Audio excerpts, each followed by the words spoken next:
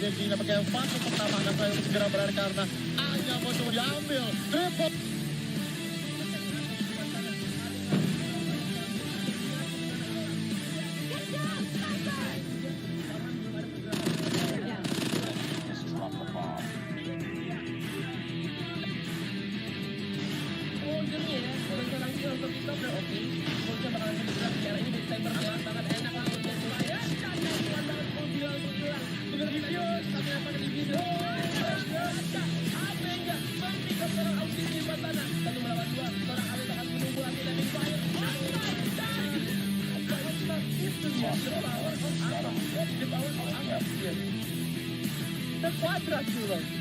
Yes, Alve di sini tampil tumbang akhirnya tangan seorang Patrick dan oh my god, dan Riganya di sana di skip aja karena Patrick fokus menerbangkan dua pemain dari Arab tim. Esport yang berjaga, oh my god, 4 kill, 1 kill Patrick di sini cukup cuek karena Rigan gagal bunuh dan masih berjalan ternyata dalam rumah ternyata jalannya ya, tapi Annihilator udah aktif bang dari seorang Patrick dan Humble poinnya udah dekat bahkan hard point 1 fase kedua Humble yang bisa dapetin tapi kita lihat dari arah Patrick seorang diri mencoba masuk dengan shotgunnya ada satu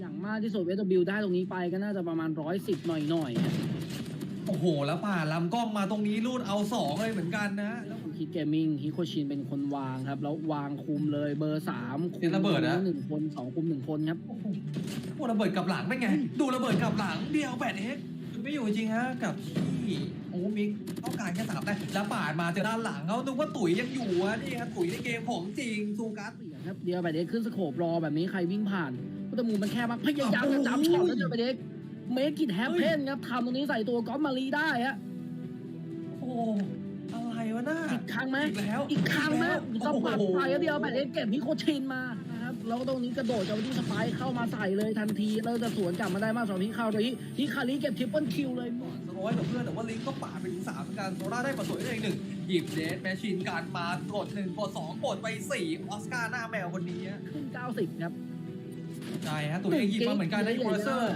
ผ่านมาตรงนี้ยิงทะลุสโมกไปด้วยยังไม่ล็อกยังไม่มีเสียงแล้วปาดแล้วยังได้อีก1แล้วตกสลัดยังไงดีมาเสร็จแล้วด้วยสำหรับ C1 ควักไหมควักมาเรียบร้อยควง1ทีกิ๊กไป1ดอกได้มา1คิวฮะสายตรงนี้อยู่รอดมาไม่พ้น2นับ3หรือเปล่ายิงมีไฟมาก่อนแล้วดีไงฮะต้องเก็บกีตาร์มาด้วยพี่บอลชาร์เปอร์ใส่เกียร์เดินหน้าเต็มที่ครับแล้วตรงนี้3-1ยังเทกลับมาได้ครับตรงชิกเมื่อกี้คือควิกสโคปเลยเป็นควิกสโคประยะใกล้ด้วยตามก็ไม่รู้ตรงนี้พยายามที่จะรูดได้ครับสามารถได้อยู่ไม่โดนคอด้วยขวาตรงนี้จะได้ตัวที่2ไหมล่างมาได้ครับมีขึ้นไปแล้วอะ เจอด้านหลังท่านเขียนด้านนอกอยู่ทำได้สวยฮะตัวซีวันเก็บตัวจะคิดไปซีวันเอาอีกแล้วซีวันเก็บ3ซีวันเก็บ4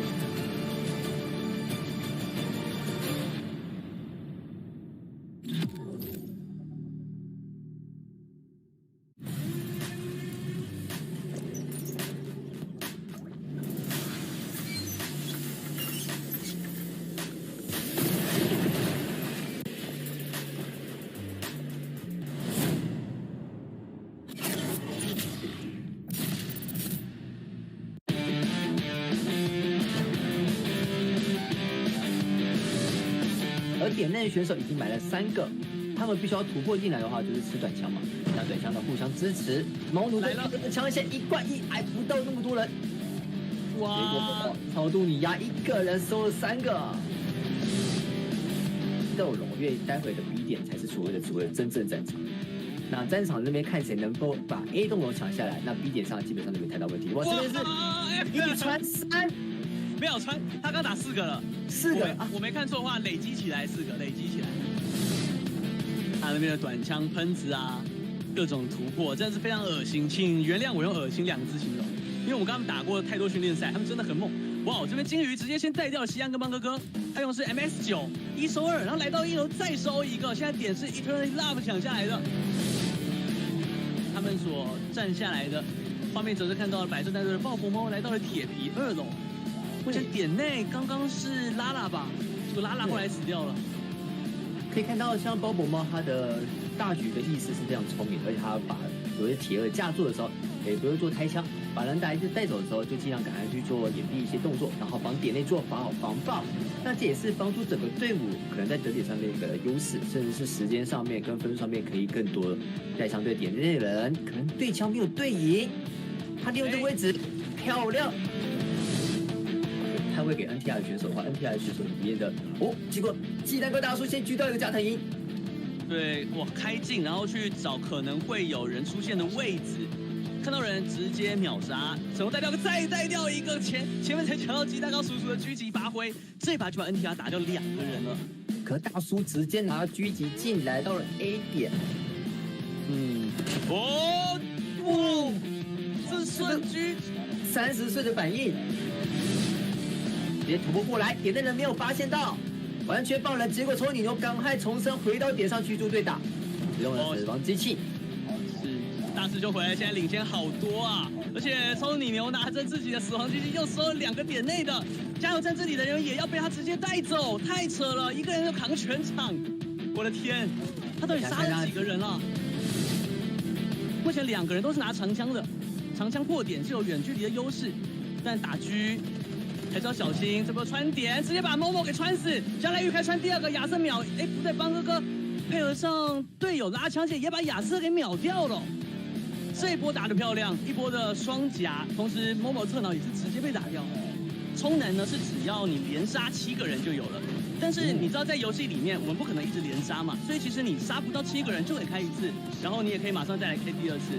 这边看到是 M4一波的开镜转腰射，成功带走敌人，在下面这个点目前 DNS 卡的算是没有办法进到点内的感觉，所以选择的短枪才是他们目前唯一在打这张图可以用到的一个时间点吧，因为像人感这个位置，他本身之前是有打长枪线的，可是他选择打的是 AS89的话，那变成说就是说他们的站点选手是偏少的，是，就是枪就是这个属性吧，就你是架点或是突袭手，然后 A 点的部分目前是 Mountain Dew 出身嘛 ，DNS 拿 C。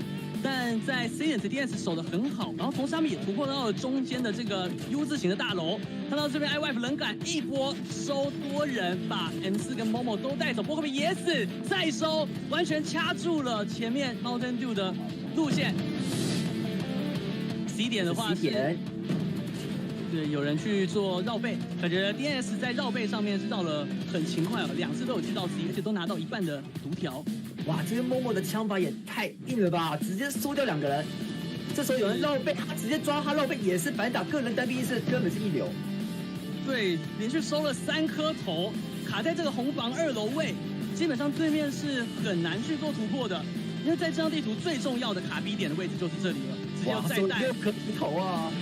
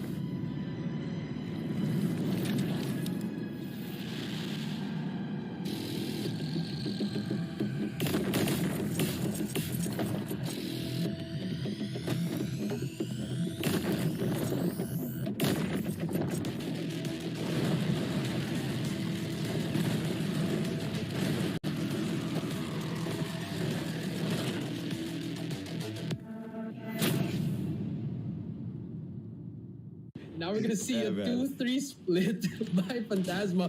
But Hackney Yard, and they're stepping in there and giving it their all. Well, 3 versus 3, Yana with a beautiful grounding spike kill. And it fell flat. RPL Esports, they stepped up, man. I mean, earlier with the Kenshi comeback there, they came back from no. Oh, come on, Kenshi. Don't do stuff like that, man. maybe towards the back alley of the B, but no, they're still trying to aggress here on the A side itself. But Lux will find an opening, pick up and close and personal. He's going to get a few tags and down. Trying to counter snipe as well here onto the A side. But look at this, Lux finding a second kill, a triple kill now for Lux in the round. Will he get the fourth? Yes, he will. He's one away from the A. Players just hanging around the auto repair. The players at Bravo need to be careful though, because questions will be asked by Whoopi as he takes down Shizen, and he will go in for yet another strike. Goes in for a quick scope in there, blocks that shot, but he doesn't miss the next one. Wings gets taken down as well, and the Bravo side has fully opened up. Oh. So unfortunate, because my son is playing in there with that sniper. Oh my lord, Whoopi. Now we're gonna see a 2-3 split by Phantasma. But iPhone shoots for the number one. Why you do that like that? Why you do that like that? Triple kill. iPhone, can he get the last one? It's in Tiki. Does spot him. The shorty will take it on. Misses that first one. Misses twice. Reloads. Tries to get.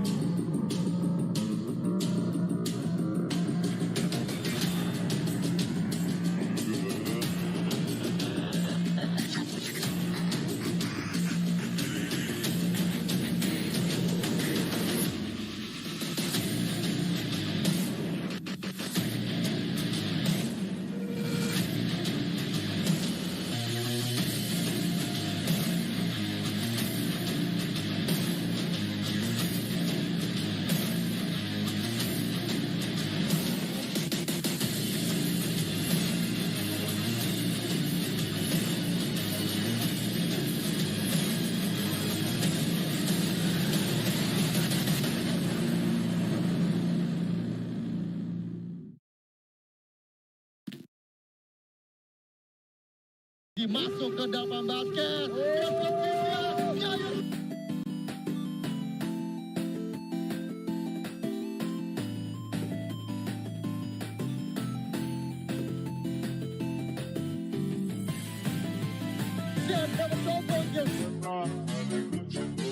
Tapi kita tidak dibentuk lagi. 2 lawan 3. ALMGHTY. Untuk secara off-season, Anihilator dikeluarkan kita dan serang ayam. Dapat 1 kill, masih ada 1. Kita lihat dari arah ayam.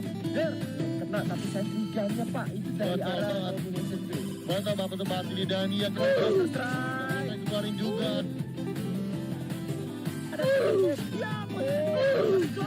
dua orang juga mengamuk dan tidak ada seorang yang pastinya 3 orang didapatkan. Mantap, I'm joking. Terus. Oke, pusing kan. Karena Rimo udah jauh poin di sini dan benar-benar dia itu udah nggak apa ya Pak.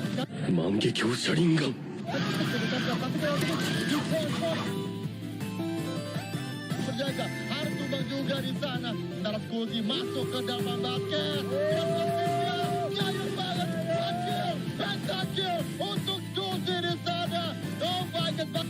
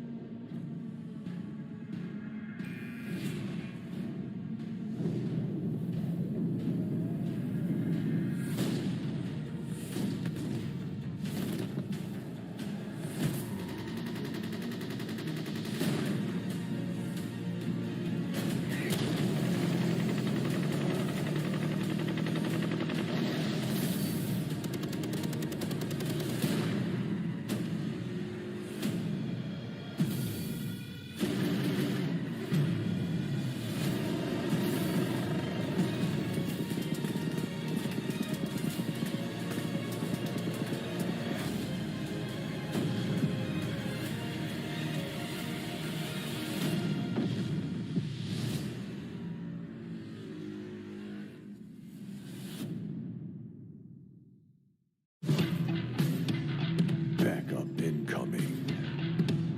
It's time for a global event. Operators are on their way. They arrive without warning. They arrive in style and steal the show. Together with operators from all over the world. Let it begin. Ammunition is scarce, but there are more and more operators joining the ranks. The whole world is with you. The whole world together in this fight.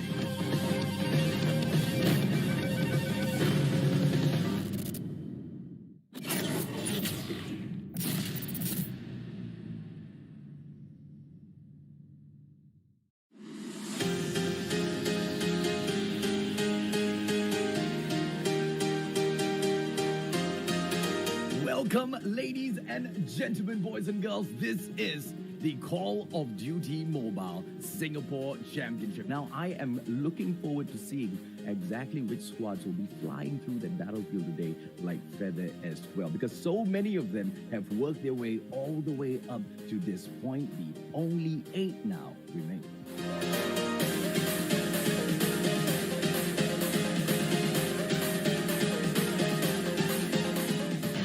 Absolutely dominate. Let's see exactly how long they'll be able to stand in here, because it's going to be Guy quite... can actually just go in, clutch this up, and it's going to be... Wow! What a snipe! And now... Guy Burger B is going to be responding to that. But then Mickey, again, with a kill, having 10 already, will probably get another one if he actually get it. But then it's going to be so hard with 10 seconds left on the clock. But then gets one, needs to get another one. Out so many players of Gaijin. And just basically just solo holds A. actually, there's going to be one person right beside him that can actually go annihilating every single person he actually goes away. Duke base, shut up, takes rid of Chloe and Flash. From Heaven itself to go in for the flank, and Heaven is just absolutely torturing them, and Hardpoint most definitely will be in the hands of the almighty. Predator missile comes through as well. Heaven with a slice and dice. Now that is absolutely rude of him to do. But Is most definitely not held on by the side of Gold Red, and they do that perfectly. Castle actually doesn't know where it is, but then finally, just like that, gets that win, got his goal down. Makes him pay, and this is perfection as well coming in from NATO. The fight most definitely is real. NATO And it just basically stopped that Bravo push as well. And here we go. now waiting for Flash. The Shotty gets a slice and Heaven. Ladies and gentlemen, boys and girls, 5 more seconds, and guys in Rogue now have an opportunity to prove themselves, but it's going to be quite difficult for getting the impregnable defense down. Oh, Ace, perfection in terms of the play, gets a double opportunity beef, and a beautiful opener. Shut up, Incendio, let's go! Finally rising up to the challenge. Predator missile comes back through. How is that for gamer supremacy as the almighty brand? Lion City representing the headmasters, the gods of Call of Duty Mobile Singapore. Almighty once again. Ladies and gentlemen, boys and girls, once again, my name is AJ. I'm the Mustachio. Thank you, man. Thank you so much, B, for joining me and bringing all of the hottest action for these greatest of God community. You guys take care. We'll catch you at the Malaysian Championship.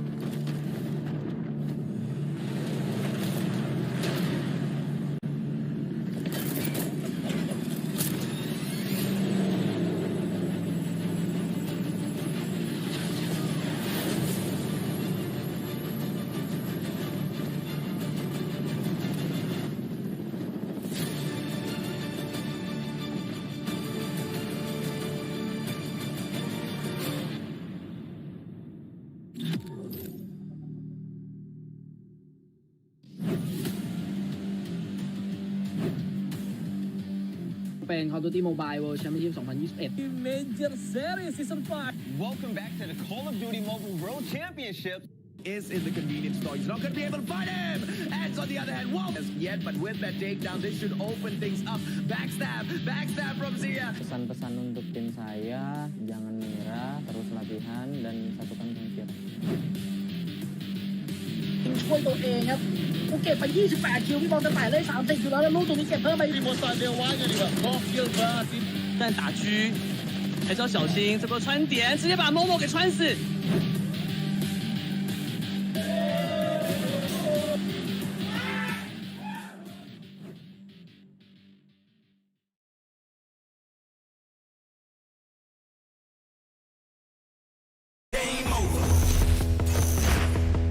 Further beyond that, looking for the third. Oh my goodness! I'm taking it up a level, gonna even that score. Oh, he's able to get both! Hit that floor every day, all day. All I do is win. I'm the best in the world. Now let the games begin. The one gets the second. I do it when I cold shoulder. You know there ain't no other going out with a bang. How you like Another one! Now 1 versus 1. What is this? game over? Ready? How you like me now? Game over. That's how I do it when I move over. You know I'm taking over. Game over. On top of the North American region, coming out of the lower bracket. Going out with a bang. How you like me now?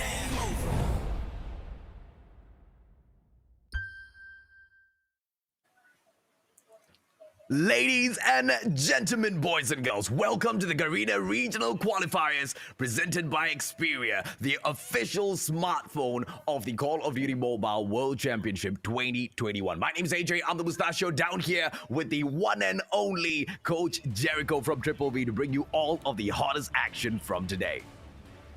Yeah, what is up, AJ? Welcome, guys. This is it, guys. This is it. We've had the Singapore Championship, we had the Malaysia Championship, the Indonesia, Taiwan, Philippines, everywhere, and now it all comes down to this: who will be going to the World Championship, AJ? And it starts here on day number 1, AJ. And I can't wait absolutely. for this. I cannot wait for all of this action, man. I'm waiting to see exactly which one will be that one Supreme Bam. But today, we only have a Group A to see exactly.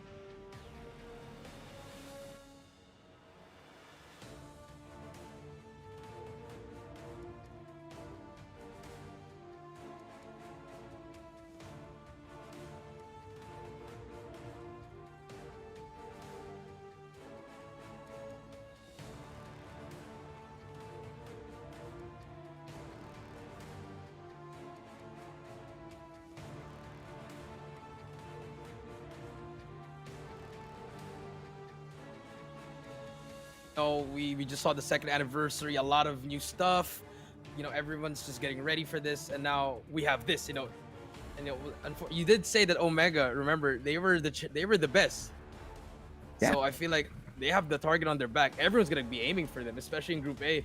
They want to eliminate them. So, I mean, I don't know what's gonna happen. A lot of storylines, AJ, but I mean, you know, Call of Duty has been there to fix it, and we're gonna get the best esports gameplay today. I agree with you, and that's the main reason as to why I was questioning whether or not this was just a ploy to set up the qualifiers, or whether Omega Esports really is just washed out. They will not be able to show us any bit of the old supremacy. I don't know, man. I mean, 1 year is quite a long time, Jericho. A lot could have happened. The meta has changed. The game has been, you know, growing season after season. It's all about which teams are able to keep up, which teams are not able to. But I guess from a majority of the names here, in comparison from, you know, the last year to now, quite a number of them have still made it through. Yeah, quite a number of them. You know, we have the common names. You know, the Omegas, the Almighties, the RSGs. You know, WDC, Freeslot, they just changed their name, but we all know those players.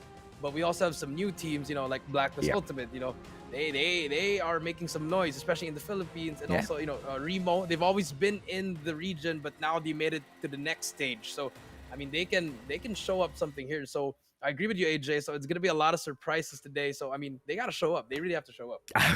I'm waiting for all of them to show up. Rimo Sadewa taking on Udo RSG, game number 1. Coach Jericho, do you have a prediction, my man? Oof. I mean, I gotta go with my boys. I'm sorry, Rimo. I gotta go with my boys from RSG. I still believe in them since day one. But no disrespect to Rimo, they're really one of the best teams. And actually, all these teams are they're just the best in the region. So if they wanna get my my prediction on it, I mean, I'm gonna go with RSG. But if Rimo can upset RSG, that's gonna be a huge momentum boost for them. Because RSG, formerly the kings of Malaysia, but you know, Sem9 dethroned them. So are they still?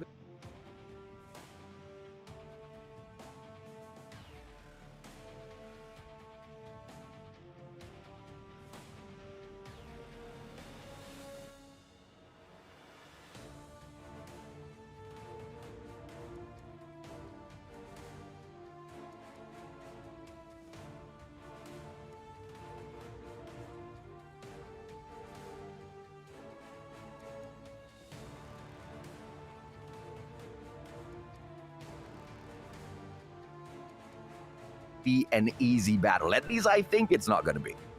It's definitely not going to be an easy battle. You know, going up against, you know, the former kings of Malaysia, AJ, and you know, you're coming off you're coming off your Indonesia region, you know, winning that as well. But they can prove something here. You know, they can prove that they are not to be messed with. They can take down any team here. So I feel like Rimo has a lot on their plate here. And if you're RSG, you got to prove that you're still one of the top teams here. If you do lose here, it might take a mental hit for them. So it's really even though it's the first series and it's the first game for both teams, it's really important, AJ.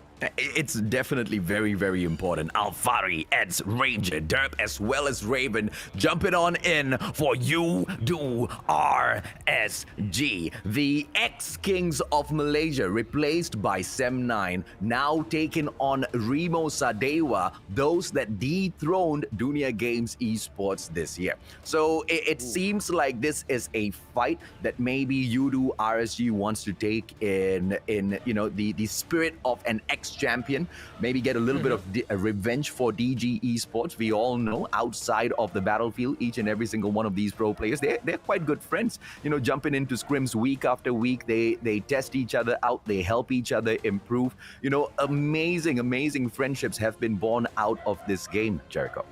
Yeah, a lot of friendships outside the game, but once you're in the game, everyone is an enemy besides your teammates. So it's gonna be no mercy from both teams, that's for sure. Every single game will be close, AJ. We do see the boys of RSG, you know, just warming up, you know, getting ready, pumping some music here, AJ, you know. I feel like they're really confident. Both teams are going to be confident. It's really going to be a great series, AJ. I'm waiting to see that. I want to see full-on confidence. I mean, you know, whatever it was in the grand finals of each and every single region, quite a number community touted as, some of the big teams throwing the grand finals just to set up the Garena regional qualifier. Whether or not those suspicions will strike true or not really, we will see. Udo RSG, they are going to be Team A, which means they get to pick Hardpoint and Domination. They also get to ban the first map. So let's see exactly what they go with. Hopefully it's going to be Takeoff. We know, please. Yeah, Hackney Yard, Udo RSG has, gone in there. There you go. So Takeoff has been taken off of the list. Rimo Sadewa might not want to be jumping into Hackney Yard with Udo RSG, so expect that to be the ban from them, Jericho.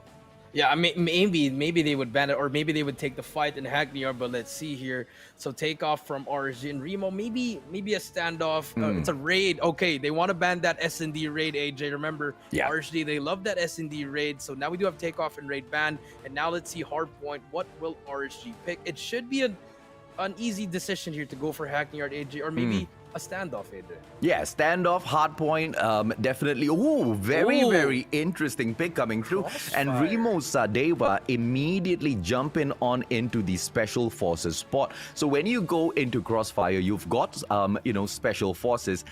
I'm very interested to see exactly how Rimo Sadewa goes in here with the push. It's similar to what we have seen Omega Esports do in the past. Go in for the Special Forces base pick, confuse their opponents, immediately drop into that central building and, make a beeline for Butches. Because usually Guerrilla Base has that advantage. Not so sure exactly what Rimo Sadewa was playing at here, but we'll have to wait and see, Jericho.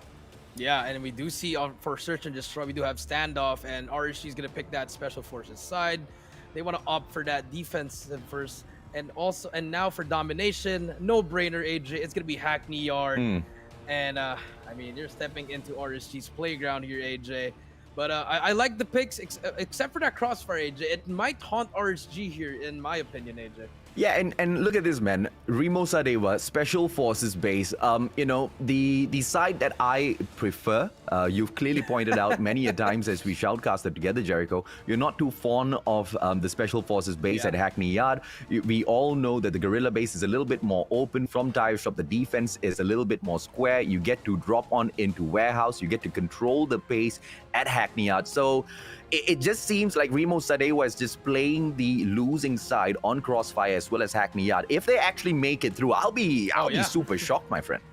Yeah, I'll be super shocked if we go to a game 3. But I feel like that Crossfire, I feel like they can pull something off, AJ. They can pull something off in that first game. And I forgot to mention the bans actually for the Operator Guild, Sparrow and the Annihilator. So that machine's equalizers. Yeah. We might see the kinetic armor into play. I really want to see something there. It's gonna be huge, especially for those in the hill players. The OBJs. It's gonna be really important. So it's an interesting map pool, AJ. I really can't point my finger at this. But I feel like I don't know. I feel like Remo might take game 1. Well, we will have to wait and see. But in the meantime, ladies and gentlemen, boys and girls, there are some awesome giveaways here for all of you. When we hit 15,000 viewers concurrently here, all across our streams, we will have 500 of the Weapon XP cards to give away. Each and every single person that claims it gets 20 of the Weapon XP cards. We also have the Night Watcher crate, 3 of these, and 20,000 viewers will be able to unlock this. All right, and when we hit the CCV of 30,000 viewers, we will have the Battle Pass tier card, and only 1 of these for you guys when you guys claim it. Okay, so if you guys want those giveaways, what are you waiting for? Like and share. Be super active in the comment section whilst Jericho and I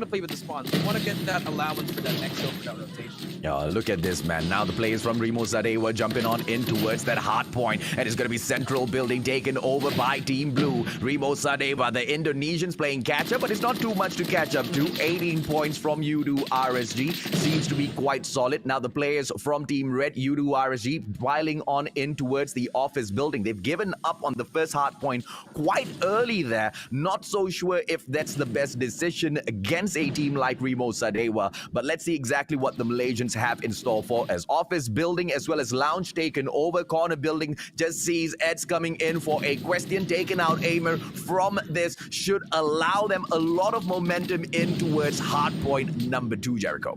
Yeah, I do agree with you, AJ. It is a risk getting that early rotation, but we do see them slowly climbing on the lead, 31-29. But we do see Rimo about to get that break. Keen's on the stairs, but here's ALMGHTY with that shotgun. Can he do something? Will miss that first shot, gets that second one as well. Will try to hit the second one. Yes, he does. 38-31 Ranger.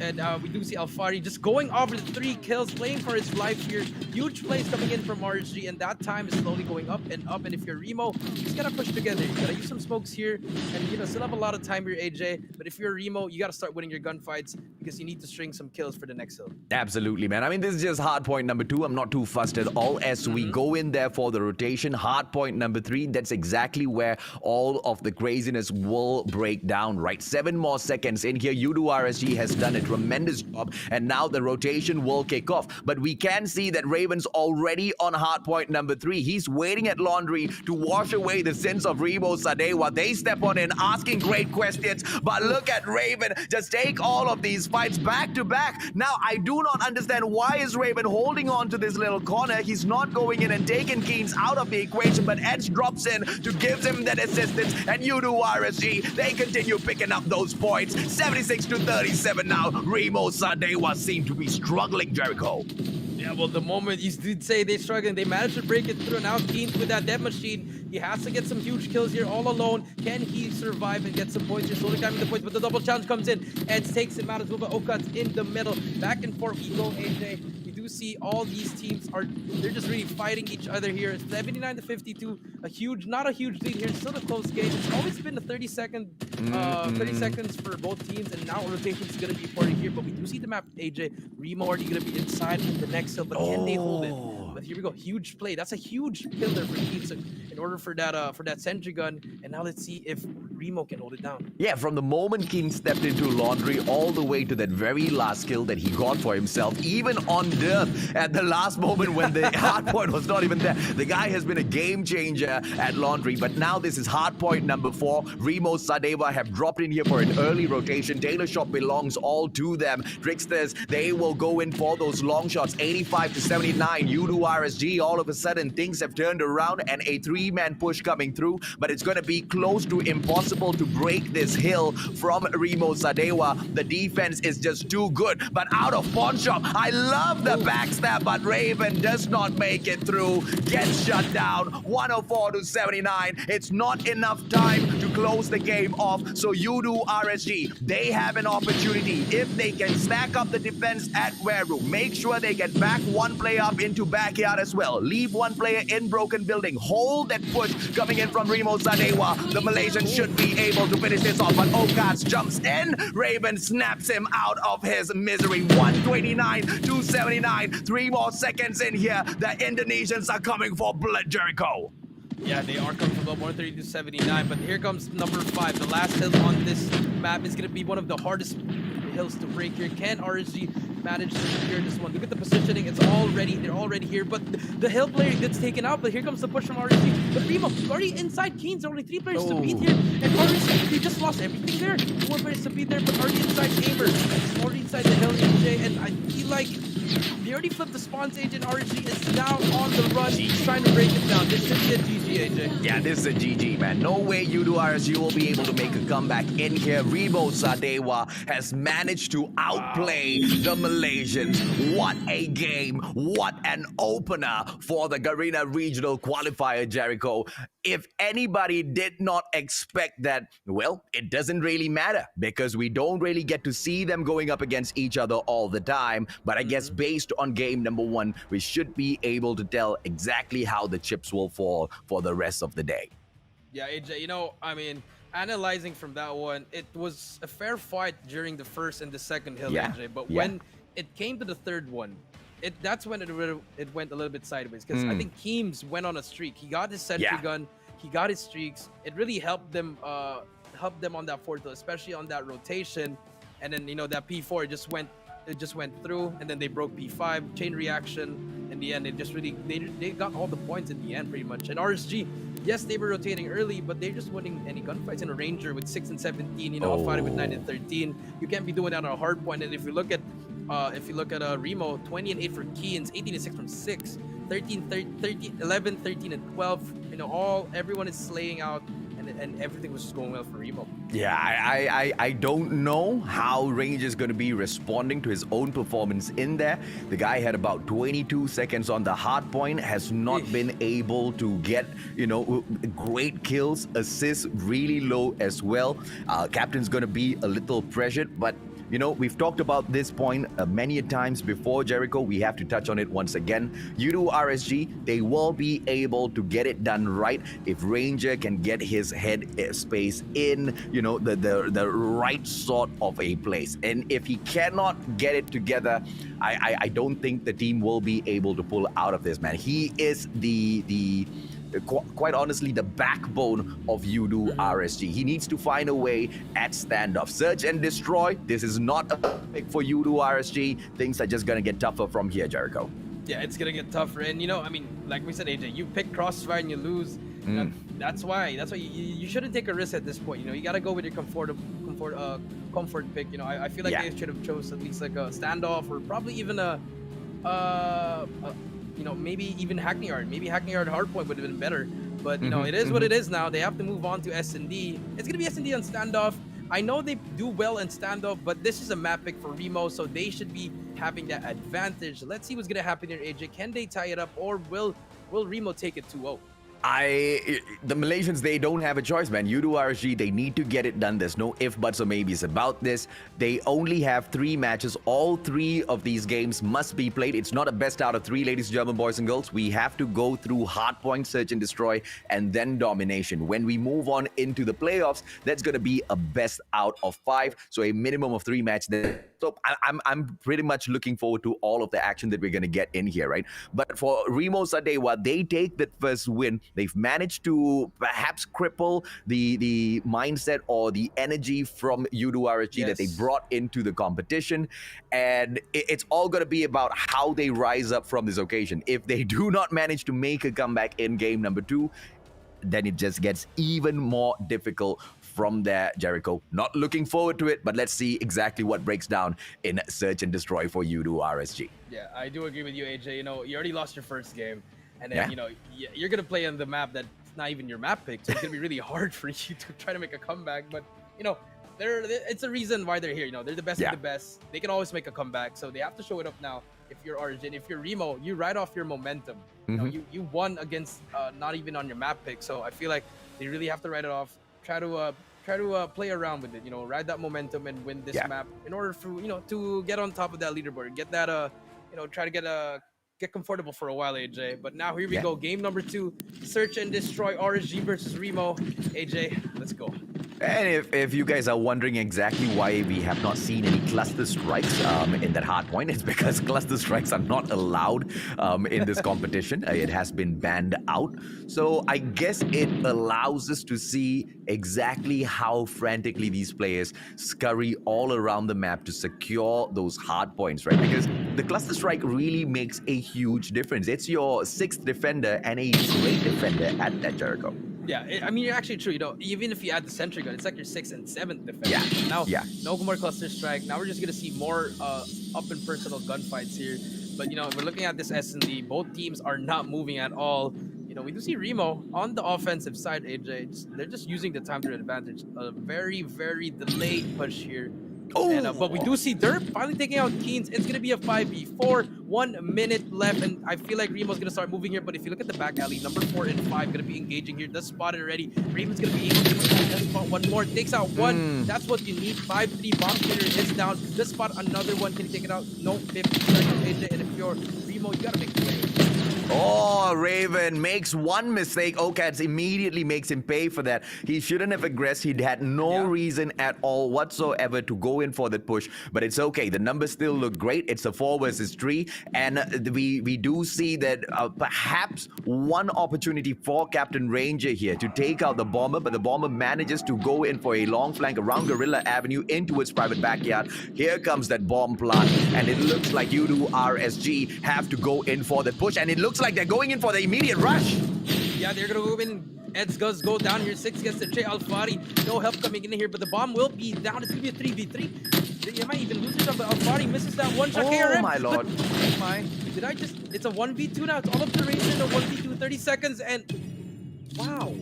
Rimo taking the first round. AJ, you already get the first 2 picks if you're RSG. All you have to do was retake properly, but you go in 1 by 1, and you ended up losing that round, AJ. That's just...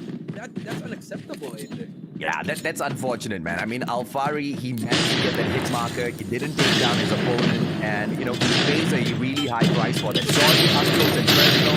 You're not going to be able to get away with it. Just beautiful takedown on Okat. And Amir immediately snubs him out of the equation. Derp should have seen that coming, and now a quick fade out from Alfari. Not going to be taking anybody out of the equation. KRM from the back, and Alfari this time takes down May 6 from the equation. Ranger with an opportunity. 2 versus 1 here. Captain Ranger gets eliminated, and Alfari is right there to equal out those numbers. Raven taken out of the equation. Once again, dropping it into a 2 versus 1, and Keens, as usual, cleans up the table for Rimo Sadewa. Okay, you know what Rimo did there? They adjusted. You know, they got so many information. They won that first round. In the second round, they wanted to switch it up. They wanted to make it really fast. You know, fast and full throttle. They rushed it after that second round. And you know, RSG, no absence right now. Yes, Alfari did get some kills, but just choking on their kills now. And we do see another delayed push by Rimo. And if you're in RSG, doing the same split, 2-2 split, but Trickster takes out Raven for the first one, but Raven takes out Mixie as well. It's going to be a trade. It's going to be a 4v4 AJ. 1 minute 30 seconds. Let's see what's going to happen. In the hands of ads, and manages to catch Keens off from the left. Keens managed to punish Alfari for that. It's a back-to-back trade coming in from both teams. Not looking good for U2 RSG. The numbers do not look great on their side. 3 versus 1. Make that 3 versus 1. I was right, I guess. 3 versus 1. Ed's the last man. 3-0. Rimo Sadewa. Jericho, what do you make of this, man?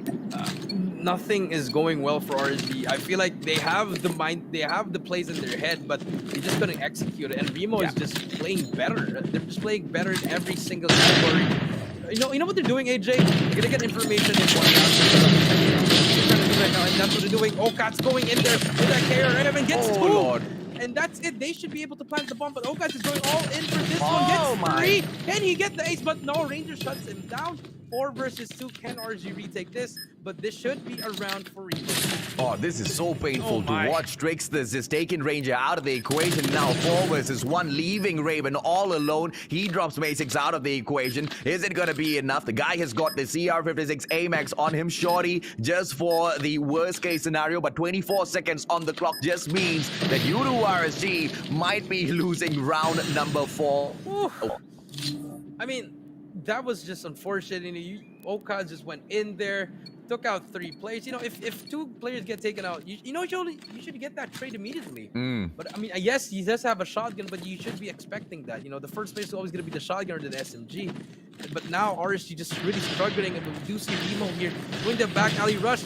Are they going to expect this? The Suns are in. Oka's going to come in here, but the trade on the right. Eds gets 2, but there's no trade for Rimo. But he gets more free there. Only made it through, but Aimer takes out 2 as well. 2 versus 3 AJ. Rimo taking over the back alley, but they're going to be pushing back. So that's a lot of time to work here. Let's see if they can get this round, or will RSG finally get in the board? Well, we want to see exactly that. Derp is still alive and kicking. Ranger as well. Derp with the Holger 26. Hard scoping all the way through. Manages to take down Tricksters, but Aimer punishes him immediately. 2 versus 1. Let's see what Captain Ranger can do. MX9 in hand. He bots that one, but manages to recover really quickly and backs away as well, leaving a one-on-one situation. If anybody can make a comeback, it's going to be Captain Ranger. But Aimer, way too good. He shuts it down. 5-0. Rimo Sadewa. They switch sides so strong in the search and destroy. Are we gonna get a donut, AJ? Are we gonna get a donut on the second game on the first day of the tournament? I will not put it past them, man. I mean, Rimo Sadewa has been so solid all throughout Hardpoint and even in Search and Destroy. Dude, they did not struggle at all at Hardpoint. and they picked the side that I usually would not go with. And you know what? I was questioning their Hackney Yard pick as well. So now my question is, were those weaker side picks a absolute flex coming in from the Indonesians? Rimo Sadewa, they are playing the mind games, and I absolutely love it, Jericho. Yeah, I'm loving their style of gameplay right now, but we do see Bomb is down if you are RSG. 25 seconds, Rimo taking their little precious times. Yes, one player did go down, but they have to make a play here. Now you got to try to make a retake. The spot one in statue. Aimer gets one, but Granger takes out Trickster. Okat gets that trade. It's going to be a 4v2. 15 seconds left. This should be a round for RSG, but I don't think Rimo can be able to get this clutch. And yes, they do get this round finally on the board. No donut, but will we get a breadstick, AJ? Next round, let's see what's going to happen next. I'm not a huge I would have preferred a donut, but it's okay. You do RSG pulling one back. They want to show us that they're still alive and kicking in this game. I want to see what the Malaysians have for us, right? So let's see. Captain Ranger going in for yet another push together with the squad this time around. It's going to be Derp that drops Keems out of the equation. The Holger 26 going to be doing a lot of damage, and Govic in for the suppressive fire as well to put all of Rimo Sadewa on check. The wall bang is going to be solid, but he gets no screen for those takedowns. They want to thin these numbers, but Rimo Sadewa, they are showing us a lot of discipline by not sneaking out. But as I say, that Messix steps out. Raven does get one 5v3. You know, AJ, I feel like it's the sides, you know. I feel like offense is really where it's at here, but Okad's inside will miss that shot, but he will not notice it. Aimer takes out Ranger as well, 3v3. And let's see what's gonna happen. Bomb here is still alive. If you are RSG, you still have a lot of time to work in here.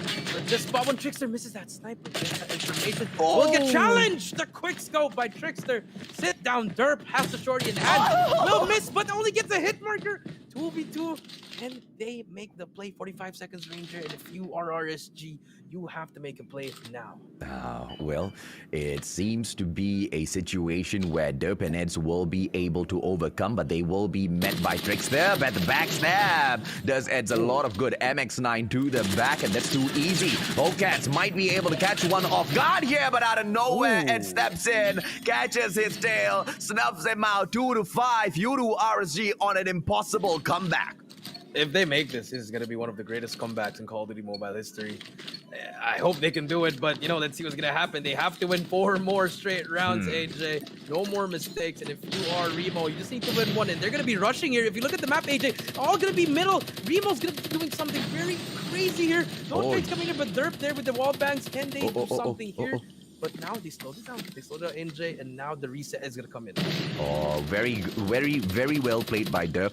If he was not there with the Holger, that rush would have snuffed out the whole of Yudu RSG. That was such an instrumental play from him, and even at that very last moment, he was about to get sniped out. Trickster was trying to get that angle on him, and he very smartly backs away for the reload. That was one of the best LMG plays in here for Search and Destroy. Hopefully, Derp can keep this up for the Malaysians. Yudu RSG now. It's a 5-on-5. They've only got 2 points on the board. Derp does not get that opportunity. Trickster still looking for those openings to punish the side of Yudu RSG. But so far, it's gonna be a all-out stalemate. The bomb is inching closer towards private backyard, but it's still 5 on the defensive side. So it's gonna be very dangerous to go in there. 50 seconds on the clock now, Jericho. Time is running out.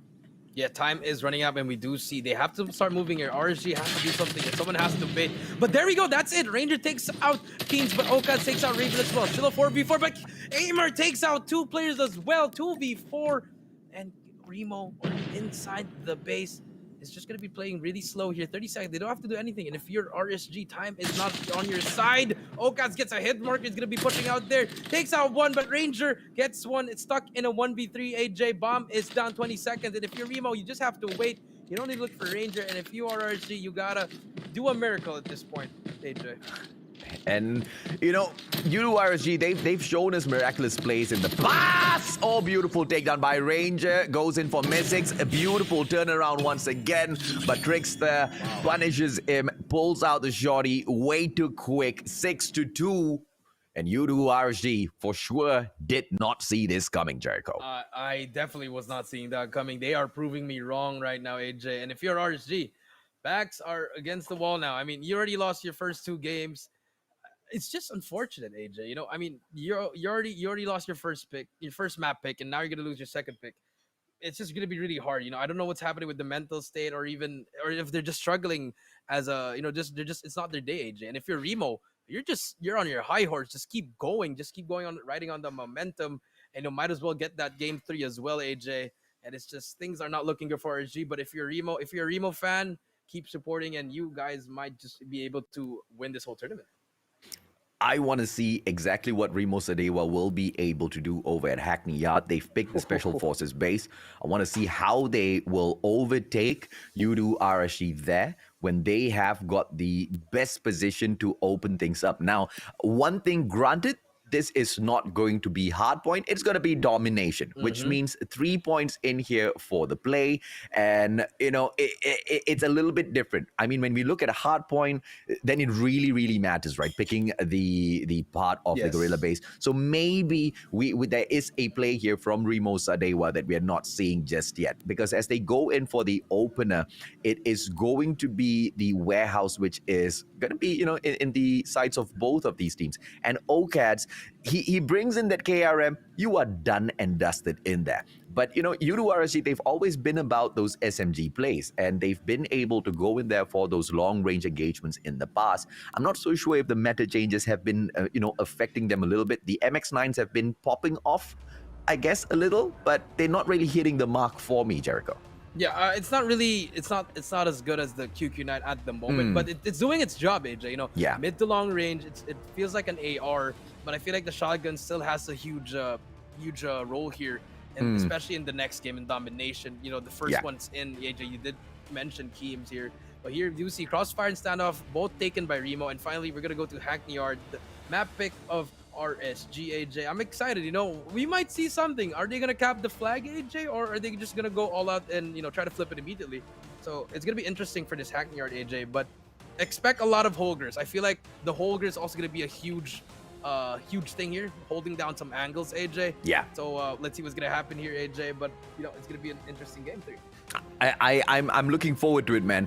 I want to see if or not Yudu RSG can make a comeback, but by the way Rimo Sadewa was playing right now, it looks close to impossible. Yes. And, you know, even if there have been any speculations by the COD community that Yudu RSG, you know, dropped the grand finals on purpose just to manipulate the way, you know, the groupings are done for the regional qualifiers, regardless of whether or not that is true or false, I highly doubt they're playing the same strategy here, because there's no use, you know, not showing your strats at this point. Each and every single point matters. Each and every single game matters. The top 4 within this group, they get to move on, man.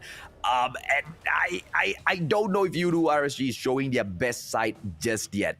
I hope they can make a comeback in the next matchup. If they don't, Jericho, I'm going to be a little worried. I mean, at this point, you know, you should be worried if you are RSG, because you already lost your first two games. Yeah. You're in the bottom of the leaderboard. I mean, I know the other teams haven't played, but you know, what if the losing team there is also like a top team? You know, let's say maybe Omega losses, and then you guys have to play. It's just gonna be really harder. You know, pressure already is there. And if you're Remo, you're just gonna be chilling. All you have to do is win this one, and you're gonna be safe for at least the next day, AJ. But you know, here we go. Game number 3, AJ. Hackney Yard. Let's see who's gonna get this one, AJ. Here we go. And they're not gonna cap C. They're not gonna cap C. Not even going to cap C. They're going to go in here for the full-on push, ladies and gentlemen, boys and girls. This is the side of Rimo Sadewa. So cheeky, piling on those 3 players in there. And they stack. Not only do they stack those 3 players, they are actually going in for a backstab. They want to pull that A flag into the bag as well. But look at Yudu RSG winning their gunfights at the warehouse. The Malaysians turn things around. But Rimo Sadewa, they are picking up that A flag. And Yudu RSG, they are just confused as to what the Indonesians' plan is here right now. Yeah, it's very confusing. They did get that flip. Now it's C and B, but you do see one player from RSG still in their base, which is going to be derped there on the right side of your map. He's going to be the player to beat there, but finally gets taken out, and now control will be given over to Remo. A and B will be there, but C and B is still captured by RSG, and if you are Remo, you have to start pushing here. You have the advantage down. Here comes the cap.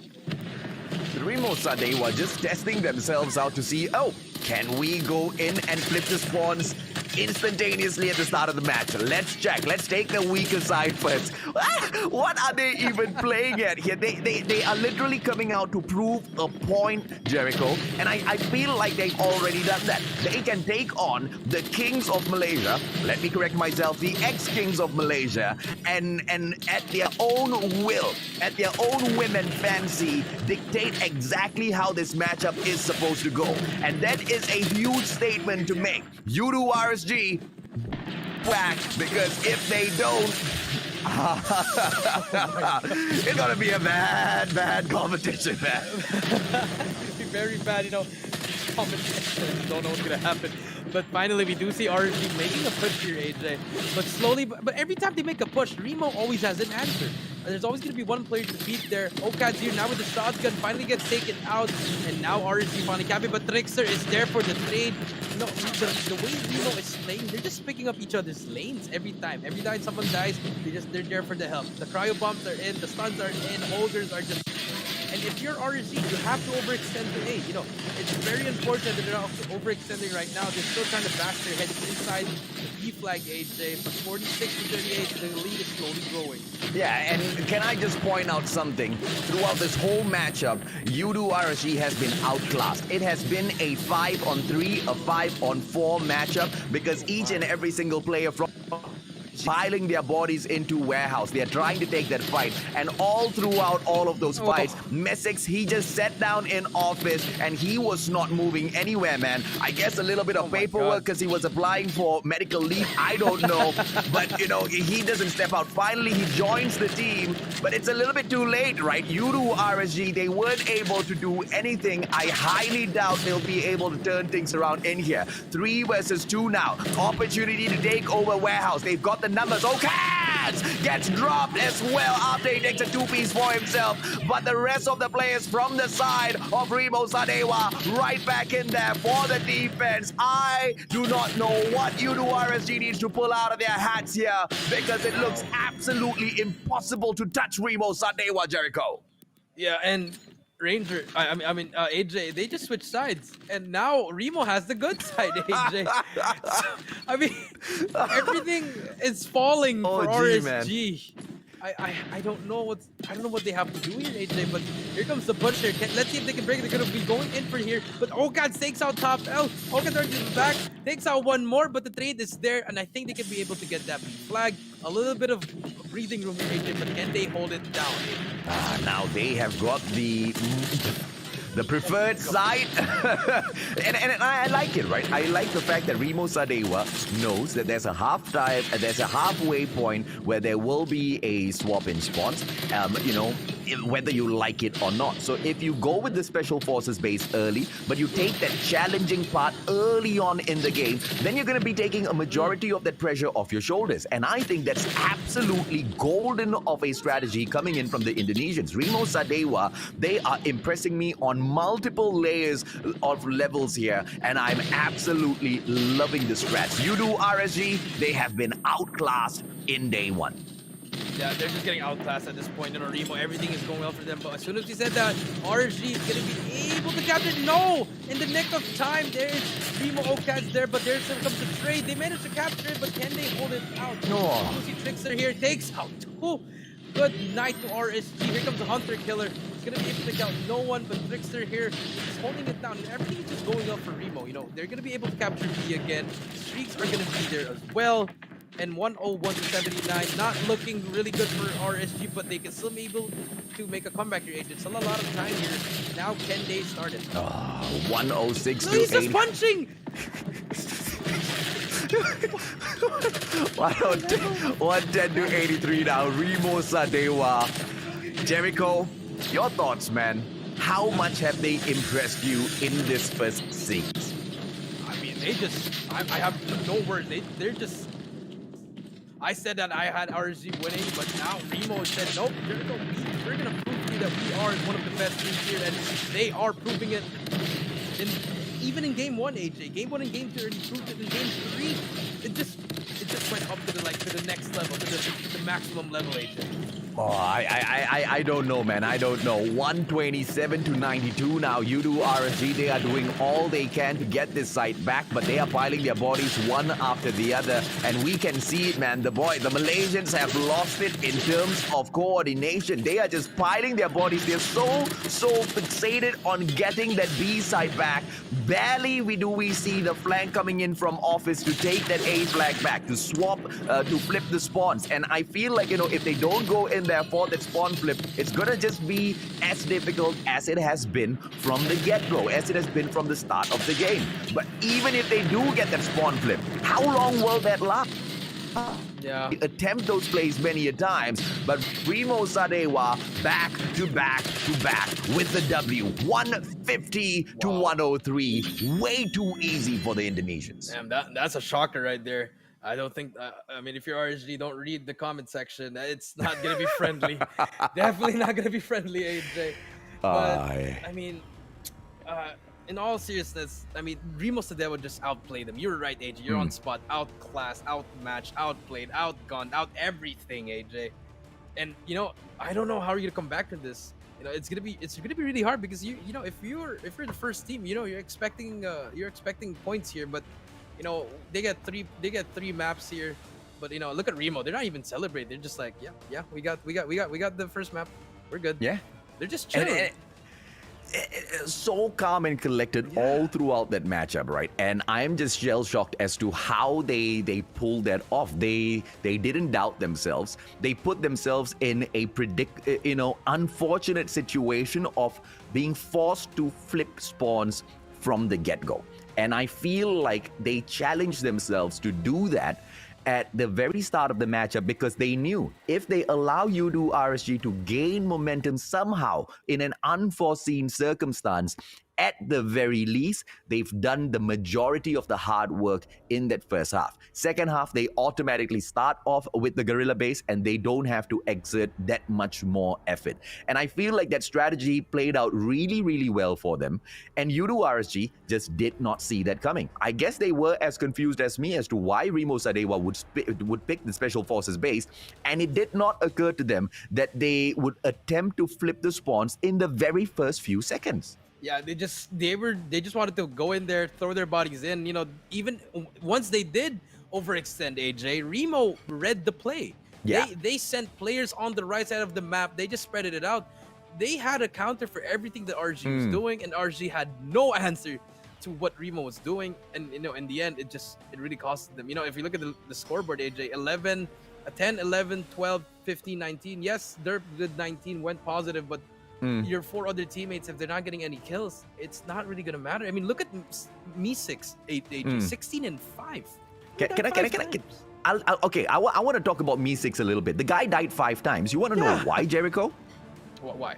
Because for a majority of the matchup in that final game, he sat down in office. He was taking those cross shots coming through from any of those players who were going in for the cross on cargo land, but none of those players from Udo RSG asked many questions with the flank. They did not go back in there to cap that A flag. They did not push Me6. They did not pressure him at all. He was solo. He was holding office solo. If 2 players had gone in there for the flank, pulled that A side back, maybe there would have been a little bit of a challenge, man. I feel like game number 1 at Crossfire, Udo RSG got their spirits crushed and they just did not recover from that game.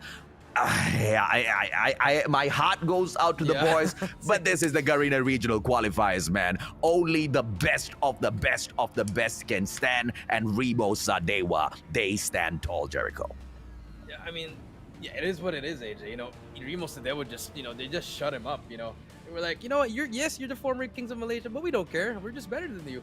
Rimo just went in here and took care of business. And, especially on the Hackney Yard, that's the one that really just shocked me, AJ. I would give them Crossfire, but Hackney Yard, it was just a surprise, AJ. But Rimo Sadewa just showing off why they are one of the best teams here. And we do see here the highlights for Crossfire, Hardpoint, AJ. It was a good start for both teams, AJ. You do agree with me there on the first and second hill, but it changed on that third hill, AJ. Yeah, and I'm just curious as to what else are we gonna see in these matchups, because Udo RSG, they had their opportunity to shine, They have not taken the best of that opportunity, but they will have one more chance. They will meet their nemesis. They will meet the team that has held them back from glory a couple of times. Almighty Lion City representing squad. That is going to be series number 4. But Almighty will still be playing in the next matchup as well. And that's against Omega Esports, Jericho. Oh my, Omega Esports. I mean, it's just gonna be hard for RSG to make a comeback, especially now it's Almighty. Yes, it's your rival. It's like the Lakers and the Celtics there. You know, it's just gonna be hard because you know you're expecting to win against Rimo and they just shut you up here. So I feel like they have to regain. You know, both teams have to regain. And if you're Rimo, you just have to ride on that momentum and keep going. Now, I'm curious to see what does Udo RSG have to bring into the competition further. Almighty is not going to be an easy team to pick on, right? No. And they've been so consistent. I mean, look at the Singapore Championship. They went through the whole competition unbeaten. Nobody could take even one match away from them. Yes, Udo RSG usually plays on the same level as Almighty, but I don't know. On the current build, on the current meta, on the current season, I don't know if Udo RSG can still dance that same, pace as Almighty usually takes this tango. But I'm curious, man, as to see how that breaks down. Because, when we look at series number 1, it was just Rimo Sadewa all the way through. There were close to no monumental moments from Udo RSG at all. We go through competitions, Jericho. There are always these high moments where the team's about to make a comeback. It goes back and forth a little bit. Maybe in Search and Destroy, we saw those kills going back and forth. But as for the points, they just went one way all through the matchup. Yeah, you're actually on point there, AJ. Maybe because of the meta's change, we don't know. Or maybe they're just having, a bad day, AJ. But, having a bad day on this kind of tournament, it's not really the best thing to happen. But, I feel like it's the meta, AJ. The MX9 not really working with the pace of RSG. They want to use that Fennec more, more of a much more faster pace, AJ.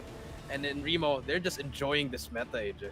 I think that Rimo Sadewa, not only are they enjoying it, they are just here to absolutely crush it, man. And if this is the quality from Rimo Sadewa, I cannot wait to see how much has Dunia Games improved. And here is your MVP, the soldier of the game, the one and only OCADS. Average kill 16.33. He has the assist of 3.33 as well. Averaged at 13. This guy was so instrumental for the side of Rimo Sadewa as they annihilated the Malaysians moments ago.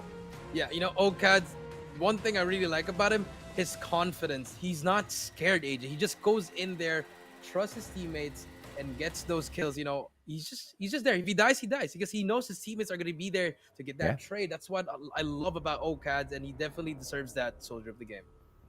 And I think we have got a little bit of great news for the audience. Ladies and gentlemen, boys and girls, thank you so much for helping us hit our goals in here today, because we promised you some weapon XP cards and you guys have managed to hit the very first milestone. So this is your code. Go ahead and claim it for yourselves. And you want to know what? We even hit the second milestone back to back, Jericho. That's exactly how crazy the community has been in here today. Thank you so much for liking and sharing the stream, ladies and gentlemen, boys and girls. Do help us out by bumping this up a little bit more, because we still have the third giveaway coming through, Jericho. And we still have 4 more games, guys. We have a lot of matches to watch, guys. And I just want to say thank you, because I'll be using that weapon XP card. I'm a bit lazy. I don't want to use my M13 on shipment, so I might just well use it on that one, AJ.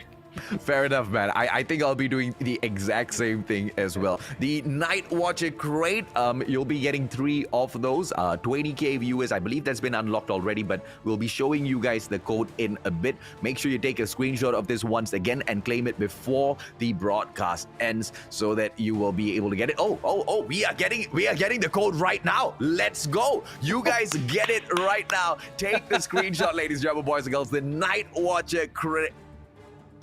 No, production's just messing with me right now, man. Wow. Anticlimactic.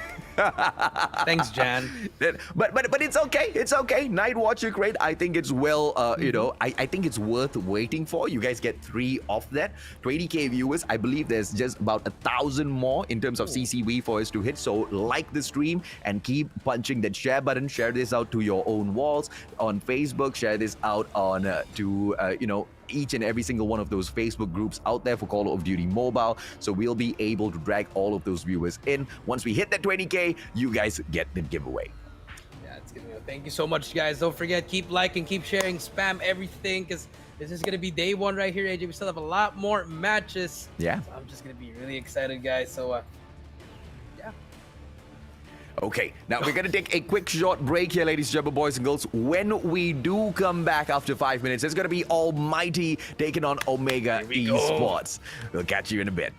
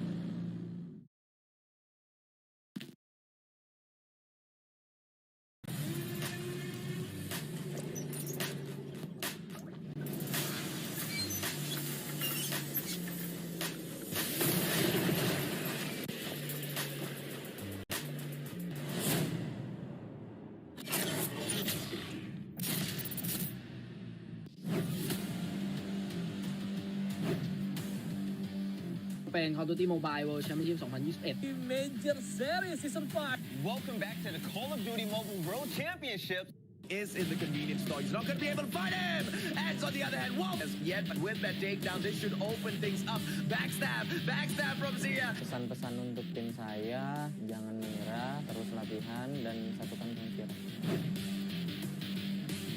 ช่วยตัวเองครับกูเก็บไป28คิวพี่บอลจะแตะได้30อยู่แล้วแล้วลูกตรงนี้เก็บเพิ่มไป Rimo Sadewa 这里的 Off kill first.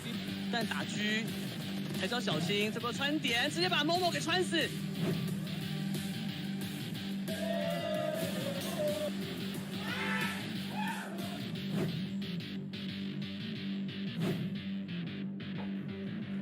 You're open here, bro. Yep. Welcome back to the Call of Duty Mobile Garena Regional Qualifier Group Stage. I am here. I'm BBB Jericho here with the great Mustachio AJ. Guys, we are back. We just had a first match. A very sad, disappointing. I mean, I don't know how to explain it. But, you know, Rimo Sadewa taking 3 games already, AJ. And it's just the first series, AJ. I think that's fine, right? That's exactly how the cookie crumbles, and I love it. We stepped on in here. I mean, we had basic expectations based on what we know. And I just did not think that Rimo Sadewa had exactly what it took to take down U2RSG, because I was one of the people that was perhaps believing, some of the claims that maybe U2RSG could have dropped the grand finals for the Malaysian Championship on purpose. But it doesn't seem like that, man. It seems like they've just lost a little bit of their shine as well as tenacity. And if they do not manage to find it back, Jericho, it's gonna be quite terrible, man. And what makes it worse is they have to find this rhythm back against Almighty later on in Series 4. That's not going to be too great. Unless Almighty takes down, unless Almighty goes in against Omega Esports, and Omega Esports does the same thing that what Rimo Sadewa did to U2RSG moments ago, which is just rip them apart, annihilate them, discourage them, demotivate them, and then we'll have a Series 4 with 2 demotivated teams. Maybe that will even out the odds. I don't know, man. I just want to enjoy everything that we see in here today. I mean, if you are correct, AJ, if we do have 2 demotivated teams with both no wins, yeah, whoever wins there, it's just whoever wins there, you can breathe. But whoever loses there, your chances are just going down to hell, AJ. It's just, I mean, like no, you're gonna be in oblivion. In short, you're just gonna be having such a hard time, AJ. So yeah, I mean, I'm excited. I want to see. I want to see whether or not Almighty will be able to perhaps ask these questions of Omega Esports, right? What's touted as one of the best, the kings of Garena. Let's put it just as simply as that, right, Jericho? The last time we had the Garena qualifiers to see exactly which team will make it to, the World Championship to represent the Garena as a whole, it was the Filipino team. It was Omega Esports. Back then, they were known as NRX Jeremiah 2911. And now in as a brand new, brand here, I wonder if they bring in the exact same tenacity, right? The whole of the Philippines is waiting to see exactly that. I'm curious as well whether the Singaporeans will allow them to be at their best. Let's see exactly that. Yes, let's see exactly that. They were the kings of 2020, but here, before we do move on, AJ, we do have the Sony Xperia 1 Mark III, the official mobile device of the Call of Duty Mobile World Championship. Look at that beautiful, beautiful device, AJ. Can I have one, AJ?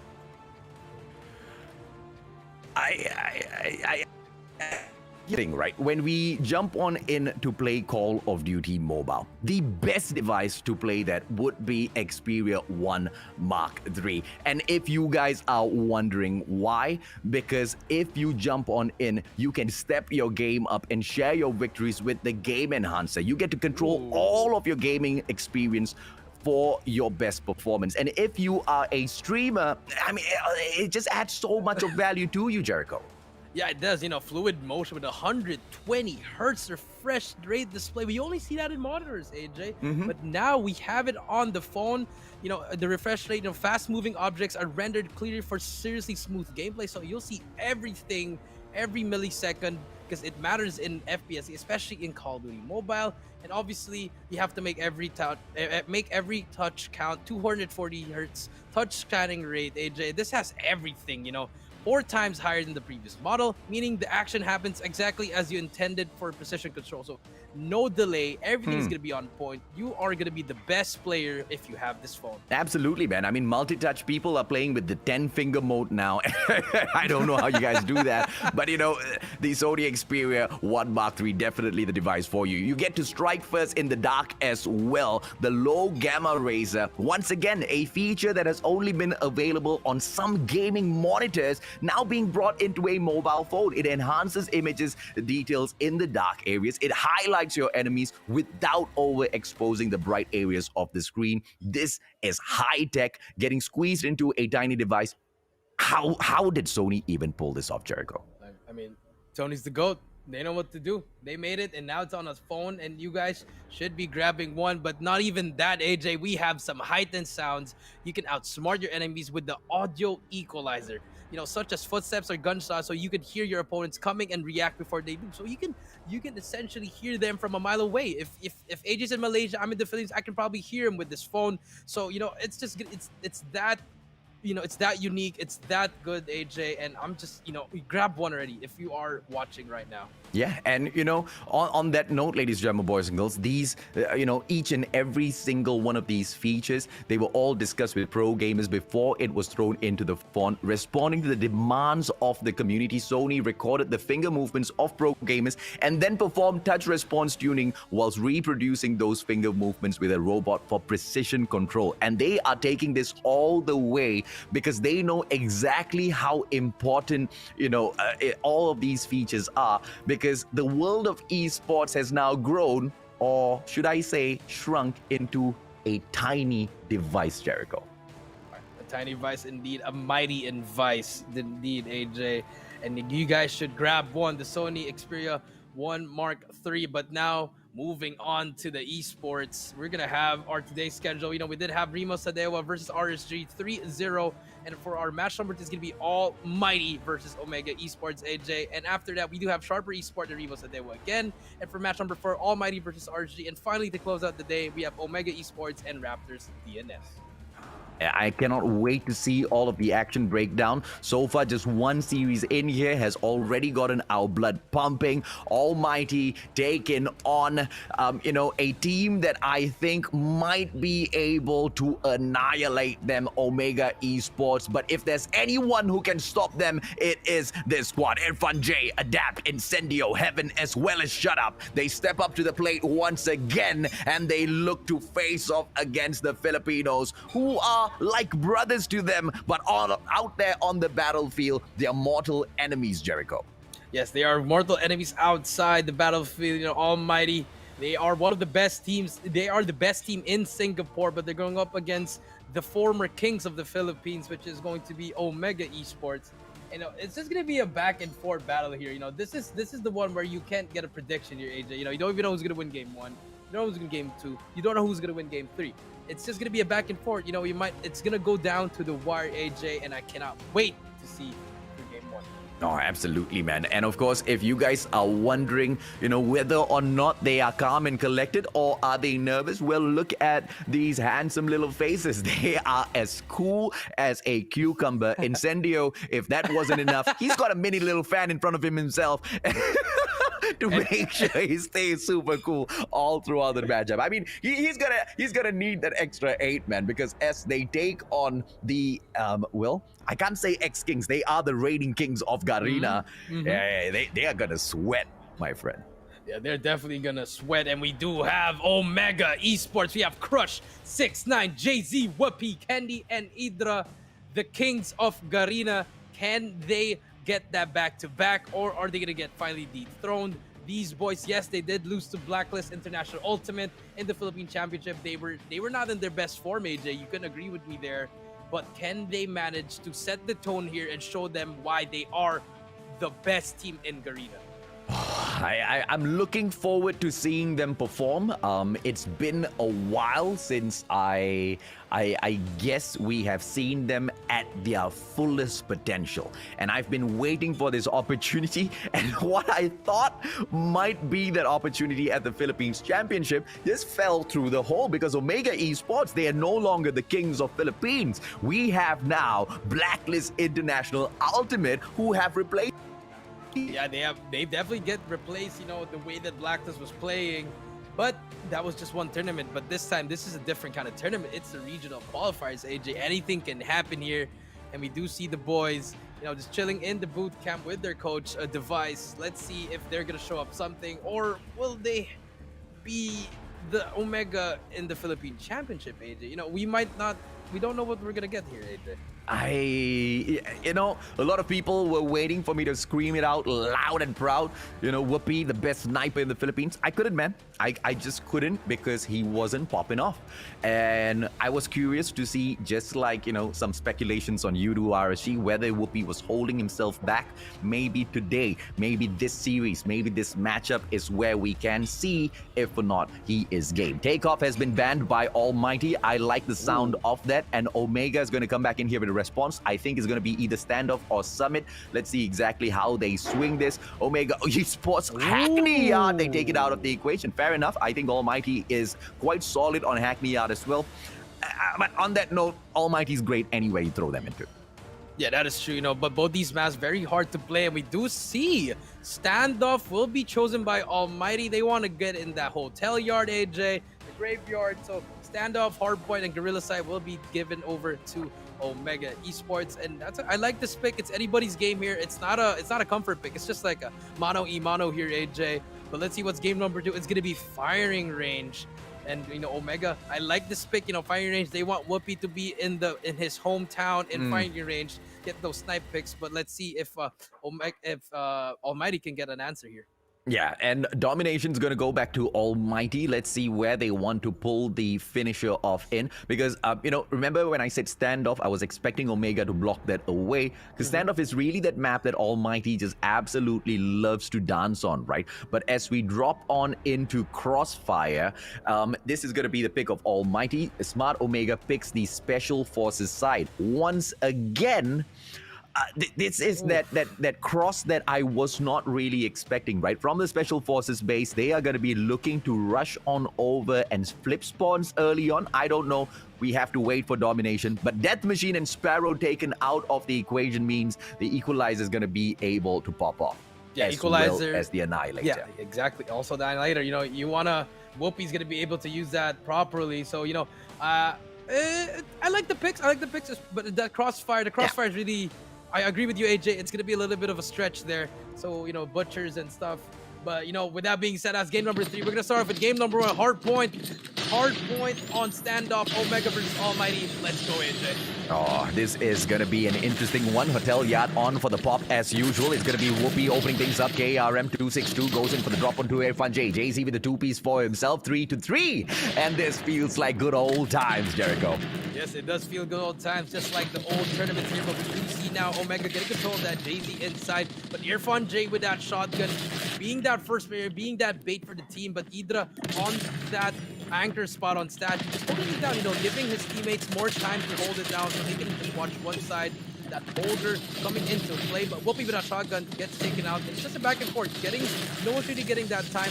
But now we do see Omega finally gaining some lead here. Oh, now let's see if or not they will be able to do more than this. 15 more seconds left. Almighty, they're not able to step on in. Irfan J finally makes his entry in, but he has to be careful. A 2-on-1 situation will break down. But at that very moment, Heaven steps in to check out exactly what's going on with the A as well. Bursts through his opponents to pick up a couple of points for Almighty. 20-27. This is the kind of fight that we want to see. Garena qualifies, ladies and gentlemen, boys and girls, on to second hard point warehouse, and Almighty is kicking it there as well. Yeah, shut up on a 3 kill streak, working on those streaks. But we do see the rotation coming in here. Almighty finally gets that control, 30-28, finally gets that lead. Still a small lead here, and a lot of time for Omega to make a play here. They're gonna get that triple push here, but no. Shut up gets one as well, but Shut up is there. Gets another one still alive. 5 kills. He makes that 6 kills. Can he make it 7? No, but Whoopi takes him out, shuts him down. Huge plays coming in from Whoopi, and now Omega has control. 36 to 34 so far. Omega Esports making their comeback, and here comes a two-player push from this warehouse shortcuts. But unfortunately for them, Whoopi is on point to just annihilate all of the players. And Almighty, they are finding it a tough time to step in. Adapt finally makes it through, but Kendi shuts him down with the MX-9. And this looks like the Filipinos are going to be able to run away with the points on that second hard point. 5 more seconds in, and Almighty immediately backs away into Granny's house. A 3-man stack so far. They want to eat those cookies, but here comes the players from the side of Omega Esports. And now they're circling around. They want to take that spawn first before they step into Granny's house, Jericho.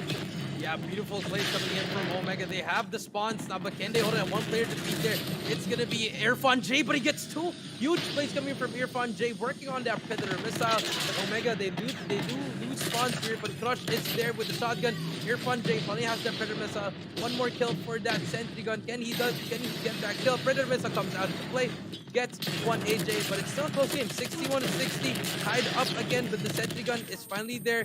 But let's see who's going to get the next lead. Yep, as we move on into hardpoint number 4, it's going to be Bakery. 20 seconds to go, and it is going to be a good catch-up game from Omega Esports in here. A 1-man hole, and that's not going to be enough to push Almighty back. Adapt shuts down Crush to make sure they do not pick Granny's house right back into the mix. 8 more seconds. Almighty will be able to close down the 3rd hardpoint, but to open up the 4th, the Filipinos are already there. Omega Esports, they will try to bake this bread. Let's see exactly how well they do it. Yeah, we do see Adapt here with Annihilator, though, shuts down all the push from Omega. Rotation is in, and look at Omega, AJ. They're going to be pushing from one side boxes. But here comes Whoopi with the Equalizer, trying to even things out here. Gets 2, but he gets shut down by Heaven. But the trades are just coming in here, and Omega, they have to get this hill here. You still have Idra with that Predator missile. It'll be huge here. He should be used for Irfan J on the top with the Equalizer. Gonna be able to try to make up here. The operator skills are all coming out here, AJ, but we do see Almighty getting control of the hill.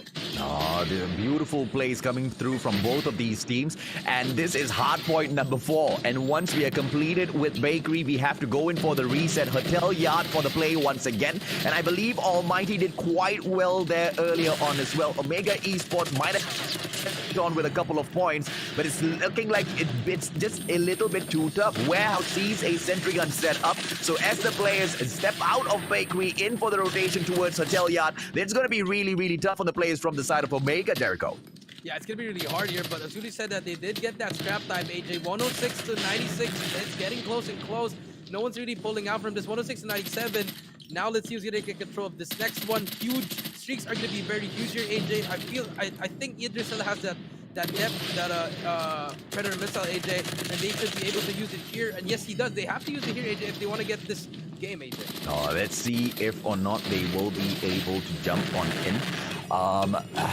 It seems to be a all-out annihilation mission for both sides, and all of the bodies being thrown in towards Hotel Yard. A couple of players from the side of Omega Esports, we can see them trying to control all of the flood coming in from the side of the Special Forces base, and now a 3-man push at this corner. Jay-Z will be leading against the shutdown with the MX-9 Heartless as well, as they try to win this game. 117 to 116. It looks like Almighty is catching up, and they do not want to allow the Kings of Garena to get away with this.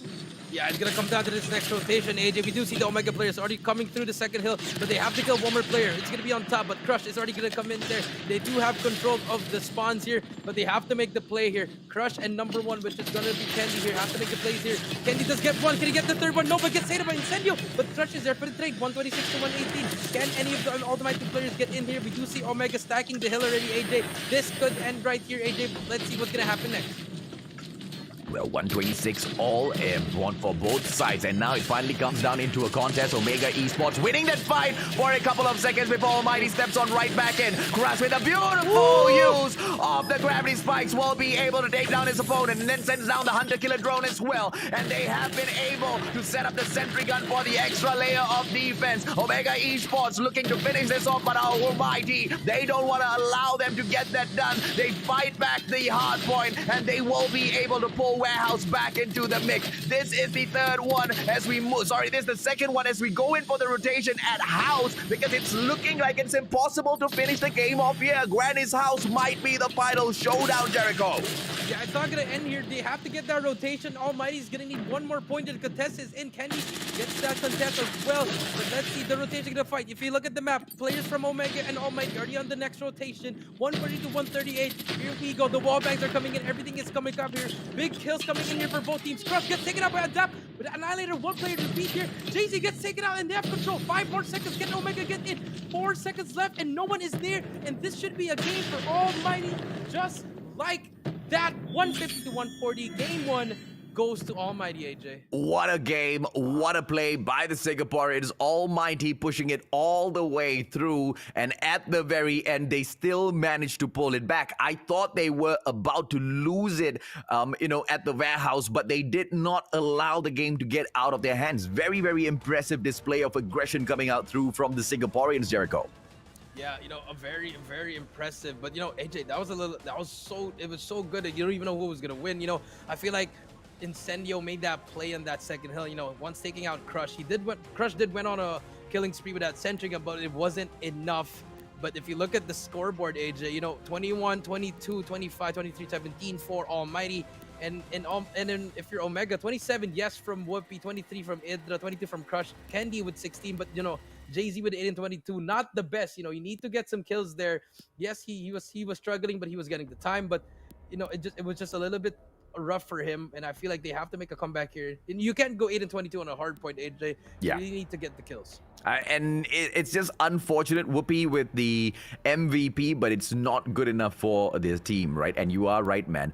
822, Jay-Z, not so sure what's happening to the captains from both the side of U2, RSG, as well as Omega, but it doesn't really matter. That was just game number 1. The series has not been lost just yet. Each and every single victory counts as it gives your team 1 point. They have to play a maximum of 5 series to determine exactly who makes it through to the playoffs. And it looks like the very first game for Omega Esports is a little shaky, Jericho. Yes, a little bit of shakiness. They managed to hold it down on the next set of rotations, AJ. But in the end, it just mattered. The rotation that the Annihilator play by Adapt really ended that one, because that was the gunfight I was talking about. Crush, with that shotgun, he did miss. If he managed to kill Adapt there, it would have, they might have won the game. But Adapt not missing in the end. So now we do have game number 2 coming up next, AJ, and this might be a different kind of game. I want to see exactly what they have in store for us at firing range as we step on in for this fight. Woo! It looks like it's going to be a beautiful opener by Whoopi as he shuts down Shut Up with a beautiful snipe. 5-4 now. The numbers don't look great on the defending side. Yeah, not really looking well, but Kenny gets taken out. Airfun J and Heaven gets one. Right behind him, the trigger discipline is not there, but it's a 4v3. Omega still at the back. Is going to get taken. Incendio gets taken out by Crush. Now it's a 3v2. But let's see what's going to happen here. Jay-Z on the other side has the bomb in hand. Let's see what they're going to do here. Jay-Z trying to perhaps get an opener for his team. MX9 plus the DLQ. Yeah, Captain Jay-Z is going to be able to bust through the players from Almighty. It's a 2-3 situation with just one player holding down the corner house at the back. So the rotation on towards warehouse number 4, that B side for the bomb plant, is going to be quite difficult. And it looks like Crush is the first one to step on in. Adapt has got the Holger! And he misses that by a sliver. He did manage to get the hit marker so close to taking Crush out of the equation, but that was just a foiled attempt. Now it's a 2-on-1 push on the side of the A bomb side, and Crush as well as Jay-Z, they might be able to pull this off, Jericho. Yeah, they might be able to pull it off, but they have to make a push here. One player in trailer, Irfan J does spot Jay-Z, but he's not going to be able to fire that. Gives that information. Jay-Z double thinking about that bomb. But let's see the timing. The timing is here, but Jay-Z gets taken out. Perfect time, but Crush stuck in a 1v2. Bomb is down. He does know Irfan J is there. He's going to be able to get that push. 15 seconds left. Gets shot from behind, but can he take him out? No, gets damaged already. And that's just Call of Duty timing at its finest, AJ. That was so unfortunate. I thought Jay-Z was going to make the play there. Well, it is 1-0. Almighty picking up the first round. I like it either way, man. Both of these teams, they deserve the spot. And if Almighty just proves that they're better than Omega Esports, we'll take that. Because at the end of the day, the whole of Garena, we are all going to be backing this one team that represents us on that grand stage for the World Championship presented by the Xperia 1 Mark III. And now it is a 4-1 setup. 4 of those players stacking onto that A bomb side as the bomber now drops on in. Captain Jay-Z leading his own small mini battalion, moving in towards that shooting range. The opening needs to come through for Kendi, and he's still looking for that shot. Irfan J might get caught out, but the probability of him overstepping his boundaries, very, very slim. He really knows how to play his angles, Jericho. Yeah, he really knows how to play his angle, and it's okay if he dies. You know, I feel like what he's trying to do here is just to get 1 kill. If he dies, it's fine as well. But here we go, the push is coming in here, but finally here comes the push coming in. Irfan J takes out 2 players already, and Jay-Z took him a while to get that trade, but gets sniped by Heaven as well, AJ. And now it's going to be a 3v1. Idra stuck in a 1v3. Can he do something here with Bomb being down on A? Now let's see exactly what it is. Ladies and gentlemen, boys and girls, I just found out on broadcast there are multiple streams. So if anybody wants to jump on in and see exactly where all of the hottest action is, make sure you all don't forget to share out the YouTube stream. Almighty picking out round number 2. Omega Esports did not see this coming at all, Jericho. They did not see this coming at all. You know, you pointed it out, AJ. Irfan J knows how to play A. You know, that's it. He got 2 kills there, which is, you know, 1 is good already, but 2, that's just disappointing if you are from Omega. And now we do see another slope. It's going to be a fast push, actually, with Almighty giving up A already. They want to give up the side. They want to play for that retake, and here comes Omega with the rush. Oh, it's going to be Whoopi opportunity! And he misses it! Whoopi actually potatoes that shot, but it's okay. The opportunity! The second time round, he shuts down Shut Up. And one more time in here, he will not be able to pull off that hard scope, but the patience pays off as Whoopi shuts down Irfan J. And it's a 5-2 Omega Esports making that comeback. But Almighty, they can play the numbers. Jay-Z takes Adapt out of the equation. It is a 4-1 now. Almighty about to drop their first round in the search and destroy Jericho. Ooh, Whoopi with a jump snipe. But yes, AJ, beautiful plays coming in there, and I feel like, you know, Almighty, they should have just played A again. You know, stick to what they know. The retake was not really gonna work because Omega, if they're gonna rush deep in, and they're gonna pressure you back to your base, and that's what they're doing. Great plays coming in from Whoopi and the boys. But now they're gonna have a different kind of play, like another delay push. But the nade comes in, AJ. Jay-Z taking out Shut Up, and that's gonna be the opening for A if they want to go for A. It's gonna be a predicament here for Incendio as he oversteps his boundaries. Lucky for him, he does not get taken out of the equation, backs away immediately into Branch Road, and he survives to fight a few more seconds. It's going to be a 2-1. Almighty, the Singaporeans have got the lead in here. Omega Esports, they're stacking up onto the shooting range now. It's going to be an A plant that comes through, but they have to be careful because Irfan J is in that white warehouse. He should be able to snuff them out as Incendio drops Crush out of the equation. Almighty, they will have that opportunity, but here's the problem though. It is a 4-4 as Shut Up is out as well. Ooh. Heaven drops Whoopi this time round. An amazing response after Whoopi strikes 3 in the previous round. They managed to drop Kendi out as well. Incendio takes that second piece for himself. 3-1, leaving just one more player on the side of Omega Esports. Over, Idra takes him down. Incendio finishes it. Jericho, Almighty, they look like they're on an all bigger level compared to the previous competitions we've seen them in. Yeah, you know, Almighty just showing why they are Almighty, AJ. And, you know, it's just unfortunate if you are Omega, but Almighty, they're just showing off. They're outclassing Omega right now in S&D. But let's see what's going to happen here. 3-2-1. Still a close game here, AJ. And if you're Omega, I think you have to rush, AJ. You know, because, you know, when they rushed, they were unstoppable. And let's see now what they're going to do here. They're going to be meeting Adapt here with the wall bangs here. Adapt without Holger.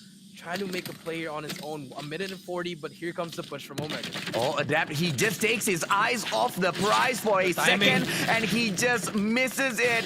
Daisy takes him out, but Shut Up out of nowhere drops Crush out of the equation. What a play by Shut Up. He goes in, and beautiful in terms of equalizing the numbers. And now the players from Almighty, they drop in with the defense. It's going to be Incendio, but one man is just more than enough. The rest of the players inching closer. Incendio drops Candy, going in for another shot. Daisy manages to shut him down, but the flank has come through, and the players from the side of Almighty, they equalize the numbers, and they prevent the plant from Omega Esports, who have to back away towards the corner of that backyard, Jericho.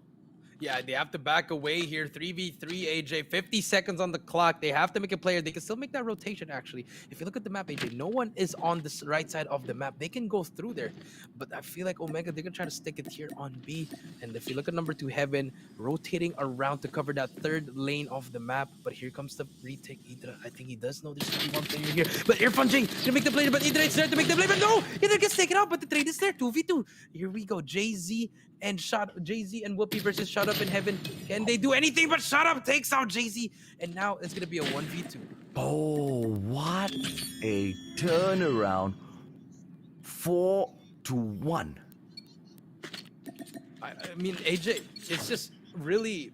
That was so unfortunate. If you are Omega, you know, you had everything there, but you know, Idra not really getting that gun on that kill on over to Irfan J. But now sides have been switched. Can Whoopi made the pick here, but he gets taken out by Heaven. Shuts down Whoopi. AJ, this is not looking good for Omega. Yeah, Whoopi shut down early in that round. That's going to be a unfortunate situation for the side of Omega Esports. Very clearly, he was bringing on so much of damage earlier on. Incendio with a 2-piece for himself now. It's a 3-2. Crush manages to get the strike in, but the numbers do not look good. Candy! He equalizes things, but now it's all left onto one final player from the side of Omega Esports. It's the one and only Crush. Can he get the clutch? It's the Crush in here with a play. Goes in for a quick pull of the MX-9 Heartless. The opportunity to take this backstep now will be able to drop fourth, but he goes in a little bit too early, and Adapt makes him pay 5-1 now, Jericho. That's just looking really bad if you are Omega. You know, Heaven getting that opening pick, AJ. Taking out Whoopi already. No more defense from A. So the retake was the option, but Omega is having such a hard time right now. AJ, this might be over for game number 2, AJ. I think it might just be, man. 5-1 so far. Omega Esports, they need a miracle to make a comeback against a team as solid as Almighty. They've managed to take game number 1, and they look solid to take game number 2 as well. Adapt with a great angle onto Whoopi. Whoopi does not make the mistake, backs away. He's gonna go in here for a quick pop, and that should be able to give his team, who are rushing in for the side, a great opener here. Heaven shuts down Idra. It's a 2-piece for him. Adapt goes in for the strike as well, and they leave the one and only Whoopi, and even he gets shut down. 6-1. Almighty take a solid game against Omega Esports. A breadstick, AJ. We got a breadstick. That is so unfortunate. But Adapt making that play, no one could shut down Adapt. He was on the bomb, AJ, and all the Omega Esports play were just running through it. And now we do see 2 points coming in from Almighty and Omega. They just lost their first 2 maps, and now they're gonna come in domination, crossfire. Things are not looking well, AJ. Are we gonna see another donut, or are they gonna pull off 1 point apiece? Gee, see, here's the thing, man. If anything, we know that Omega Esports, they've got what it takes this time round. They're not doing it for themselves. They are out here, and they're doing it for Kia. We all remember, man, their coach, Kia, unfortunately no longer there with the bot them, but they have to make it through. It's not for themselves anymore. But unfortunately, it seems like they've lost a little bit of their shine so far in here. I mean, at the start of the previous game, maybe we saw a little bit of the old Omega coming out. But in Search and Destroy, they were so nerfed in comparison to where they were, in comparison to the monsters that they used to be out there in Call of Duty Mobile, Jericho. Yeah, you know, they lost that I kind of see they kind of lost a step, you know, AJ. They're like taking 5 steps back. They're just having a hard time right now. I don't think they're in that groove, you know, ever since the Philippine Championship, AJ. They've been struggling, and they are struggling right now in the start of this tournament, in which no one wants to happen. But you know, they have to step it up, AJ, if they want to do this for Kia. They have to do something. They have to show something here, AJ. So I mean, it's got to start now. You know, they already lost their first 2 games, but domination, it has to start now if you're Omega and if you're Almighty, right on that way going. Because, you know, it's just, they're just doing everything right. And you know, if you are Omega Esports, what sort of a comeback are we perhaps looking at here, Jericho, do you think? I mean, do you perhaps feel they can make a comeback after being annihilated? See, here's the thing, right? We thought that Almighty might go into that matchup with Yudu RSG a little down in terms of how they feel, but it looks like they're going to be ecstatic, and Yudu RSG might get snuffed in series number 4. Yeah, they might get stuff here, but if you are Omega, you just have to pretty much do everything at your best. You know, you got to give a little bit more effort here, because, you know, you got to win this one. This is a must win if you are Omega. And, you know, let's see what's going to happen here. But the start of it already, Almighty already capturing B, but let's see if they can hold it out. And Almighty holding it out, and Omega trying to make a push here, but they're getting taken out by Irfan J. Whoopi with the trade there. Omega does get some trades here, and they're going to will be captured here by Omega. No place for Almighty coming in here. Oh, crazy plays, man. I mean, we seem to be snapping from player to player instantaneously. A triple cap attempt coming in from Omega Esports. Prevention by the side of Almighty. And I like the pace of this matchup already. Let's see what else we can bring on in. Those players going into Cap Alpha as well as Bravo. But then a 3-man flank from the side of Almighty should be able to pull that B flag back into the bag. And the prevention attempt that was set up by Jay-Z got immediately foiled. But it looks like the time for the rotation, Omega Esports immediately allowing the rest of their team members to back up that B flag, and they should be able to continue to hold on to this for quite a while. And now a 2-player attempt, Adapt making it through finally. Almighty, they should be able to pull this off. Yeah, they're going to be able to pull this off. Adapt all alone here. One player to beat Crush gets taken out, but the nade from JJ takes out one, but there is one more player which is going to be shut up, and Irfan J is there for the help, and shut up going to be able to capture B all alone. Can he hold it down here? 36-26. Lead is still short here, AJ, and we're just going to see who's going to be able to get the streaks for that second help. But we do see Omega starting pushing already. Shut up gets one as well. But you see Omega, they're just flooding the middle. They're not going in one way, which I really like that. They're just pushing left and right together, holding hands together, and now we do see the kill feed all Omega, and now B is cleared. Oh, but Almighty's catching up. B flag being pulled right back into the bag by Crush. A solo man push. Those nades are not going to take him out. And Irfan J almost 1 second away from the takedown. Oh my goodness me, Crush. So sneaky. Plays the G-Strat, and he manages to get the cap so well. Incendio asking questions. Crush backs away and takes him down with a pop. 51-44. This is a little bit of that Omega that we used to know, Jericho. Yeah, this is the Omega that I want to see. I've been wanting to see for the past few games. And Crush on a spree here.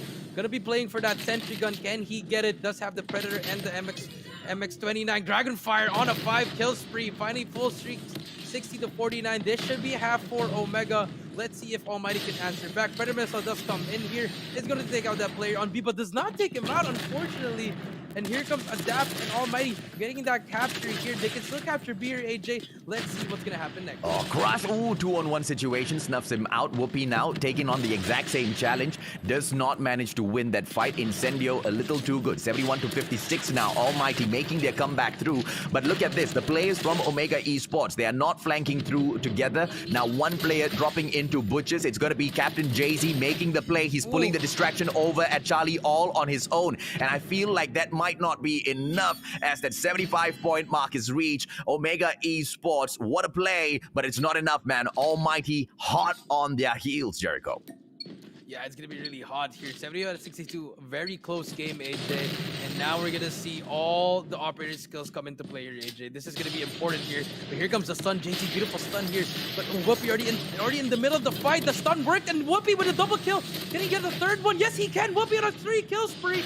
Takes down 3 players of Almighty. And just like that, it opens up for the capture for Viva. Here comes Adap at the back, but there is the trade, and here comes Idra with the Annihilator, and Omega looking very, very, very good here, AJ. Can they keep riding this momentum? 81-67. It looks like Omega Esports with a 2-point cap now. Yep, they do have the momentum, but they are facing off against Almighty. And if anybody knows how to break down the defense of Omega Esports, it is the Lion City representing squad. 71-90 now. Let's bring on the MQ-27 Dragonfire. And it looks like he managed to bring it in, but as expected, it plays very little in terms of the offensive power.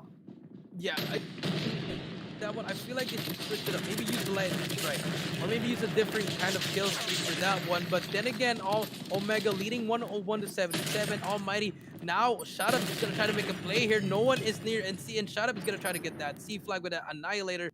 Let's see if he can make the play. The distraction is in though, and Shadab is all alone there, just gapping C, just being sneaky, but finally gets taken up. But that's a distraction being played there. But it doesn't matter because Candy and the boys from Omega holding down B, and now the wall of Omega is coming through. Let's see if they can make it through. But here comes Almighty with the operator skills, AJ. 115-84. Omega Esports actually getting it done. Almighty now, they are pulling the B flag back into the bag, which means it's not too late to make a comeback, but they have to pull a triple cap for a minimum of 20 seconds if they want to stop this onslaught from the side of Omega. And this might have just been, dropped out of their hands. Omega Esports pulling in that B flag once again. Almighty making the impossible play. A two-man push right now. All of those players trickling out from the Special Forces Avenue. Predator missile will be able to take down Heaven. Whoopi just going in for those strikes one after the other. 130-95 now. Omega Esports. I guess 1 point is better than no points, Jericho. Yeah, they're going to be able to take this one. But the game's not yet over. I think Almighty can still get a trip cap here, but it's a little bit impossible. But we do see number 5 on your map. Adapt, trying to cap C, but if you look at the players from Omega, they just have everything locked down.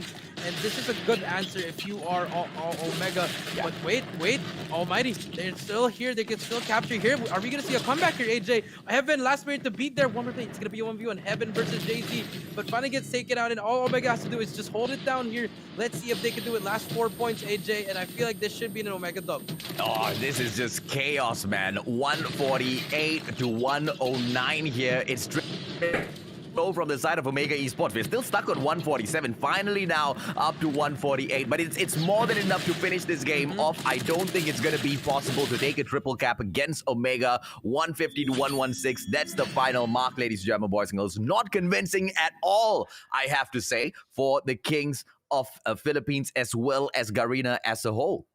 Yeah, not the flashiest win, but a win is a win, AJ. They'll take it. 2-1. 2 points for Omega, for Almighty, and 1 point for Omega. I feel like it's a good answer, AJ. At least you're not going out with a donut. At least you're getting 1 point at least. And now Omega, what they have to do, they gotta dig deep. They gotta get something, some kind of energy in order for them to get back to that old form where everyone was fearing them, because now everyone is catching up to them. And Almighty, yes, they were rivals, but Almighty's just outclassing them in the first 2 games, Adrian. Absolutely, man. And, Almighty will be looking to do exactly that all throughout the rest of the day. They are meeting once again, Udo RSG at about 9 p.m. in series number 4, but it is a running schedule, so don't set your alarm clocks just yet. Just follow the broadcast, ladies and gentlemen, boys and girls. 22-14-10 MVP pulled in by Idra as they take that victory over Almighty. But overall, it was a day, it was a game for the Singaporeans. Yeah, it was a day for the Singaporeans. A lot of, they did win that first 2 games, but they dropped that 3rd game. But everything is looking well for Almighty. Looking forward to that RSG game. They're just gonna be riding on that momentum. And and if you're Omega, you just gotta dig deep. Really, I just keep repeating, you gotta dig deep, find something, find that inspiration or motivation for you to be that former NRX. So I mean, let's see what's gonna happen next, AJ. I am curious to see exactly what breaks down in here. 150-116. Once again, it was not convincing at all. At points, we did maybe think that Almighty could make it all the way through 3 it did not look impossible, man. Once again, we recap the scores: 150 to 140, 6-1. Almighty takes 2 out of 3, and Omega Esports the consolation prize in here as they take the defeat overall in the series, managing to make a comeback 150 to 116 at Crossfire domination, Jericho. Yeah, very convincing for especially in the S&D AJ. Almighty 6-1, but the standoff. I really like watching that standoff game. It was such a great game, to watch. 150 to 140, but the Crossfire. I do have to agree with you, not convincing at all. So both teams, they have a lot. Actually, Almighty, they already proved that they're going to be a top team here. They're going to be a force to be reckoned here. But Omega, they got to do something more to not only impress us, but give us that old vibe of the NRX. Yeah, and I think it's a lot to ask from the side of Omega Esports. The old NRX, I don't know if we can see any bit of those plays in here based on series number 1, but I'm hoping for it, man. Just like you, I have been quite a fan of the plays from Omega Esports, but at the end of the day, we need to call it as it is. With that sort of a quality of a play, yeah, they're not going to be able to cut it against teams like Rimo Sadewa, Sharper Esports that are coming up in the next series. They are definitely ones to look out for as well. And the next series, man, if you ask me, I think is the biggest series of the day. Sharper Esports, as they look to take on Rimo Sadewa, that's going to be a total cracker. I wouldn't say that whatever action that we have seen in here has not been, but that will be a whole other level, Jericho. Yeah, I do agree with you. Rimo Sadewa versus Sharper Esports, 2 top teams. They're going to be fighting. Will Sharper get that for Rimo, or will Rimo continue giving donuts out here, AJ? But we do see the highlights here, AJ, for game number 1 here.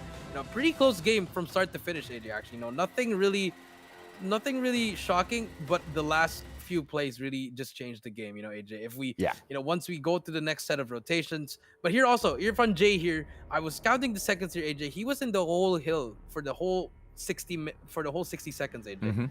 He there got all his streaks out, sentry gun, Hunter Killer, and the Predator Missile. Huge plays coming in from him, AJ.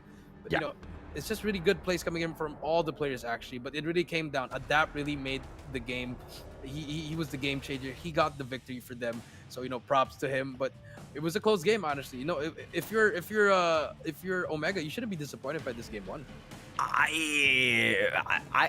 don't know, man. I think I might disagree with that, because I think they should be very, very, very, very disappointed with game number 1, because this was style. This was not the usual aggression that we see out of Omega Esports. Something's not clicking with this team. I'm not so sure what it is. Hopefully they do find it, because like I said, man, the competition is just going to get harder from here on in. But with that being said, they are facing off against Raptors.DNS to close the day off. So I guess they can pick some points up there. I mean, maybe the Raptors have evolved. I don't know, man. I hope so, right? Because the last time we saw the Raptors, they got wrapped, basically. Yeah, they didn't win a game.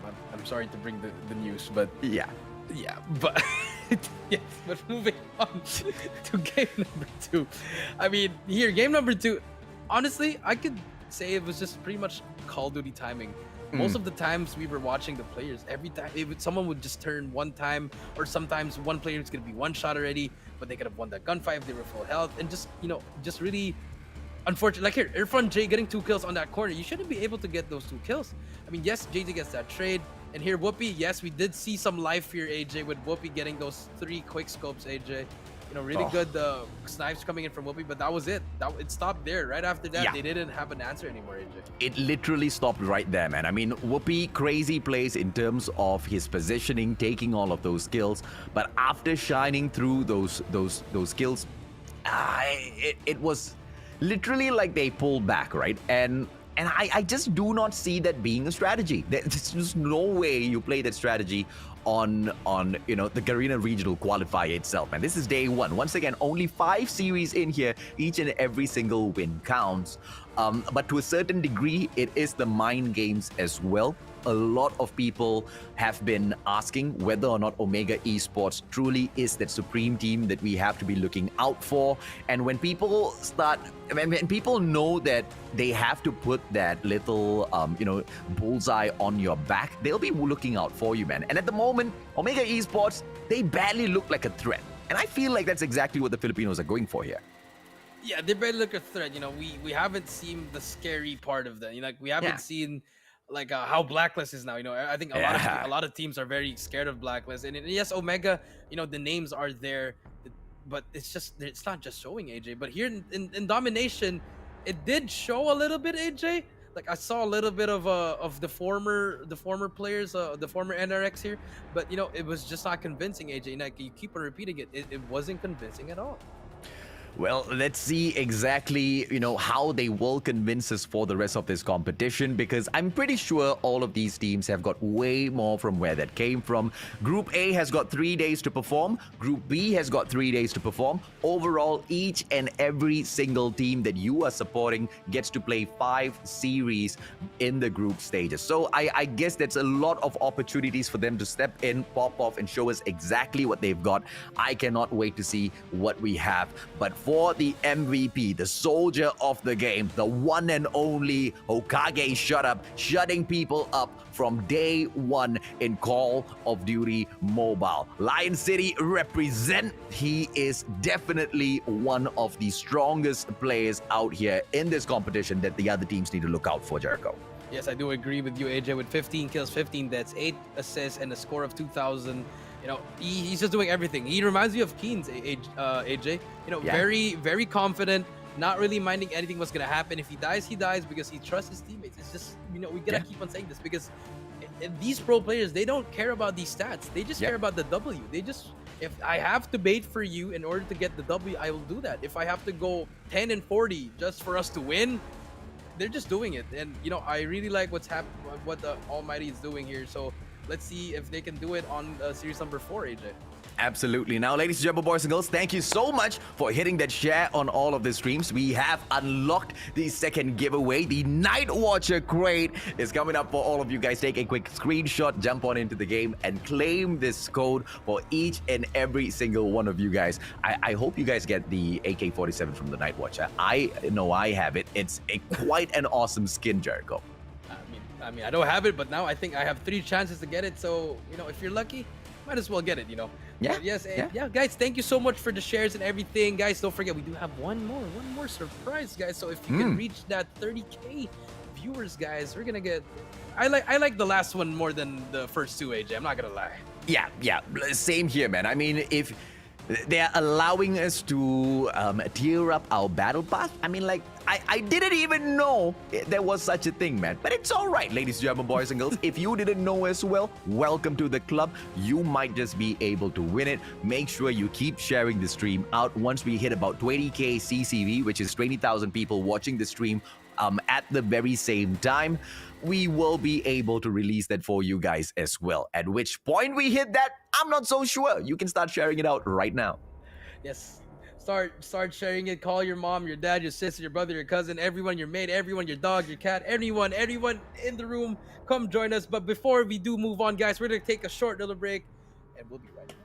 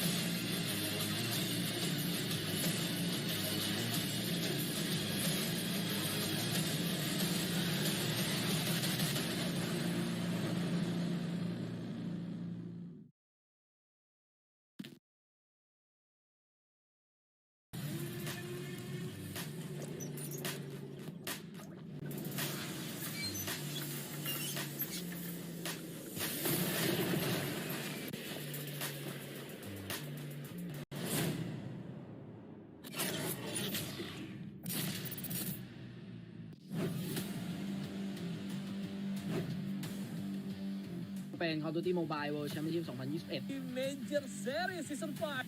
Welcome back to the Call of Duty Mobile World Championship. Is in the convenience store. He's not going to be able to fight him. And on the other hand, whoa! As yet, but with that takedown, this should open things up. Backstab from Zia. Pesan-pesan untuk tim saya, jangan menyerah, terus latihan dan satukan pemikiran. ช่วยตัวเองครับกูเก็บไป28คิวพี่บอลจะแตะได้30อยู่แล้วแล้วลูกตรงนี้เก็บเพิ่มไป Rimo Sadewa 这里的 但打狙还是要小心，这个穿点直接把 Momo 给穿死。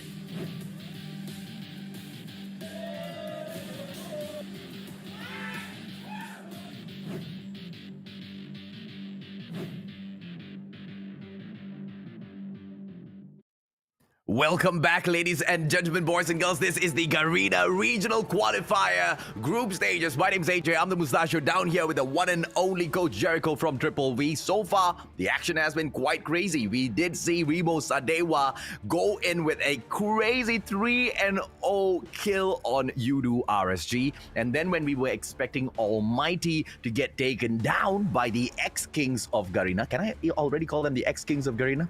I don't think I can do that yet. The current reigning Kings of Garena, they took them down 2-1, Jericho. So unexpected. Yeah, very, very unexpected, AJ. But, you know, as we say, it is what it is, AJ. It is. But, you know, it's just, you know, it's been a very interesting day, AJ. You know, from the first series, 3-0 from Rimo Sadewa versus RSG. Then we got to 1 here.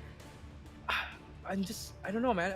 I feel like some of the teams are not just feeling well. You know, they're not like, I get it, it's the first day, but you know, every day matters here now, AJ.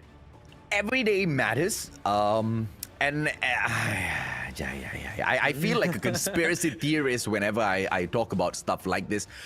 You know, every single series matters, but it also matters as to what teams are in Group A as well as Group B. We've got the first seeds, we've got the second seeds, and because many of the Kings got replaced, I cannot help but think it was most definitely a ploy, a strategy to set up the qualifiers group stages. But either way, I don't think they expected this sort of an outcome. Udu RSG, I don't think they expected to get taken down so easily. Omega Esports, they definitely were not planning to lose to ALMGHTY, or were they?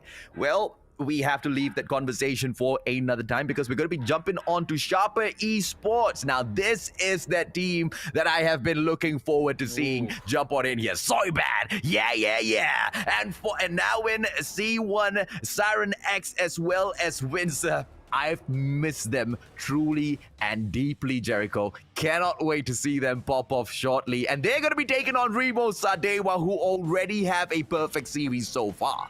Yeah, AJ, but you know, Sharper, they have to show something here. Yes, they had a bad CGI, AJ, if you do remember that, AJ. And now they've just been showing off every single time now, popping off and everything. And now look at the boys, much prepared. And shout out to Sharper. I really like your jersey. Can I have one though? You see, here's the thing. Sharper Esports, they were recently crowned the Kings of Thailand, okay? They used to be the Kings long time ago, and then Free Slot kind of took it back-to-back right after, and now they've taken it back from Divo Free Slot. So I guess it's a 2-2 so far in Thailand. Either way, this is one of them that have replaced the existing Kings, Sharper Esports, right? And Rimo Sadewa, the team that stepped on in, who've also dethroned DG Esports this year, are looking to take them on right now. We might think it's an equal fight, but based on what Rimo Sadewa have already shown us against Udu RSG, I'm kind of thinking Rimo might have the upper hand here. What are your thoughts, Jericho? Rimo might have the upper hand because they already played, AJ, so they're a little bit warmer already. But then again, Sharper, as you said, AJ, the Kings of Thailand, they're not going to be easy. It's not going to be easy at all. So I feel like it's definitely going to be a closer game, but I might give the edge to Sharper here, 2-1. And you do see on your screen the Rimo boys, just calm, cool, collected, AJ, just getting ready for this. And yes, the player is... I guess sometimes it's good to chill out, man. Sometimes it's good to chill out. Now, it's really good to see Rimo Sadewa all cool, calm, and collected. Let's call the predictions right here, Jericho. Who do you think is going to be able to pick this off? I want to give it to Sharper. I really want to give it to Sharper. Get that first 3. Give a 0 to the boys of Rimo Sadewa. So I want to go with Sharper, AJ.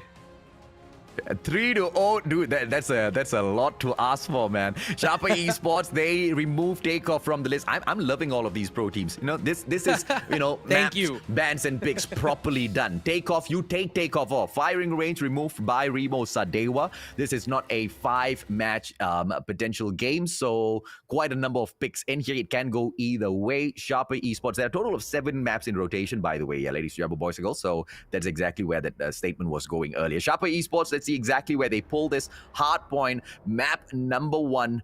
I think it might be Summit. We've seen them go in there and pop off quite a number of times, but they're going to be pulling this into Raid. I've not seen, either one of them perform on this map exclusively before. I've skimmed through a couple of their matches, Jericho, I have to admit. I don't know how to call this, man. Do you think Rimo will be able to respond well here? They might be able to respond here well, but then again, this might be like a weird pick for Sharper. Maybe they've been practicing this every single day, that they love the map already that much. But we moving on to S&D on Crossfire, AJ. We do see Sharper on the Gorilla squad here, and I feel like Rimo, they really like this map. So they're just gonna try to, if they do lose that first game, they have a comfort pick on that second map, AJ, which is gonna be Crossfire. So I'm liking the chances here. You trust on your picks, and finally on the last map, domination on Standoff, and it's just gonna be a total war on Standoff. Anybody's game here. It's pretty much if you pick Standoff, it's not even an advantage for any of the teams anymore. Yeah, absolutely, man. And on Standoff, the Gorilla Squad side has been picked by Rimo Sadewa. Yeah, okay, Rimo Sadewa, because it was Sharper Esports that went in there for that map pick. Sparrow and Annihilator removed from the mix. Lots of those death machines definitely on for the pop. I want to see more of the equalizers out there. Absolutely love it as an operator.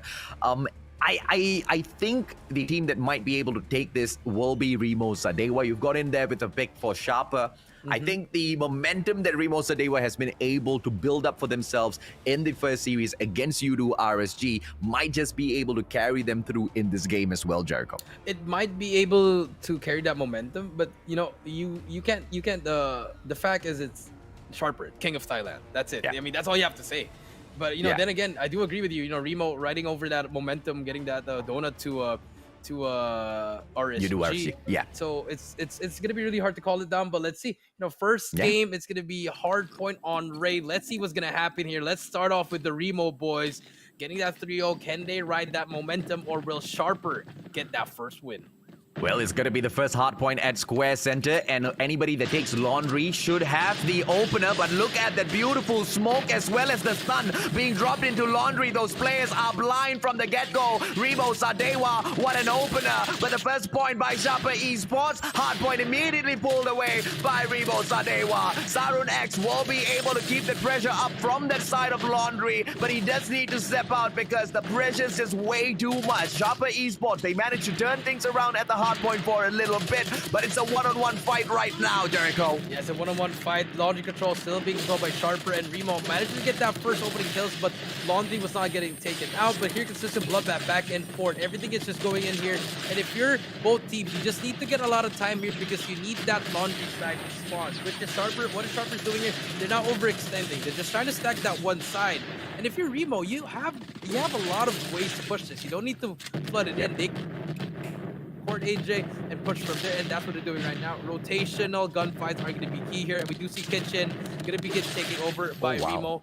And now let's see the next rotation. I love it, man. Rimo Sadewa, they go in there for the early rotation. They knew that, they couldn't perhaps play Square Center all that too well because Sharper Esports were holding on to it pretty strongly. But now the fight in Kitchen. Oh, the boys, the Rimo Sadewa team just gets baked out of there. They get kicked out quicker than a little bit of a toast. And now a double team coming in here from the side of Rimo Sadewa should be able to pull the hard point back. But as I say that Sharper Esports remain as sharp as ever. They go in for those gunfights. They win each and every single one. And they hold on to that second hard point, Jericho.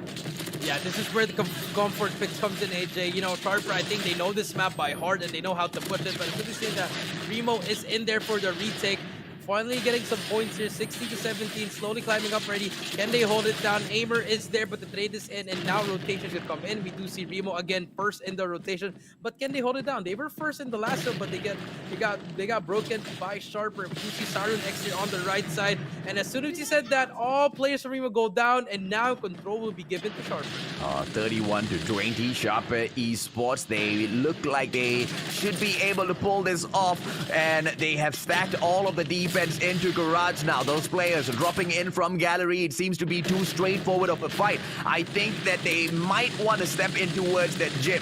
Trickster should be able to pull this off, and as I say that, he does move in towards that entrance of the gym. Windsor with his takedown. He brings out the death machine. MX9 for the combo as well. Hunter Killer Drone will go in for the assist. Takes down absolutely nobody, but the MX9 that he has in his hands, it will be more than enough to assist him all the way through Jericho. Yes, but we do see now the points are slowly stacking up now. Sharper with a 43-point lead. Contest is in here.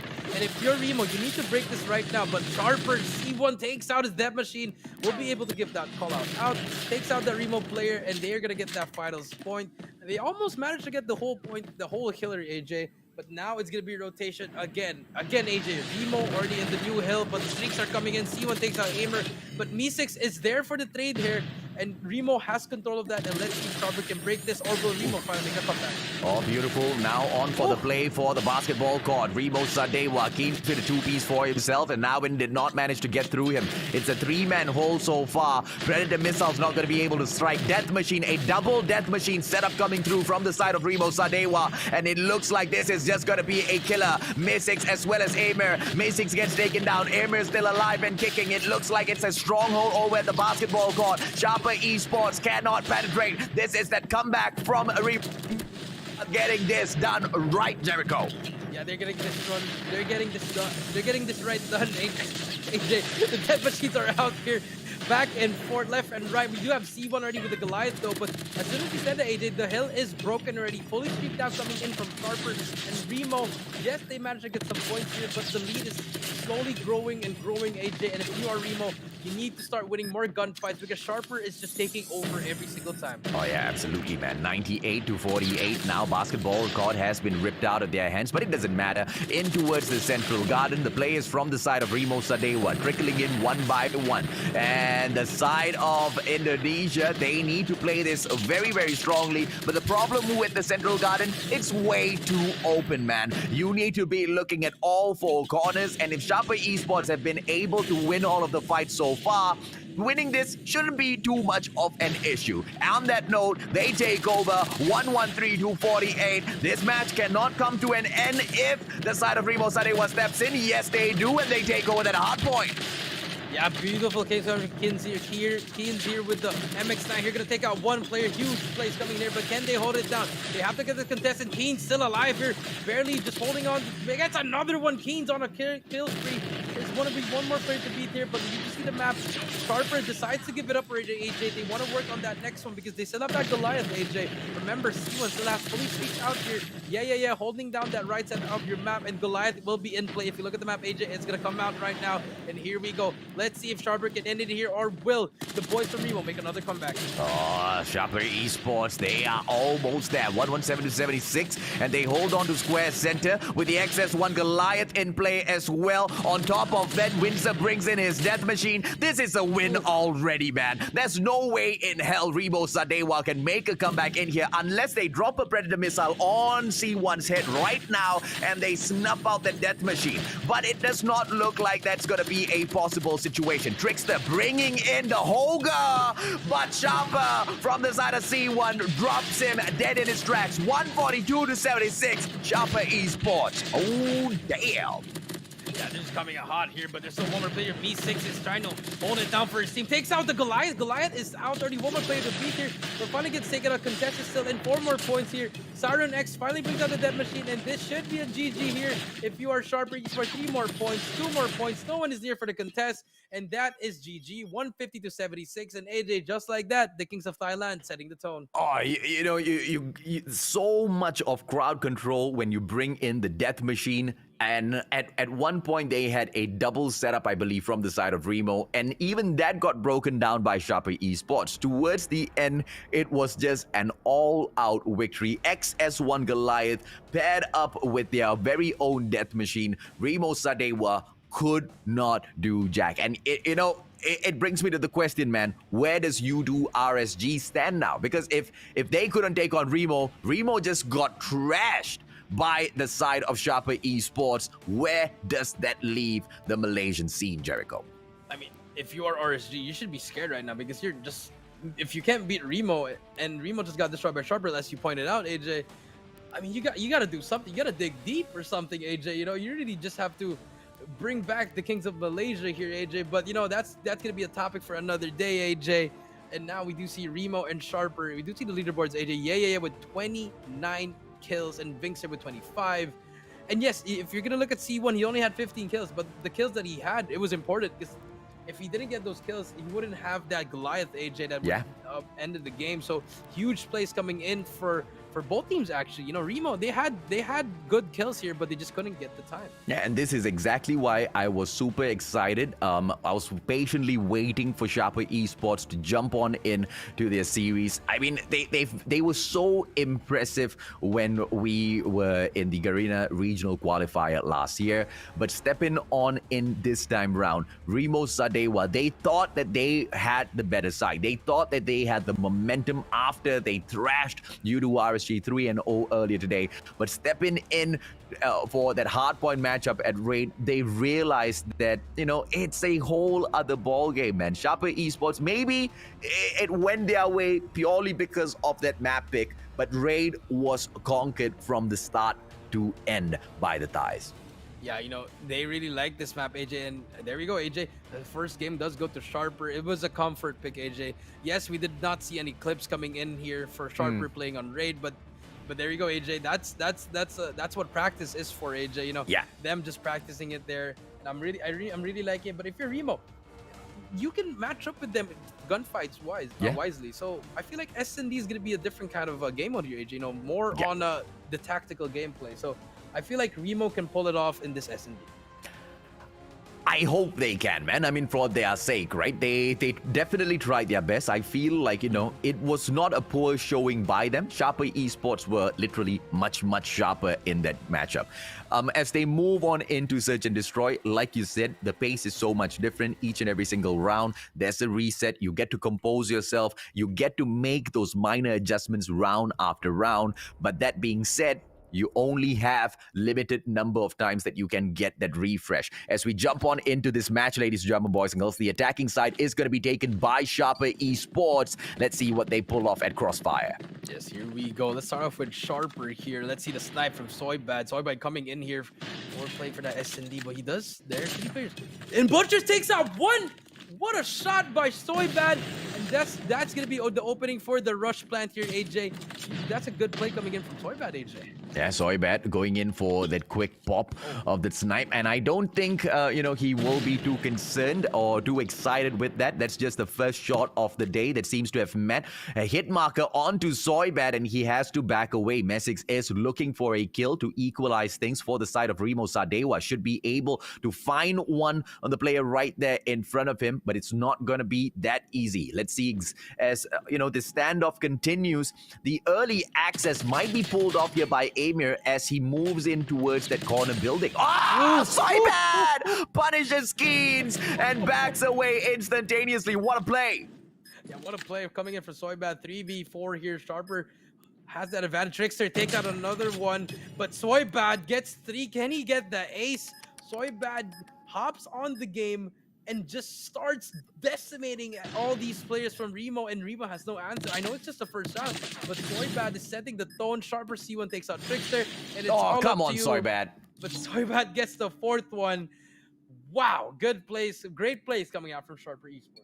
Sorry, man. So bad. But he's so bad that he's so good. Now, let's see if or not he will be able to bring in that composure as the sniper in round number 2. They have to pull this off 6 times running. Sorry, bad. Going in for that quick scope early on, looking into bushes, finds absolutely no one. Wants to go in for another quick scope, will find absolute 0 in terms of returns. But now in from the other side, takes Keens out of the equation. Rimo Sadewa once again hurt. And C1 from nowhere, all cards gets taken down.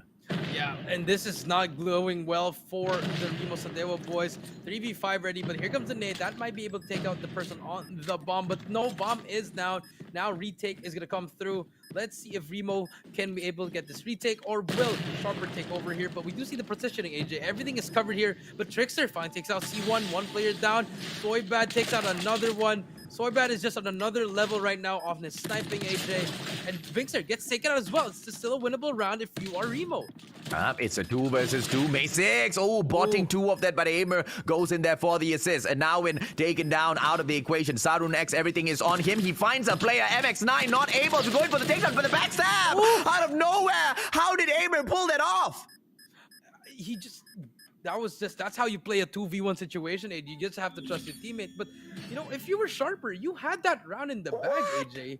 It was a 4v2, but, you know, that's, I think, the overconfidence kind of played there, AJ. And now we do see 1-1 Rimo answering back after losing that first round. Well, Soybad will be looking for the snipe in Butchers once again, or towards Butchers, I have to say. No, it doesn't look like that's the exact play. All of their players now dropping into central building. They are going in for the push onto Alpha instantaneously. 1 player has been taken down. Trickster snuffs out Soybad to equalize things for Rimo Sadewa. It's a 4-on-4 so far, and the bomb's about to get planted. 1 minute 34 seconds on the clock, and it is about to get reduced down to just 45 seconds. Let's go, Jericho. Yes, here we go. Bomb is down. Keens on the right side. He's trying to take out 1 person, but misses. Gets a hit marker. Keens, huge play coming in there. Now Bomb is down, though. 44 piece versus 2. Can Sharper make anything here? But Rimo is taken out. C1 gets another one. Gets 2 as well. Saturnex and C1 making this a 2-man game, but Okaz is there for the help. Can he get that trade? Has no. Punches him and gets the kill. Manny Pacquiao would be proud. 4. That was such a nice play coming in from Rimo. I didn't know Thanos was invited for this as well, man. I should have known. I should have known. Thanos, sir, can I get your autograph, please? Garena Regional Qualifier. And it's a punching match, ladies and gentlemen, boys and girls. All of a sudden, it's turned into a boxing match. Boxing match indeed, and now Rimo 2-1 here, and Sharper, you know, now they're a little bit slow now, AJ, but look at the positioning of the Rimo boys, already inside the B bomb, and Okaz in a very good position, but Vinkster takes out 2. It's a 3v4.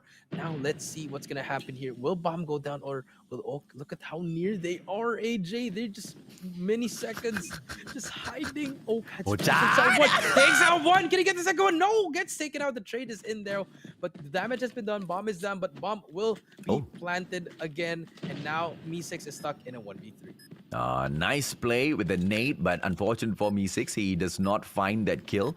DLQ in hand, he has to pop out the shorty. 1 shot, and he has to back away. If he's not quick enough, that releases that 1 shot. Backstab as he steps in too far. Windsor gets that kill. I believe that's the 3rd one for him in that matchup, and he'll be very happy. 2-2. Rimo Sadewa trying to make that comeback. Yeah, they're trying to make that comeback here, but now Sharper ties it up in a 2-2, AJ. But let's see, Sharper, I like that play, that slow push there, but because, you know, Vinkster did that play. 3 kills in that round. 2 shotgun plays, but Trickster takes out Vinkster. No more shotgun for you. And now Rimo Sadewa will have that pressure and be able to push up the B bomb side.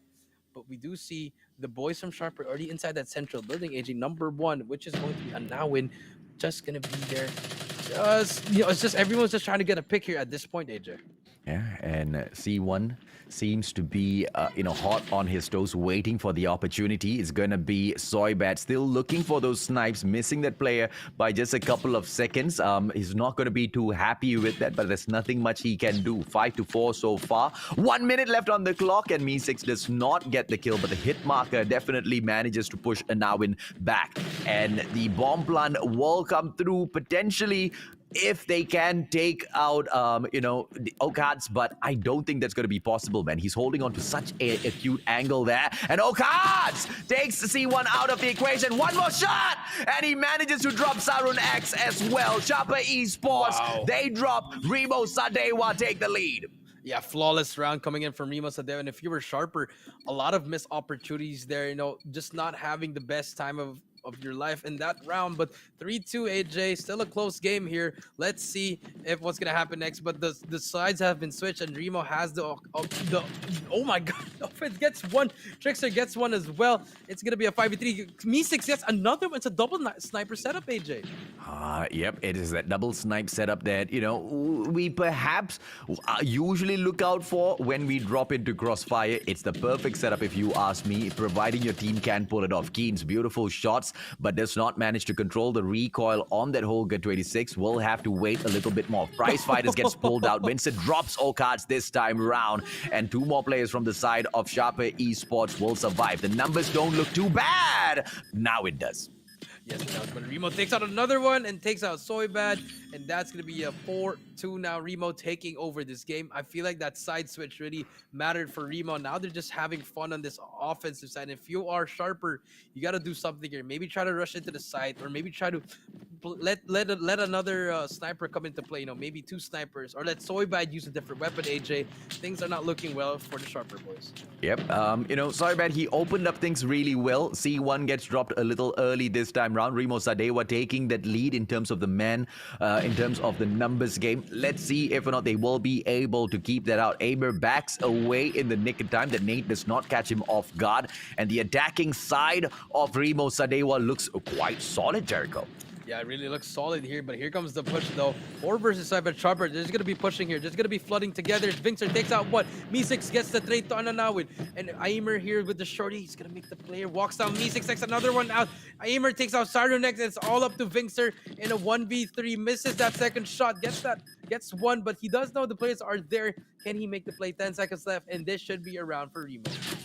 4-2 so far, and Vincer shouldn't be able to pull this off. There you go. 2-1. They take him down. 5-2 is the score. Rimo Sadewa making a comeback, and I absolutely love to see the back and forth that's going through in these matches. Sharper Esports, let's see if or not they now can show us right back through when they are down.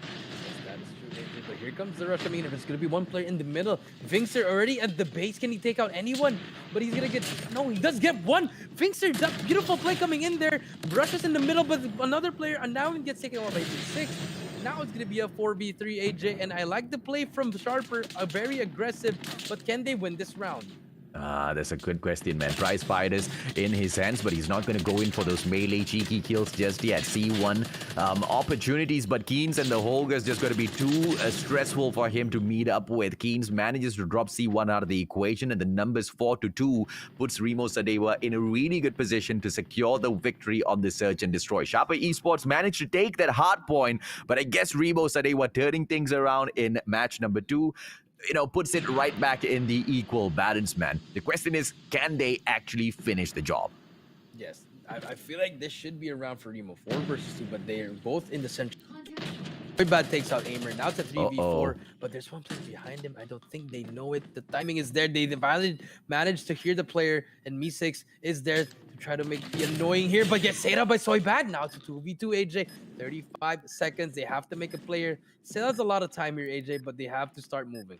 Soybad is just so good, man. It is a 2 versus 2, and the situation has just turned around so quick. Sharper Esports going in with, I believe, no cheeky defusal. Oh, cards from the back. Soybad just drops him out of the equation. Soybad! So good! Takes Keens out as well. 12 seconds, and this is too easy for Sharper Esports. That defusal will come through, and they will go 5-3. Not giving up just yet, Jericho. Yeah, AJ, if Rimo loses this game, I'm going to blame it on that run, because you shouldn't be bringing out the prize fighters in that close. Yes, you can melee them, but you still have a gun. A gun is better than punching someone, AJ. So let's see what's going to happen here. 5-3, Sharper slowly making that comeback. Can Soybad do something here? Gets one, takes out one player. Can he take out another? But Me6 trades out for Sarun X. Now it's a 4v4. Ooh, barely hits Soybad here. Soybad gets away with his life. And now Bomb is down actually, AJ. And let's see what Rimo can do. Yeah, 4-4. The numbers seem to be all equal, but it looks like C1 out of nowhere removes Trickster from the equation. Rimo Sadewa not going to be too happy with that at all. Now, one player, which is in the form of Ocharts, dropping into bus station, waiting to see if or not Sharper Esports comes in here for the push. But I highly doubt Sharper Esports wants to do anything silly like that. They know that they have got the advantage on them. The bombers are, Rimo Sadewa. They are the attacking side. They have to go in for the plant. So it's all for Sharper Esports here to waste their time. Yeah, all they just have to waste their time. A minute left. That's a lot of time here, AJ. 4v3 stalemate is gonna go down here. Smoke is out, and here we go. Bomb will go down. Can Rimo close it out here, or will we see another round for Sharper? Sharper just trying to make a play here, all on the central building here. Just spot 2. Me6 gets that information. And if you are Rimo, all you have to do is play time. All you have to do is play time. And if you're Sharper, push together. Me6 now. Opportunity, but now in this KRM just a little bit too quick and too spicy. Windsor moves in and out. Ocharts drops it now in. Windsor taken out of the equation as well. Soybad out of nowhere pulls out his shotty, takes him down, and now it's a 2-0. Beautiful plays from Sharper Esports puts them right back in the fight. Rimo Sadewa have one more chance to finish this off. Can they do it, or is it going to go into round number 11, Jericho? I mean, it's never over till it's over, AJ. And I can hear the bells tolling already. It's gonna be round 10, AJ. And if you're Rimo, you just stick to what you work. Maybe try to rush it now. Try not to get picked by Soybad anymore. Just plant the bomb immediately so that it's gonna be hard for them to get that retake, because it's gonna be a 5v5 if you plant the bomb, AJ. And that's what they're gonna do right now. Aimer gonna be dropping the bomb already, AJ. And now play time. That's all you have to do. And if you're Sharper, you gotta move quick. Now let's see if or not they can move in quickly for the defusal. They have to take those numbers down first, and I think that this is a great movement from Rimo Sadewa, but SaruNX takes Skeens out with the katana, and now Future Bus. Windsor goes in there for the push, and they are just snuffing out all the players from the side of Rimo Sadewa, leaving just one final player left in the mix, and it's going to be Me6 who gets dropped, and Sharper Esports pushes this into round number 11. Oh my god, this is why. Prize fighters. AJ, it happened again. Another melee kill. Here we go. Game number 2, round 11. Sides are going to be switched. We're going to have offense for Sharper and defense for Rimo. Let's see what's going to happen here. The rush is going to come in. Smokes are down. And now let's see if they're going to be able to go for that rush plant, or they're going to try to play some picks here. A lot of time to break here. 1 minute. They actually get that stun check. And they'll got one beautiful nick coming for C1. Ocats is there. And now it's going to be a 4v5. Let's see if what they're going to do here. Bomb should be going down in a while now, AJ. Yep, SaruNX right there. Ocharts should be able to ask questions. And yes, he does takes a 2-piece for himself. SaruNX and Windsor dropped out of the equation. And now it's a 4-3. Sharper Esports did not see that coming. And because of that, it looks like, it was a pretty well taken push coming in from Ocharts. And now Soybad dropping in to check in on him. That KRM going up against the DLQ. I do not think Soybad has an opportunity. But Ocharts just stands there, leaving his head popping out. I do not think that was a great idea, but now with the plant coming through 3 versus 3, Rimo Sadewa, I wonder if they can pull this off. I think they can not anymore. Aimer gets saved by now, and it's going to be a 3v2. Are we going to see a comeback here? Let's see what's going to happen here, AJ. It's all up to Me6 and Trickster here in a 2v3. Can they make a play to spot one player at the back? 25 seconds. They have to start moving here, AJ. 25 seconds left. Can Rimo be able to get this? But Soybad is already set up for that post plant right here. Does have eyes on the bomb. 15 seconds, no movement coming in from Rimo. They're taking so much time here, AJ, and this should be a game for Sharper. Yeah, Soybad shuts down Me6 and Trickster going in for the ninja. But a 3-on-1 situation breaks down. Sharper Esports making a comeback from nowhere at all, near to taking the win when Rimo Sadewa was so aggressive in the search and destroy. What a play, what a display of perfection. Call of Duty Mobile, Sharper Esports. Are we looking at one of the teams that are set to make it through to the playoffs, Jericho? I just can't believe what I saw. The comeback, the calmness, the collectiveness, everything was just working for them. And, you know, it just worked out for them. You know, I really like what Sharper did. And if you're Rimo, all you had to do was win one more round, AJ. And unfortunately, they got their second defeat, AJ. And if you're looking at the skills here, Soybad with 15, AJ. Just hard carrying that team, especially that last round, AJ. You know, Okads, I think that mistake just trying to peek there. He did not know that the high ground is better than the low ground, AJ. Yeah, man. With that, you know, round 11, Sharper takes it home. Now, Soybad was instrumental for this win, right? So many times he was just so on point. You know, yes, there were a couple of rounds where Rimo Sadewa convinced us that they were good enough to pick that win up. I did not see Sharper Esports making a comeback through. I felt like, you know, Rimo Sadewa had that in the bag, but all out of nowhere, they just started stepping up. I mean, C1, time and time again, the nades that got tossed out, he managed to get those kills. Ochards was, you know, the biggest damage dealer from the side of Rimo Sadewa, and unfortunately, he just could not get the game closed out. And he wasn't even the top fragger from the side of Rimo, man, but I feel like he was the most instrumental player for their side. Yeah, I think he was the one that set the tone, you know, from the get-go, AJ, getting 4 kills in the first round and just getting kills every single round, you know, accumulating to 15. Very huge plays there, AJ. But we do see here, you know, map number 1, 150-76, convincing by Sharper. And map number 2, you know, it was just perfect, AJ. Just came back down 5-2, AJ. And now we're going to move on to standoff domination, which all the momentum riding with Sharper. Let's see if they can win the third game. Now, I'm very, very curious about, you know, the state of mind of Rimo Sadewa players. You know, how do they feel after tanking that loss when they were so close to that victory, right? Moving on into domination, it's not going to be, you know, great for them. Sharper Esports, they did manage to start the map bans and picks, which means they picked 2 maps.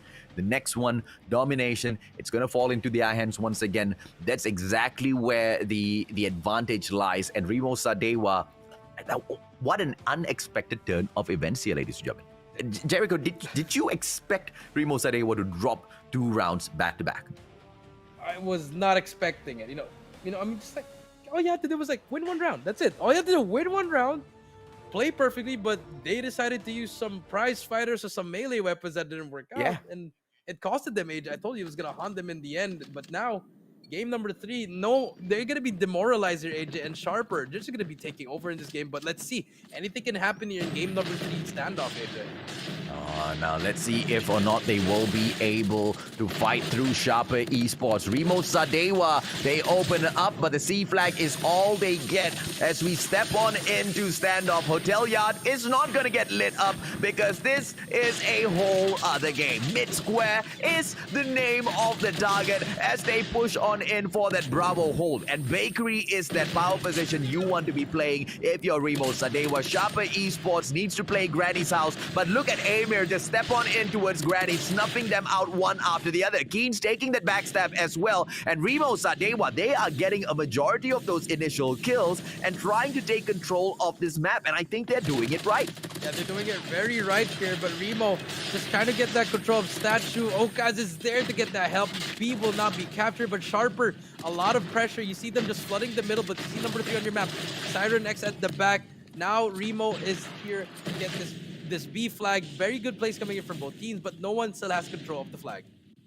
Now let's see if or not we will see Rimo Sadewa making that play finally come through for themselves. Sharper, they win the fight on mid square, but out of nowhere, drops him. And it looks like this is their opportunity. Rimo Sadewa now going in for that push, and drops Tricksters once again, going in for the attempt for that Bravo pick. Sharper Esports might be able to bag it this time around, so close to a triple cap as well. Prevention on that Charlie flag will enable the Sharper side to pick up that B flag. That distraction looks like it was more than good enough. 25-24. Rimo Sadewa has not lost this just yet. Yeah, they haven't lost it at all. It's just really you know, it's just like a close game right now. It's a matter of control here, AJ. You want to have that map control here, and that is what Sharper Esports is doing. They have control here. Oka trying to do everything he can, but Rimo. Now this is what I like this, AJ. They have to overextend here. This is really good by Keens here, but he has to wait for his teammates. He can't do this on his own. But there you go, the distraction. Look at the players from Sharper. They're looking for him. They are looking for him, but finally gets taken out, and that's the distraction they need. Beautiful plays coming in from Rimo, but can they hold it down? They all got taken up, but let's see if they can retake it again. It's the opportunities that, you know, the side of Rimo Sadewa have been looking for. Finally, the B flag in their hands. They just need to hold on to Bakery. As long as the player can stay alive at Bakery, C1 knows that it will be a challenge, and he goes in straight for that fight. Holger 26, but C1 stands out in the open way too long, but Me6 comes through for that backup as well. Rimo Sadewa, they don't want to let go of that B flag, and they seem to be doing a hell of a good job holding on to it. 49 to 49. Here comes that equalizer, and the Indonesians still fighting to make it all the way through. B flag challenge now. Sharper Esports, can they do it? Yes, they will. Wow, but Trickster gets the triple kill. Gets fully streaked out, and just like that, Rimo Sadewa still has control of that flag. But Sharper Esports just trying to make a comeback there, but nothing is happening. Rimo Sadewa just taking over. I think they're gonna get a triple cap. AJ, here we go. Trip cap is inbound, and yes, we do see a triple lockdown here. Rimo taking over this first half, AJ. Oh, Sharper Esports. They look strong, but now they look like they are staggering. 73 to 56, not too much of an issue. Let it go on to that halfway point. Sharper Esports will be looking to set up a comeback in the next half. Let's see exactly how they pull it off, right? 56 now. Sharper Esports will be starting off from the Gorilla base. They should be able to take that C flag and then jump on into Bakery, put a lot of pressure onto mid square, but surprisingly, none of those players actually jumping into that power position. Everybody wants to play a direct approach, and it looks like the beeline towards Granny's house is what we will see Sharper Esports focus on. And yeah, Vinkster here being annoying here. This is what Keens is doing last side, but he pulls out his death machine at the right time actually, and now they're gonna be able to capture their home flag. Vinkster here just trying to be annoying, but unfortunately the timing was there, and he was not be able to capture A, but the distraction is there, AJ, and B is captured by Sharper, and now one gets 2 kills, but Aimer is here for the play. Can he do something here? No, my, he does not take it out. Predator Missile comes in here, takes out one player. Yes, he does. Sharper Esports slowly making the comeback. Triple lockdown is in, AJ, and Rimo is in a world full of pain. This triple cap should be broken in a couple of seconds. Charlie's going to fall right back into the hands of Rimo Sadewa. There you go. C flag taken back, 83 to 80. Rimo Sadewa still can win this matchup. They are not lagging behind. In fact, they are in front, but they do not have that B flag. They need to fight for it tooth and nail. And now with just one player going in for the push, he getting taken down. Me6 not going to be too happy with that. 87 to 88. Sharper Esports finally pulls on ahead. Let's see if they can hold on to this lead all the way through. A comeback yet again. Stop blowing my mind, Sharper Esports. Maybe it is a comeback, 94 to 90 right here. But finally, Rimo managed to get that B flag here, 96 to 91. Leads are going to be able to switch in a while. But the sentry gun on top red, AJ, you do see that by Sharper Esports, has another man to help. But now another trip cap coming in from Rimo. The back and forth is coming in here. Rimo now has control of that 3 flags, AJ, and Sharper is now in the world full of pain. Let's see what's going to happen here. Keens trying to defend on his own, but finally the trip cap. But no, the Hunter Killer helps them. But now we do see Sharper just having a hard time getting the flag. Sentry gun is down, and Rimo is taking over this game. With a double sentry setup, one on Alpha, one over at the Bakery. Bakery one gets taken out of the equation. Sharper Esports making a comeback, but it looks like they've already lost this game. 121 to 99. Unless Sharper Esports can go and cap that B flag and then move on into taking a triple cap. Look at the B line for that Charlie flag now. Sharper Esports, they actually might be able to pull this off. The rest of the players from Rimo Sadewa stacking up into private backyard. I don't know what they're doing there, but it seems like they are setting up a crazy defense that might work out. 133 to 105. Sharper Esports without a triple cap, this is going to be impossible. Yeah, it's going to be impossible, but Rimo is going to get that trip cap. They're going to be able to want to get that trip cap. One more to beat there, but this should be a GG here. Rimo finally getting up on that board, AJ. great plays coming in from me, but Sharper, unfortunately, they just lost something there. I thought they were going to win the game, AJ, with that trip cap, but Rimo just answered right back and managed to get that third game, and now they are going to be able to win this game. Oh, such a great matchup between the two teams. I feel like both of them showed up at their best, but Sharper Esports just could not cut it. Rimo Sadewa makes it through 150 points, ladies and gentlemen, boys and girls. The Indonesians will be happy with that consolation. All in all, they've managed to pick up 4 points today, and I think that's not too bad, Jericho. It's not too bad, AJ. You know, they could have done better. You know, you can see the frustration. Like you see, they bring out the frustration in them. But you know, it's unfortunate. You know, I feel like if they won the S&D, it would have been a little bit more better. But it's okay. You know, yeah, things happen here, AJ. You know, they just gotta get back in that drawing board. And now we do see them. You know, we do see them at least getting that 1 point, still getting that lead 4 to 2 points here, AJ. But you know, if you look at the leaderboard, AJ, Aimer 29, Me6 with 21, Keen's 19, Okad's 18, and Trickster 16. But you know, if you're looking at the Sharper, it's the same. It was just the timing of the kills. You know, maybe they had more kills at this time, and the trip caps, it just went back and forth, AJ. Yeah, I think it was the timing. I think it was also the power position plays with the beautiful setup of the sentries, right? They had one guarding Bakery. They had another one guarding Granny's house right outside, just beside the domination point as well. And I feel like that might have just been the winner for them. You mentioned it at the start of the show. You bring out the sentry. It's like your 5th or 6th man out there on the battle. Sorry, the 6th or 7th man out there on the battlefield. And that's exactly what Rimo Sadewa had. And the extra numbers on their side helped them shut down Sharper Esports, who, if I can be quite frank, have been so sharp all throughout the day. And I'm glad to see them nerfed in a way. But we can be rest assured that this is not the last time we will see them aggress up. Overall, Sharper Esports still wins this 2-1, Jericho. Yes, you know, they really showed up towards the end here. But you know, if you're Rimo, that game number 2 was just really the one that you could have won. You know, like it could have changed. It might change the whole series. I mean, the whole leaderboard now, AJ. I mean, I don't know. I know it's just one game, but it might have just changed the whole standing for everyone, you know, giving RSG more breathing room for them, because they could, if they could pull it off against AMT, then they're gonna be right back in the standings, AJ. But if you're Sharper, you did your job, you got those first 2 games really good, but you just have to keep on riding on that momentum, because they're playing really well, AJ. Yeah, I've been watching the NAEU side for some of these teams. Hype, man. Global Scene's getting a lot of hype on their squads. I think they need to come and take a peek at the teams from Garena, because we're not even at the playoffs just yet, right? And the plays are absolutely solid. The strategies that are being pulled off, the responses, the microsecond maneuvers and decisions being made by each and every single team members here seem to be making a difference. Yes, we've seen a huge contrast between teams like Udo, RSG, and teams like Rimo Sadewa. But even then, when Rimo Sadewa steps in to meet Sharper Esports, they look like they're absolutely nothing, man. I mean, they almost lost this. Let's not forget that, Jericho. Yeah, they almost lost it, but you know, in the end they pulled it through, AJ. And now we do see them.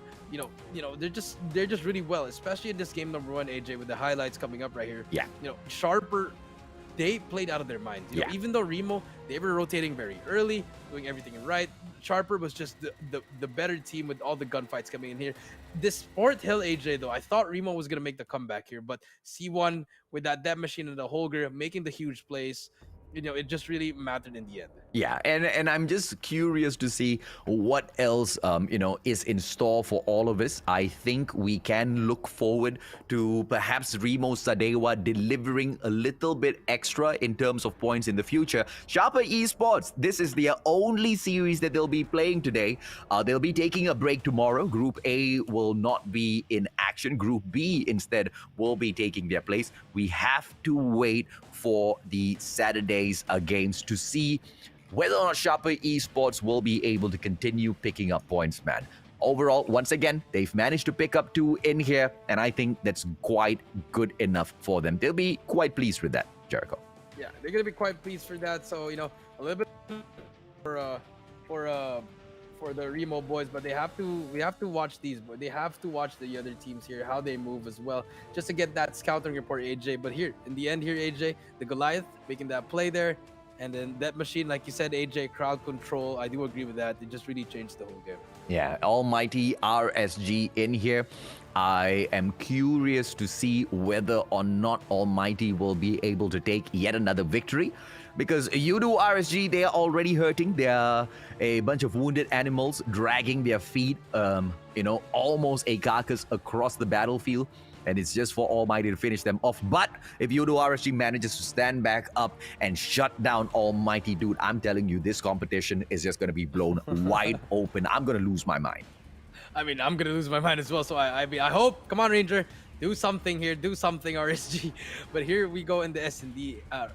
AJ, it was a back and forth in the first couple of rounds, actually, AJ. But once we reached like the 6th, 7th, and 8th, here, it's right here. This is where it ended here. I don't know what Keens and Okas are doing there. They could have ended it immediately there. Yeah. But it just started looking really bad and then Soy bad with that opening kill here on Aimer. It just really looked bad ever since that, and they just lost momentum. They just didn't know how to play S&D towards the last 5 rounds. Yeah, and Sharper Esports took one of the most tremendous reverse sweeps in Search and Destroy against Rimo Sadewa, which is not in any way a chump squad, right? They are so I mean, come on. They took down the Kings of Malaysia. Yudu RSG got snuffed out 3-0. Rimo Sadewa didn't break a sweat. But they could not hold a candle to Sharper Esports in that Search and Destroy. When we moved on into Domination, it kind of felt like Sharper Esports were going to be able to pull out of it yet again. But Rimo Sadewa, they kept it really, really close. And at points, they took the lead. And I was very surprised to see them actually get it done. Because, in that situation, a lot of teams, they would have had their spirits broken already, Jericho.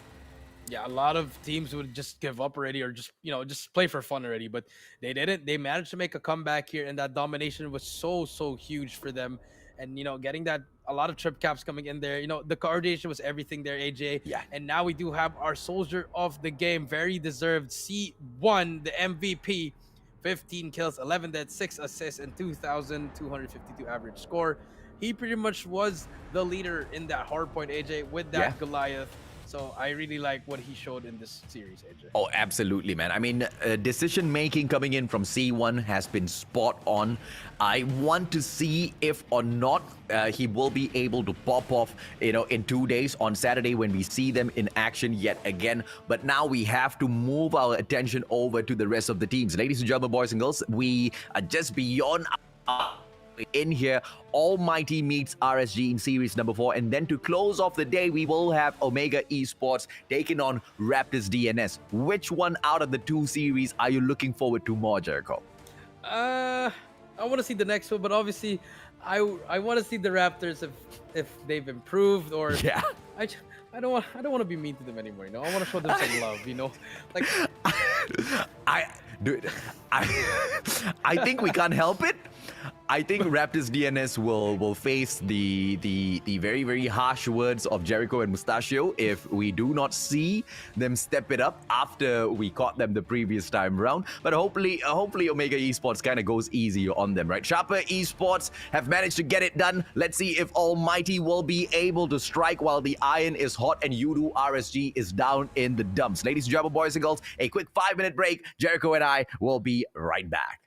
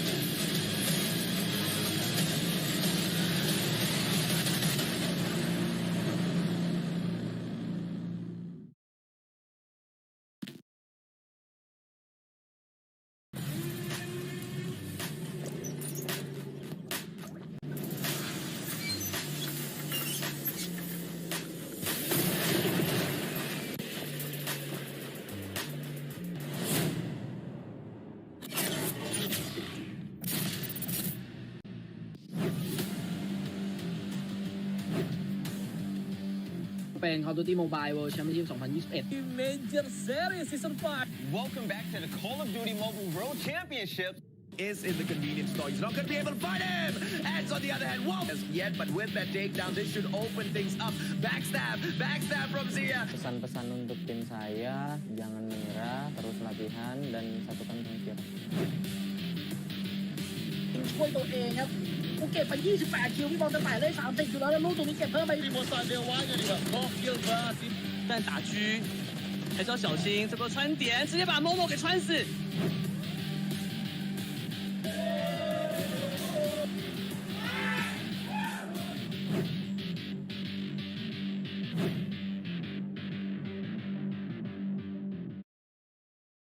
Welcome back to the Call of Duty Mobile Garena Regional Qualifiers. This is the group stage. I am VV Jericho here with the great AJ, Mustachio AJ. And we are here back, guys. We just had another crazy match. You know, we had Rimo Sadewa versus Sharper Esports, you know, making that great comeback in game number 2, AJ. But, you know, Rimo ultimately getting that game number 3. But how are you feeling? You like the vibes, or you want to see more from the other teams? I mean, it's just day number 1, man. We've got way more than this in here for all of the COD community to enjoy. I'm just curious to see what Group B is gonna be like, right? So I think we'll be able to tell the audience exactly how we feel at the end of tomorrow. For now, it's quite crazy, man. I mean, a lot of unexpected situations have been breaking down. I mean, at the opener of the day, Rimo Sadewa, they took down Yudu RSG 3-0. Not even 2-1, bro. 3-0. ALMGHTY went up against Omega Esports, and what do you know? They smashed them 2-1 as well. Back to back. And then Sharper Esports, expecting them to take a 3-0 after a tremendous play. Rimo Sadewa managed to turn that around. So thankfully, that was not a 3-0 sweep. But now we drop in. ALMGHTY is about to perform once again. But you know what, Jericho? All of them, they are playing on a very, very special device for this competition. And it is the best device out there for Call of Duty Mobile or any FPS mobile games, as a matter of fact. Yes, that is true, AJ. The Xperia 1 Mark III, the official mobile device of the Call of Duty Mobile World Championship. Like you said, AJ, the best mobile device for any FPS and for Call of Duty Mobile. And it will step your game up and share your victories with the Game Enhancer. You control all your gaming experience for your best performance. So you're never going to miss a beat. You know, everything's going to be there for your gaming mode. You can change the game mode, screenshot, record, display, everything. It's going to be there. So I really want to have this phone, AJ. Yeah, absolutely, man. I already have the phone, and I can guarantee you it is absolutely amazing. Never miss your best gaming moments, and this is absolutely important if you're a content creator. When you're not streaming, you're playing. If you happen to hit an amazing jump shot, hit the rewind time record, and it automatically pre-records 30 seconds of your game footage. I mean, the recording's already in there to flashback record on a mobile phone. A game changer, Jericho. Yes, a very game changer. Not only that, it is a high quality up to 120 FPS game recording. Now you can relive your winning moments in all their glory thanks to the high quality recording up to 120 FPS. AJ, that's a lot of frames for a phone, AJ, and this is the only phone that has it. The Sony Xperia 1 Mark III. This is definitely a must-have, AJ. I mean, FPS, you bring in 120, you know, FPS for a first-person shooter. I don't know what else you want in there, right? Charge smart, play longer. The HS power control, it powers up the phone directly rather than charging your battery, and this reduces the thermal stress. And this is a issue that a lot of mobile gamers face that Sony has found a way around. So your charge is going to be plugged in all the time as you're streaming for hours and hours and hours on non-stop, and that's not going to, you know, put a lot of the stress on the mechanics or the board on the phone itself, Jericho. Yes, and not only that, AJ, no audio latency. It has the glorified 3.5mm audio jack, AJ. Lets you plug in your favorite gaming headset, enjoy in-game sound, and chat with no audio latency. So, you know, anything with an aux cord, you can just plug it in there. So it's really, it's by gamers, it's for the gamers, AJ, and that is the Xperia Sony 1 Mark III, AJ. And you know, and not only that, last but not the least, AJ, it is being run by the Qualcomm Snapdragon, superior gaming performance, and this is it's just the best of the best. This is what the best gaming phone will offer, and Sony has been able to do it with this one, AJ. The specs on this phone blows my mind.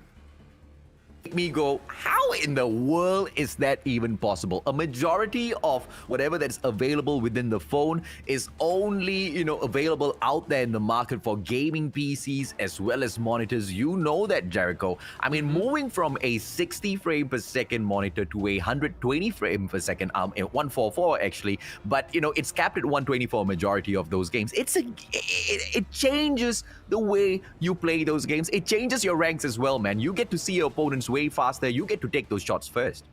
Yeah, you're really gonna be the advantage there, AJ. So if all the viewers there, if you want to grab this, go ahead. The Sony Xperia 1 Mark III, it's gonna be the best phone. But we did see the almighty boys there, Incendio, Irfan, Jay, Adapt, Heaven, and Shut Up. But now we do have RSG, we have Alfari, Eds, Ranger, Derp, and Raven, the two titans of Malaysia and Singapore, going back at it again, AJ. This is going to be a good one. Oh, I cannot wait to see whether or not the Malaysians will be able to step it up. ALMGHTY has managed to take down one of two kings that they usually come across in the form of Omega Esports. And now, RSG, just another king that they are used to smashing already. But whether or not they can do it on a stage like the Garena Regional Qualifier, we will have to wait and see. We all know how Captain Ranger is. You take him down once, you might be able to pull that off. Second time round is gonna be much, much difficult. I think we've got a little bit of an issue here with the graphics. That's definitely not derp. Unless he lost like 50 kilos the past 3 seconds. Head-to-head coming in here, AJ. We'd have Shut Up versus Raven, AJ. 15 kills for Shut Up, 13 for Raven, 15 deaths and 13 deaths for Raven, 8 assists Eds. and 4 assists for... Oh my God, I'm so sorry, Eds. Yeah, I'm already... It's okay, man. It's okay. I blame Jan. Sometimes the images get mixed up. It's a clean feed that's coming through. We don't have much of a control over the graphics. We do apologize, but whatever it is, we'll just try to hang on in there. Hardpoint. It looks like RSG will be able to ban the first map and go in here with the very first choice. Let's see if or not they take Hackney Yard out of the mix. No, they don't. Hackney Yard, is a map that RSG likes. Summit they do like as well. Standoff they like as well. The problem here is all of the maps that RSG plays, ALMGHTY is damn good at as well. They most of the time jump into scrims together. Summit is going to be the very first place. Hopefully we find a standoff in here. We're not going to be able to get a Hackney Yard, but if someone brings in Takeoff to the mix, I'm gonna faint. I think I'd do the same here. And now Hardpoint Summit's going to be first for RSG. And Raid, there you go. I was going to suggest Raid, but damn, didn't ALMGHTY lose the coin toss and they're going to get that second pick? They picked Raid. Out of all the maps, that's RSG's one of their favorite maps for S&D. And for Domination, RSG picks Standoff. So yeah, pretty straightforward. All three classic maps, AJ. And it's just going to be a straight-up gunfight galore here. We do see the Annihilator being banned and the Death Machine. So Gravity Vortex Equalizer going to come into play, AJ. And even also the Sparrow is going to come into play, AJ. So let's see who's going to be coming out from this year. Oh, absolutely, man. I mean, Summit and Standoff definitely expected if Hackney Yard was left available. I am pretty sure it might have gotten pulled into the mix. ALMGHTY, like you said, very cheeky, bringing us into Raid for Search and Destroy. We have seen RSG play S&D on this map. They're quite good at it. But overall, RSG is just not really sharp when it comes to S&D, and that's my greatest concern for them. So they have to take their chances going all in at Hardpoint because they need to get that momentum and they need to shut down ALMGHTY from the get-go. If they allow ALMGHTY to carry in the momentum that they have already gotten off of Omega Esports in this matchup as well, RSG is a done deal. Yeah, RSG is a done deal here, but they have to win. They actually have to win everything here. They can't lose anymore. It's just gonna be really hard, AJ. So that first game has to be they have to be on point here, AJ. So let's see what's gonna happen here, AJ. But I do believe that first game, I'm gonna give it. You know what? I'm still gonna go for my boys. I'm sorry. I was about to switch sides there, AJ. You saw me, but I'm still gonna go with RSG, AJ. I understand where you're coming from. My bet's on Almighty. Let's see if or not the Singaporeans will be able to pull this off, or whether or not the Harimau Malaya representing boys from Yudu RSG will be able to get this done. Shut Up makes a beeline, will be able to find a player right behind him, but stands in the smoke. This is just an obstruction of their viewpoint. And I don't think that is exactly what Alvari meant to do, but he bots 2 of those shots, gets taken out by an MX-9, and Almighty, they open up quite well in the first hard point, but Yudu RSG is right back in there to pick up those points as well. Yeah, we do see the controls coming in here, but now RSG already inside the hill here, AJ. Just a control. You need to get control of that second hill, AJ. But we do see Almighty just trying to wait for their teammates, but all RSG on the kill feed. And now everything is going up for them at the start with 21 and 9 here. Adapt, last rate to beat here. Will spot Ranger, but gets a hit from the shorty. But Ranger takes him out as well, runs out of ammo, and just like that, the Almighty has 9 points only, but RSG is only getting that lead. 29. It's not going to be that point that Yudu RSG reaches. Almighty immediately grabs away that hard point before that final second ticks on. And now we will drop on in towards hard point number 2 at the edge platform. Beeline by the players of Almighty. But I love seeing this. Yudu RSG, they take control of the green radar station. They take control of that spawn first. But look at the tremendous opportunity that Almighty get, and they take control of that spawn point, immediately flipping Yudu RSG back towards the gorilla base, and they take control of this hard point. So much of pressure. Malaysia comes back through, but it looks like it's a tough fight in here at the edge platform, Jericho. Yeah, you know, that first hill, RSG gets that allowance of the time, but now we do see back and forth Almighty slowly climbing up the lead, but RSG manages to get that final 20 seconds, but the rotation is going to come in here for Almighty. They just try to push for that last one. If you look at your map, AJ, number 3, 4, and 5 from RSG, they're just going to be giving up the time. They don't need that time. They want to work on that third hill, AJ, that radar station. And now let's see what's going to happen next. I love this. Yudu RSG, they are playing this map really, really well. They back away into the cable car platform, but the players from the side of Almighty trickling in one by one. And I can see Irfan J going in for the backstab. He manages to get the takedown number 1, and if he can get the kill yet again, the spawn side will go to Almighty. Almighty's already spawning out of the Special Forces base, and they should be able to put on the pressure into cable car platform, dropping in all of those players back to back in there, and the fight finally kicks off. They've taken their own sweet time to jump on in, but Adapt finally will be able to ask those tough questions. Yudu RSG, the question is whether or not they're going to come in here for the challenge or back away. 30 seconds to give to Almighty is way too much, Jericho. Yeah, a lot of time there. And, you know, even though RSG was first in the hill, they managed to get destroyed. But because that's where the Sparrow comes in, AJ. The Sparrow, that's why you have to ban the Sparrow, because they can just take out the whole team. Yeah. But now Almighty, they have control of the hill, 65-47. But RSG managed to flip the spawns, and now just get back. The last 10 seconds here. But that's what Almighty wants. They want them to spawn at the back because they want to move to the next one. And then look at the map, number 3 and number 2, and Senyu and Adapt already on the rotation.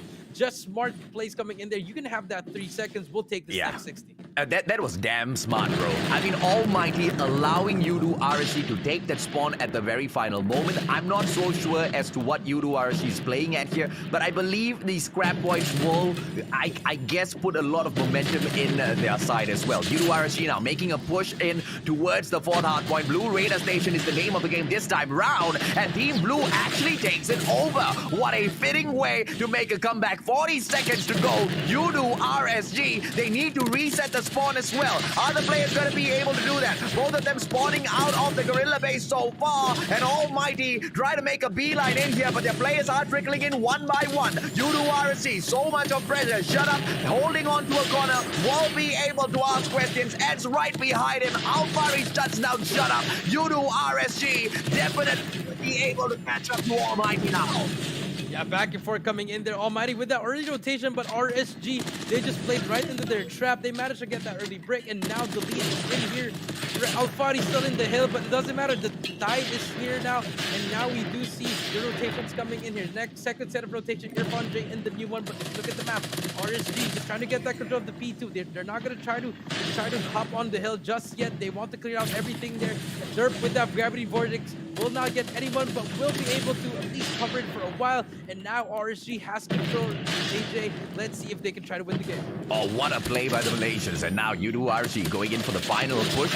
Derb's trying to just finish this over in here, but we all know exactly how the first half most open hard points that you can go in here and contest. Almighty should be able to pull the backstab on them. But as the players drop into edge platform, Derp takes a two-piece. Irfan J as well as Heaven shut down. And even the flank does not come through. U2RSG, they've called the plays of Almighty. And they are going in here for the Juggernaut victory. 124 to 82.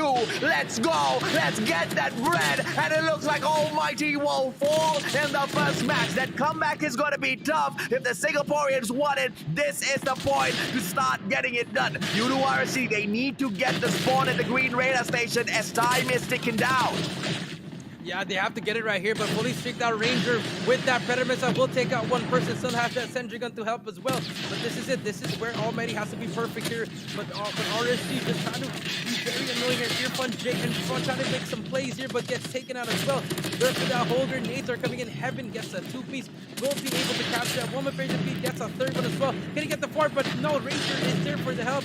And Captain Ranger making some plays, but the Sparrow is in there. And now Almighty has control, but the streak should be able to play here, AJ. Yeah, 133 to 99. Almighty catching up to 100 now. I'm not so sure as to how the Malaysians have not gotten this done already. They went in there for a tremendous setup of the Sentry Gun earlier on, but it looks like, they could not capitalize on that. 140 to 105 now. U2RSG looking for the finisher. Almighty not allowing them that space. 18 seconds to go. They immediately rip that hard point right back from the dead hands of U2RSG players. And the pressure onto this hard point is tremendous. End platform, and it looks like this is going to be game over at the next site. Cable car platform. Let's see Almighty get this done. U2RSG, they just need 3 points, Jericho. 3 points, but here comes the Sparrow from all the Almighty players, just spamming it one by one. It's going to be a defensive hold here, but they just have to break one hill here, one good push for RG, and they can win the game here. But Almighty, remember from the last game, they managed to get this whole hill here, AJ. But here comes the Sparrow. The game is not yet over, AJ. Almighty can still win it here, and it's going to be all Almighty. One last push for RG if they want to win this game. Here they go. Ed's coming in here first. Can he get one? Yes, he can. But there we go. 2 more points. Can anyone contest it? But just like that, RSG wins the game 150 to 134. Eds with that game-winning moment, and just like that, RSG finally gets on the board. It was the green radar station, man. 2 times back-to-back when they were playing in here for the second hard point. It looked like U2RSG just had so much of control on this map. They are ecstatic now as they get this victory. They know exactly how powerful Almighty is, and they are desperate for the wins. If they can keep this up, I'm pretty sure they'll be able to bag all 3. But Almighty, not the kind of team that you want to be underestimating at this stage of the competition. Yes, that is so true, AJ. But if you look at the scoreboard, RSG was getting outslayed by Almighty. Heaven and shot up with 34 and 32. It just shows that even though if you do drop a lot of kills, it just comes down in the end. It really comes down in the end. I feel like the one that really made Almighty lose was when they gave up the third hill, AJ, and they got in P4. One of the players of RG actually spawned at the Blue Raiders at the 4th hill, AJ, and it kind of costed it there because they had the early rotation, but RSG just managed to break it in mere seconds, AJ, and they got that tie. Ranger went off in that second rotation. Gotti fully streaked out, and it just really changed the game. We did see a little bit of life from Almighty in the Blue Raider station, but it just didn't matter in the end. Eds got that game-winning play. and no one was near to contest, and it was all RSG. Yeah, and I wonder if or not this sort of a consistency we can see from U2 RSG, because as they move on in this competition, it's going to be raid, search and destroy. This time, this is a map pick coming in from the Singaporeans. Almighty want to play, but we've seen U2 RSG take this game in the past, and I want to see Derp step it up. If Derp can shine, U2 RSG will take this game. Yeah, that is very true, AJ. You know, if he can hit those snipes with the Arctic before, or if he can try to do some Holger wall bangs, it's going to be really huge here. So he has to step it up for his team, you know. But, you know, I feel like now that the momentum is with them, they're going to be a little bit more comfortable here since it's their map, AJ. But if you're Almighty, Heaven is still there. He has to step it up on S&D in order for them to win. Yeah, I am ecstatic to see U2 RSG make it back in the competition with this one win over Almighty. It's not easy at all, man. This is one of the best. They are the Kingslayers. They've taken the game up against Omega Esports. They've managed to smash them, grab the victory there. Struggling against the side of U2 RSG, or were they? Because clearly, Jericho, you and I both know Almighty, they are no chump squad when it comes to playing all of those objectives. They were slaying. They were getting those kills. They were just not getting the points. My question, why? I guess we'll find out in the next match. Yeah, we're going to find out in this S&D, AJ. Remember, S&D wins you championships, but this one, you have to get some points here. And we're going to start off with Heaven here on the offensive side with that sniper, the DLT on hand. Very, very deadly with it, but we do see the rush coming in from Almighty, actually. Gonna be able to push A side. Gonna take out Raven, and here comes Ranger on his own. We'll try to get one player, just get one, but manage to get traded by Incendio. Eds is there as well. It's gonna be a 1v Adapt versus Eds here. Who's gonna get that kill right here? 3v3 at the moment. Alfari with the trade there. Beautiful trades coming in from RSG, and now it's gonna be 2v3 with Bomb being down. Let's see if or not Almighty will be able to make it come, make it way back through here with the numbers just not being on their side. Derp definitely manages to hit those shots. This is what we're talking about. If Derp can find his angles, it's going to be a game changer, man. This guy, so much of potential to carry the team. But Derp, he blows hot and cold in some of these competitions. But when he finds his momentum, there's just no stopping U2 RSG. And no stopping you to RSG if you do have the momentum. Now they have the bomb being protected, and it's all up to Heaven in a 1v3. This should be impossible, but I know Heaven is one of the best snipers there. But oh my, what a beautiful shot coming in from Derp. Now it's 1-0 RSG taking that first round. I like what they did there. You know, the help was always there. Yeah. One player goes down, other comes up. The trades are good, and RSG taking that first round. Yeah, in a situation like that, you definitely can ask Derp, Heaven freaking who, right? Because Heaven... one shot, one kill. Guy does not pull off the trigger quick enough. Holger, 26, managing to take that sniper out of the equation. Well played by Derp. U2 RSG getting that first point definitely will be a boost in terms of confidence. A 4-1 hold here coming in for that alpha side stack. But the bomb's now going to go in for a quick approach. Irfan J takes out Ranger from this equation. Eds manages to shut down Incendio. He can go in for that backdoor entry. Raven with the opportunity for the shutdown misses that shot. The CR56 Amex will let him down. But now Irfan J in front. He should be able to step in and ask these questions. But it's not going to be that easy, Jericho. It's not going to be that easy. Bomb is down here. 4v3. The snipe comes in there. And Shut Up is there for the snipe. Can he take out another one? Yes, he can. Tuba can get a third one. No, he misses the shot. 1v2 actually. Alfari in a 1v2. Bomb is down. Snipe. Alfari is there. Misses the sniper again, but the shorty will not miss. 1-1. Beautiful claims coming in from Almighty, and Shut Up makes that play. I love it. I love exactly what U2 RSG tried to pull off there in that final moment. 2 versus 1. You pick a fight. You go in for the commit.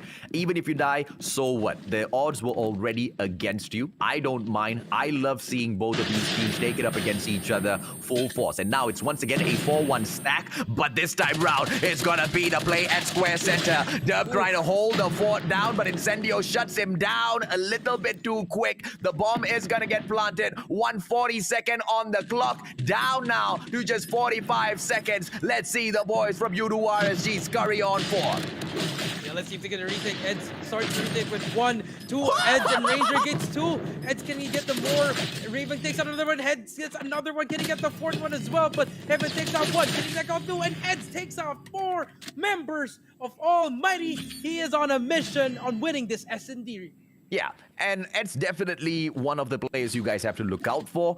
I'm not so sure if or not that was a error in terms of, players to watch, but the image that you saw on your screen for the side of Udo RSG, that was Eds, and I definitely agree. Eds is one of the key players to look out for.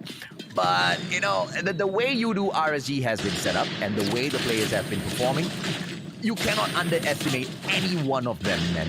And I guess that's exactly where the inconsistency comes from for Udo RSG. They don't really have each and every single one of their players up all the time at 100%, but they do have that synergy for, the others to step into that spot! As Shut Up takes Ranger out of the equation. He stepped right into a spot, but it was a bad one. It was a very bad spot, but 3 versus 2 here. Can he get another one? Yes, he can! And now it's a 2v2. Wow, this should have been an RSG round, but now it's slowly looking like an Almighty round with Shut Up snipes are hitting. We'll spot one more player to spot him, but the information is given. A minute left, AJ. They still have a lot of time if you are Almighty. Let's see if or not they will be able to make use of their time. Oh, Lord! What in the world happened there? It's a 3-2-1. Udo RSG absolutely kicking it. They're just doing a lot of stuff here. Really, really smart plays coming in for both teams, actually. But RSG is just seemingly the better team at the moment, AJ. So now let's see if they can pull off another round, or will Almighty get that second round? Oh, it is a 3-2-1. It looks like Heaven is looking for a snipe. Hardscope's not going to be paying off for him as the rest of the players back away towards that A side hole. And a very aggressive push coming in here from Derp. If he oversteps his boundaries, he will get taken out. But if he holds onto this perfectly, he will be a game changer. And now coming in against Adapt, Derp reveals his position and Heaven takes him out of the equation. Bad play. A very bad play coming in there, but it's already done. 4 versus 5. Incendio making a good play, actually, AJ. Hitting that flank at the back, and Incendio doing the damage. 2 versus 4. Evan gets 1. It's off the Raven, but doesn't even pop a shot, and now it's going to be switching sides. 3 for RHD, 2 for Almighty. Let's see what they can do on the offensive side. Let's see, 3-2, Almighty. They've turned, even worse situations around. At the moment, Ed seems to be popping off. Alfari finding a little bit of his momentum as well. This is going to be a swap of sides. Almighty taking on the defending side this time around. And it looks like Udo RSG is quite confused as to where they want to take this bomb. They want to get that information first, and they've done really well in terms of thinning out the herd. It is a 4 versus 3 situation now. The bomb can go in towards a square center for the plan, and Irfan J together with Adapt just popping off for the side of Almighty. Udo RSG, the tables have turned. Yeah, tables have turned in a while, but Ed's here with 9 kills. He still has a 1v2 here. Pops a smoke. We'll be able to try to do something here, AJ, but look at the play here. Can Eds do something? He gets away with his life. Yes, he does. In the nick of time, and Shut Up to spot him, but has a sniper, and the AMAX is there as well. But Eds is going to wrap around the whole... he should be able to wrap around the whole map because he has the bomb. The bomb is still with him. 1v2. Eds, can he try to pick one off right here? Yeah, he can take these shots, but, mid to close range, maybe long range shots, yeah, he's going to get snuffed out. He needs to play this really well.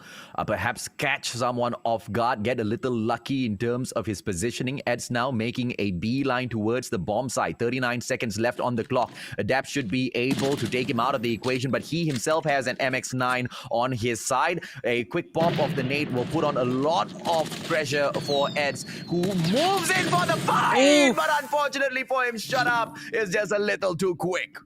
Yeah, just a little bit too quick there. The coordination from both guys, from Shut Up and Adapt, the wallbang came in there. Now it's a 3-3. So let's see what's going to happen here. Will we see a switch of the lead, or will RSG still take control of this game?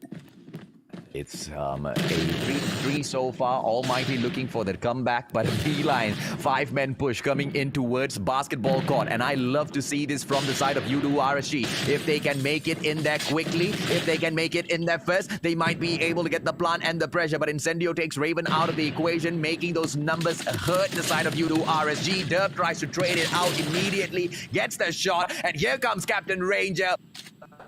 3-3 in a 3 versus 3. Let's go. This is gonna be round number 7. The bomb has been planted. Udu RSG. Let's see exactly how Almighty comes in with the approach, because Range is gonna be making it very, very difficult out in Garden, but he takes the initial shots, he reveals his position, and Heaven takes advantage.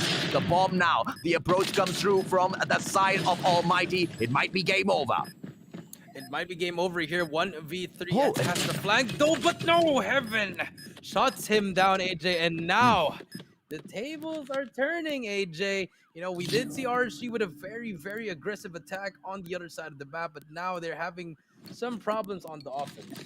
Okay, now 3-4 Almighty with the lead in here. It's not too much for Udu RSG to handle. Once again, Derp needs to find his momentum. The guy has not really found it yet. Eds is stepping up for the team. If, you know, we don't see Derp show in this matchup, we might have to wait for domination. Maybe a 2-1 for Udu RSG, but Almighty definitely looking for the victory and then to make a comeback at the domination. Maybe reverse this out. Heaven shuts Derp out of the equation, and once again, Derp unable to shine. Heaven looking for a few more shots, and the shot, he gets the hit marker. Quick scope does not hit. Edge takes him out of the equation. Shut up on the other hand, it removes a Ranger from the game. It's a 3 versus 3 once again. Yeah, I mean, I think Heaven is just really shutting down Derp. Derp couldn't do anything there, but the trade is in there. Incendio gets one. That's so unfortunate for your Eds, but the trade is there. Now it's a 2v2. AJ, bomb is down in zigzag. No one, they do not get the bomb, actually. Alfari miscarried the bomb, and now be able to carry the bomb. 55 seconds, a lot of time to work here, AJ. But I think they got the information. Irfan J with the information calls it out for his team, slowly walking to make the play here. Oh, almost taken down. Raven backs away. Oh, no! Raven turns it around against him, and it's a 2-on-1 situation. The bomb should be able to go down on basketball court now. 35 seconds, and I think Alfari needs to make up his mind. Either square center or basketball court, and it looks like Bravo's going to be the push. And a catch from Adapt here. He misses him with a couple of seconds. Like you say, Jericho, Call of Duty mobile timing at its best there. Yeah, very best. You know, I thought Irfan J was going to make a play there, but I feel like the nervousness and the pressure, it just went in there. And now all they have to do is play time. It's going to be more player to beat. Adapt, wrapping all the way to gallery, but he read it. Raven read it. Information is given, and Adapt has nowhere to go. He's going to come out there and just try to get the kill here. He's already hit. No chance at all, and RSG ties it up 4-4. Lovely from both of these teams. Udu RSG not going down without a fight. Not only do they want to put up a fight, and I think can already smell it, but whether or not they can grab it, it's all left to, I believe, Incendio and Heaven. They seem to be quite crazy so far. Adapt seems to be surviving, towards the very end in almost a majority of these rounds, making him a huge threat in this game as well. The Singaporeans are not taking this lightly, and Captain Ranger now with the approach towards basketball court. The numbers should be able to get them this fight, and Ed shuts down Incendio, and basketball court is immediately opened up. Yeah, they already going to get in there. The bomb will be planted though. One player to beat up there with the shot up there with that AMAX. Can he try to do something there? Just gets the shots down. Does not get anyone at all. But it's okay. Damage has been done. Heaven takes out Raven. Now it's going to be a 4 versus 4. And let's see what's going to happen here. But shot up with the beautiful nade. Takes out Alfari as well. Now it's 3v4. Retake's going to come into play here. 30 seconds left. Can RSG hold this out, or will Almighty get... I hope they are able to make a great push in here. Udu RSG steps on in. It's a 3 versus 1. Can a miracle play be pulled off? Irfan J drops Ranger out of the equation. Derp, the final player, does not shine. Still, he struggles to find his momentum, and he will stumble around Rain as Almighty make it very close towards that victory. Match point in here, 5-4. Yeah, one more round for Almighty. When we thought that RG was going to take this S&D, it has flipped over to Almighty AJ. And let's see if they can close it out. Or are we going to go to a round number 11? But we do see the play coming here for Almighty. The rush is in. Almighty Heaven looking at gallery. But Alfari also on the left side. They have noticed that there are going to be players there. I think the rotation will come in here. And I think the rotation will be pushed through. They are looking for just one frag first. Ranger does not find it. Instead, it will be Heaven takes down Alfari as well as Dubs. Dubs still not finding his momentum, and I feel like it's way too late. Raven takes Shut Up out, just tries to trade out these bodies, but it's not going to be enough. A one-on-one situation between Ranger as well as Adapt is going to be breaking down at that central garden. Ranger needs to watch his back. Right behind him, if Adapt steps out of his corner, Incendio takes Raven out of the equation, and I guess that in itself cripples the part of Yudu RSG. 3-1 now, Jericho. Yeah, only one more player. Ed's stuck in another 1v3 there. You know, just unfortunate, you know, if you're getting taken out by Heaven at the start, you know, you should get the trades, but Heaven just the more superior sniper at the moment, AJ, and Derp not having the best of games here. Ed's finally gets spotted, and let's see if he can still try to clutch here, but this should be a game for Almighty. And I think Almighty should be able to close this off unless Eds makes that monster play. It doesn't happen. Yudu RSG goes down. What a comeback from the Lion City representing Almighty.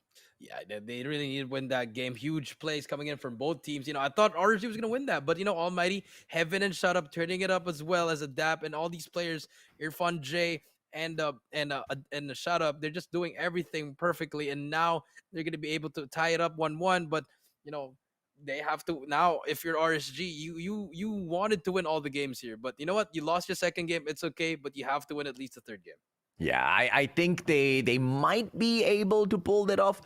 I'm curious to see exactly what they have in here. Almighty, they are definitely very focused to make that comeback through. Heaven was instrumental. Shut Up was definitely a player that they all fell back to. But I think Adapt was one of the most effective players, right? His skills, not too many, but the number of times he was surviving in those fights, the number of times he was the final player to make those plays for the side of Almighty, I think he was quite instrumental, Jericho. Yeah, quite instrumental indeed, AJ. You know, Adapt, even with those 4 kills, AJ, it didn't really matter. I do agree with you. He was doing a lot of plays, tagging up a lot of the enemies, just getting those assists. So I feel like if you guys think he's not doing anything, he's doing so much stuff just for his teammates to have a better time, more chances of winning the gunfights, I think. Yeah, I like the adjustments here coming in for the plants and diffusers for us to be able to see all of those stats. Interesting as Almighty takes the fight up against Yudu RSG. This comeback, I'm pretty sure Yudu RSG were not expecting, but it's something they will just have to deal with. Will Yudu RSG face their second defeat of the day, or will they make a comeback out of nowhere? Because we drop on into domination and they have picked to play at standoff. And if anything, we know Almighty loves to rock it at standoff. Yeah, that is very true, AJ. But standoff now, I feel like it could have been, this standoff map is going to be really close, especially with the Sparrow being in play, AJ. So, like, especially when you see like 5 people hopping on a flag and someone pulls out a Sparrow, you know it's going to be a 5-man feed, AJ. You know someone's going to die there. So, you know, it's going to be a bloody war here. So I feel like this should be an Almighty map, in my opinion. But RSG, they still have the upper hand here just a little bit, because both momentums are now in the same levels. So I think it's just going to come down to the gunfights, honestly. Yeah, it's definitely going to come down to the gunfights, and if it does come down to the gunfights, you know who's going to be in trouble, Jericho. Because when we went into Hardpoint, it was the side of Almighty winning a majority of those gunfights. They were getting the kills, but the points were being picked up by the side of Yudu RSG. Maybe this might be a similar situation, but this time around we are dropping into domination, and winning gunfights means prevention of takeover from those flags and also picking up those flags quick and easy for your side. So hopefully Yudu RSG will be able to find that momentum, because if they cannot find their aim, if they cannot find their shots and kills, they're not going to be able to take the W. Yeah, that is true, AJ. Now hopping on board with Ranger, but finally gets taken out immediately. Now we do see players here coming in, back and forth, Incendio. Everything's just going well. No one's really trying to get beyond the B flag right now. Everyone's trying to get some players down. You know, trying to get that precision gameplay, getting those power positions. Here, AJ. Now let's see what's gonna happen here. But finally, RSG managed to get captured after B, and now Almighty the pressure is now on them. 8-7. It looks like it's all fine and dandy for the side of Udu RSG. Shut Up takes Raven out of the equation, and the B flag almost getting tapped by the Singaporean side, but they will get shut down. And finally, the play comes through, but Hunter Killer Drone does not meet its mark, and Almighty very easily pick that B flag up for themselves.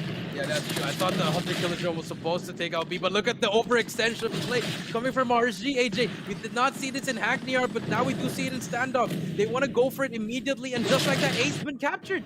Fast plays coming in from RT, and that is how you overextend to flag and domination. Distraction, gameplay at its finest, but now, can they manage to capture B? Okay, now I love seeing exactly what Udu RSG brings through in here. I mean, such a huge difference in comparison to the matchup that they took against Rimo Sadewa. Even the way the players move seems to be so different in comparison, right? I mean, it pales in comparison, if you ask me, to the first series that Udu RSG picked up. The movement, the way they go in there for those rotations and flanks, absolutely perfect. But now, here's the thing, 34-33. Udu RSG are behind. Those tremendous plays need to be made once again if they want to be able to stand in this competition. Yeah, that is true, AJ. And now we do see RSG a little bit of a struggle here on capturing B. I think another overextension coming to play, but Shut Up is there to take them out in Brown. Can he take another play? Yes, he can. Shut Up finally has that Sprout in play. And Incendio just holding down track this time. If you look at the positioning of Almighty, everyone is in a power position. AJ, Tractor, Brown, and back alley. But now, RSG going for that back alley push again. Can they do the same thing as they did a while ago? I think, they might be able to pull this off. The numbers look great on their side, but look at the flank coming through from the side of Almighty, right? They might be able to pull this off to perfection, ladies and gentlemen, boys and girls. The players that are dripping in one after the other. We go in here for the play. Hotel Yard seems to be ripped wide open by the players from Almighty. They take control of mid-square. That B flag seems to be a stronghold. Oh, but as I say that, Eds and Ranger, they drop Airfun as well as Heaven, and they take that B flag for themselves. Oh, Lord. So close for Almighty to go in there and shut them down. But with a sliver of health, Eds gets it done. And now the Sparrow could have been popped, but he knew he was not in the right position to bring it out. The operator skill needs to be played. Almighty reaching that 75-point mark. Udu RSG has done well so far. But you know, funny one thing though, they invested so much, RSG invested so much, but I think the time, they didn't see the time. They only got to use it at least for like the next 3 to 5 seconds, AJ, but I guess it's gonna be worth it because I feel like they earned a lot of score checks here. And here comes the early Sparrow action from Ranger. Will this be worth the shot? Let's see if Ranger can do anything with the Sparrow. Nothing being picked off, and unfortunately, Almighty just winning those gunfights, and now it's gonna be another battle for B. Let's see what's gonna happen here. 77-61, Almighty taking on Udu RSG in this final matchup. It's 1-all in terms of this matchup. The one who wins this game, the one who wins this domination match, will win the entire series. And Shut Up was not able to go in there and pop off 81-65. Udu RSG still struggling to pull that B flag, and if they don't get it done now, it might just be way too late.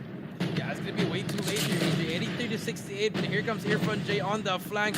No help coming in here, but there Raven takes out Irfan J with the dab, shuts down the push, and no one is on B. Huge plays coming in from RSG, and this should be a B flag, but no, another stoppage coming in from Almighty. They're just having a hard time. RSG's having a hard time putting together.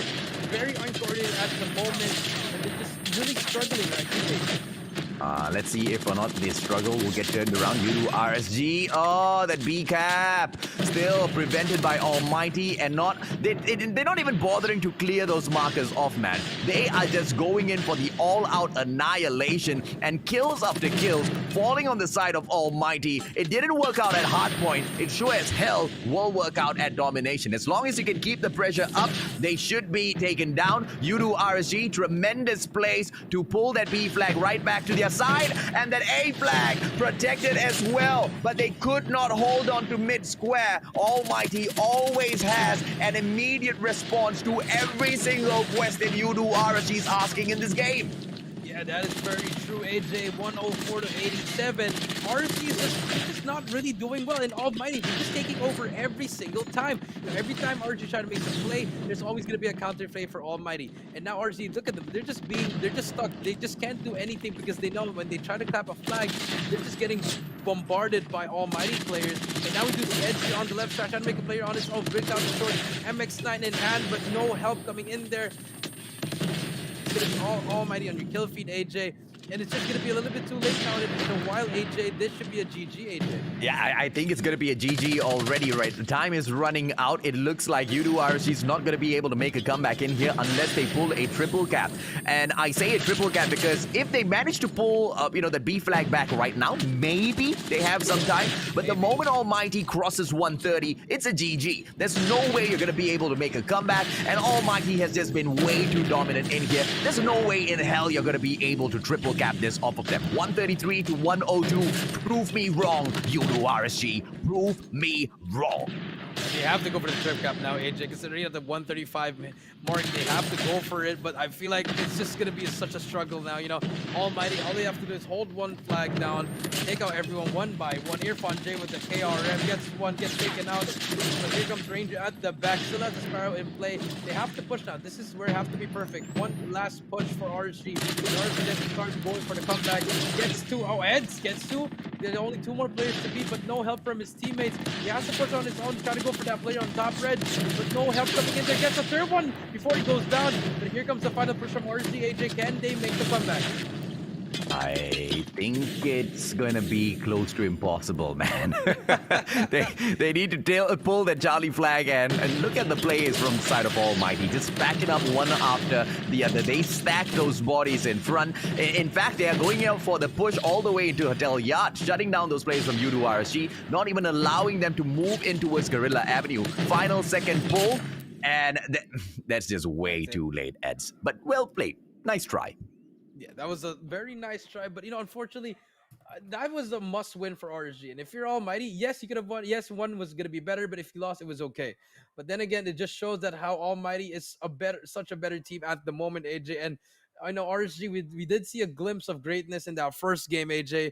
But now it's just not them. It's like Omega. Omega's also struggling.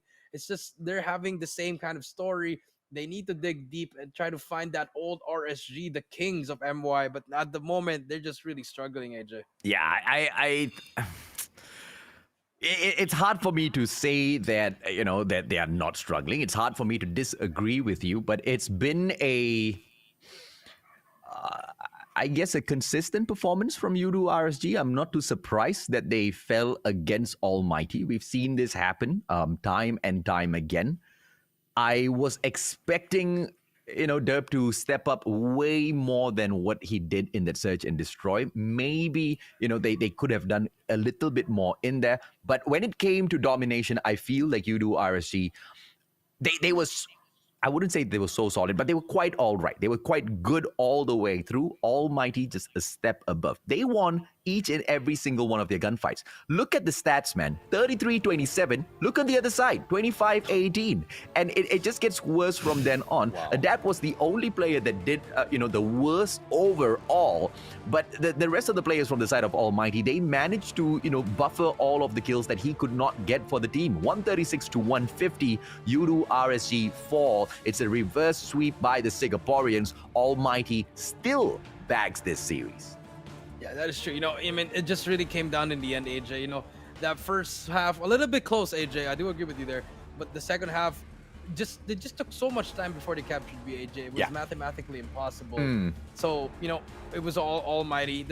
I'm pretty sure the Sparrow, that's the one that really changed the game, in my opinion. I know it's just an operator skill, but... Oh, no. I agree with you, man. Yeah, you saw how it damaged so much things. Yeah. And I feel like if they banned it, they could have won all three, in my opinion. Yeah, potentially, right? One of the biggest problems here was also the fact that we saw a great push come through from Udo RSG when they were trying to pick up the A flag just beside Granny's house. And it was such a clean push. 3 players went in together.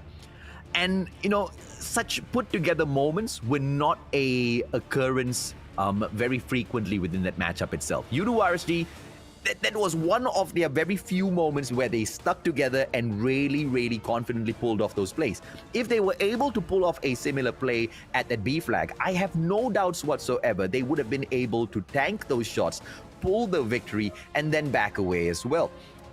When they were going in for those plays, barely anyone was over at Bakery. Those power positions were not played perfectly, and I feel like they were outplayed by Almighty on each and every single level in here. Yes, the scores may have been close, 150 to 136, but Almighty was that winner all throughout that match, just because they managed to, prevent any of the plays U2 RSG tried to bring in there, Jericho. Yeah, that is true. They were just preventing every single thing. They had an answer for every play that the RSG boys had.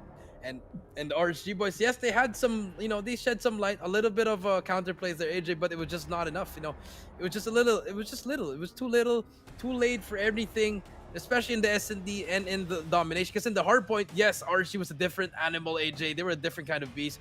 They were actually dominating, but they were about to lose that, AJ.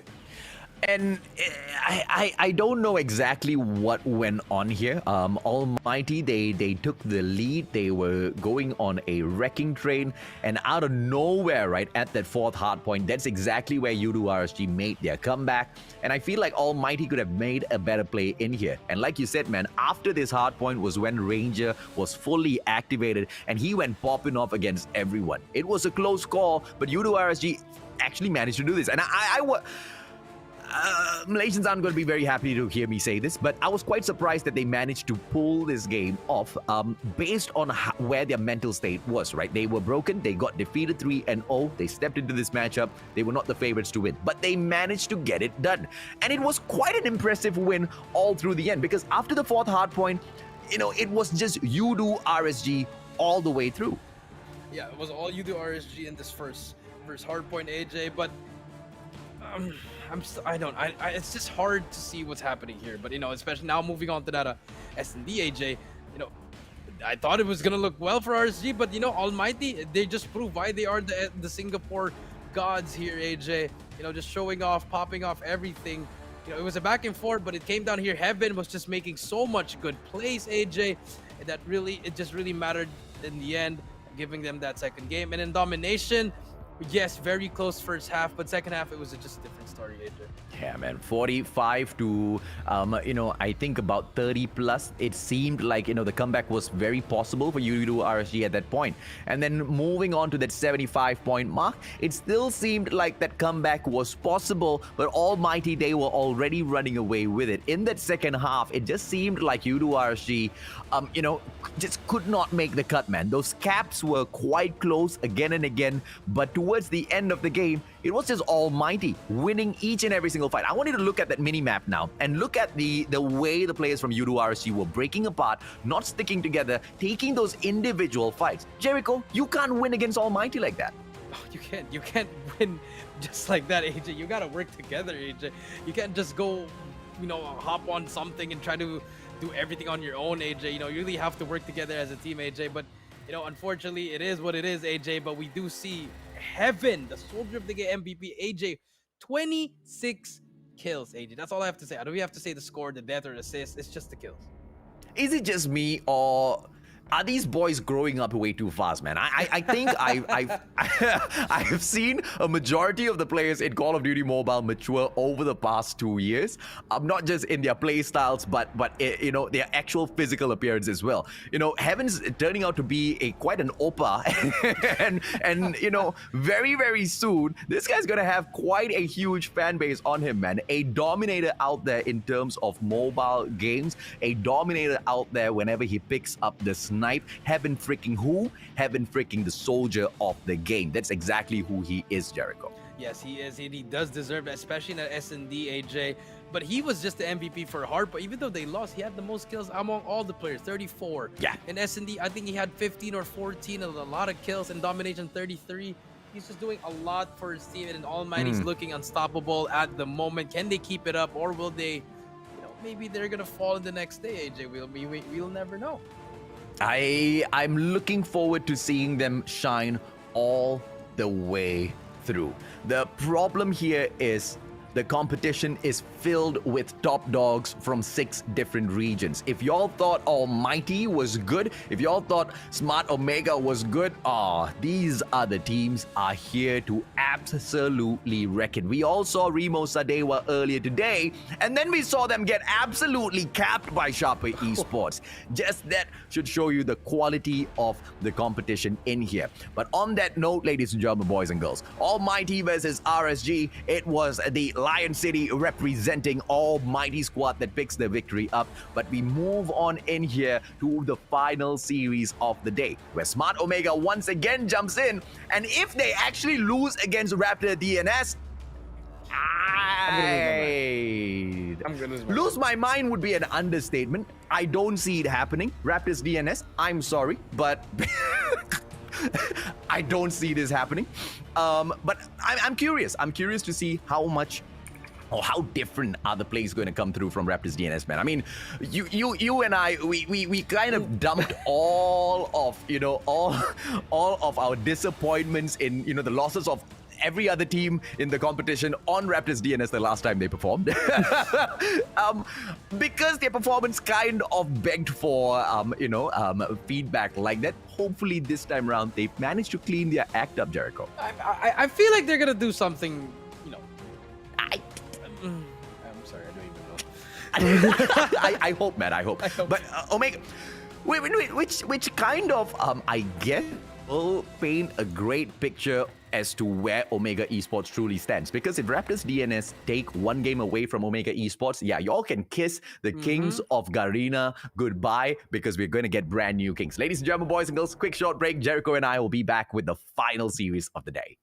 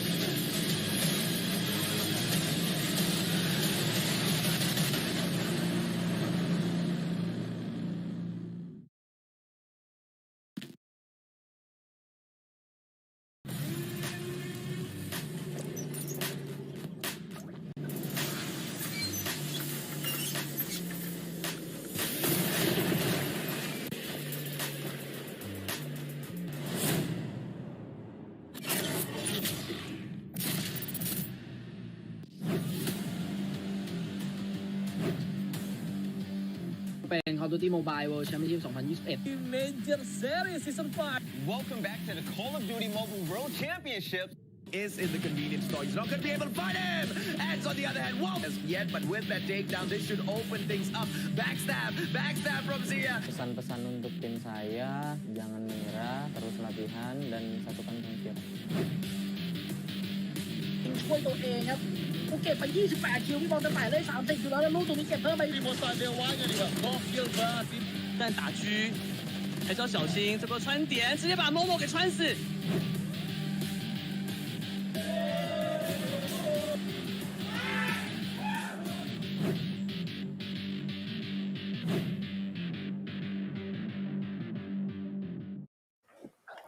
Welcome back, ladies and gentlemen, boys and girls. This is the Garena Regional Qualifiers. My name is AJ. I'm the mustachio down here with the one and only Triple V Jericho in here for the, all of the action that seems to be quite confusing. I guess it threw a few of the predictions off from the community. A lot of people expected some of the winning teams to lose, some of the losing teams to win, but it doesn't matter, man. This is just day number 1. We've got 5 more of these crazy days, and today has not even ended just yet, Jericho.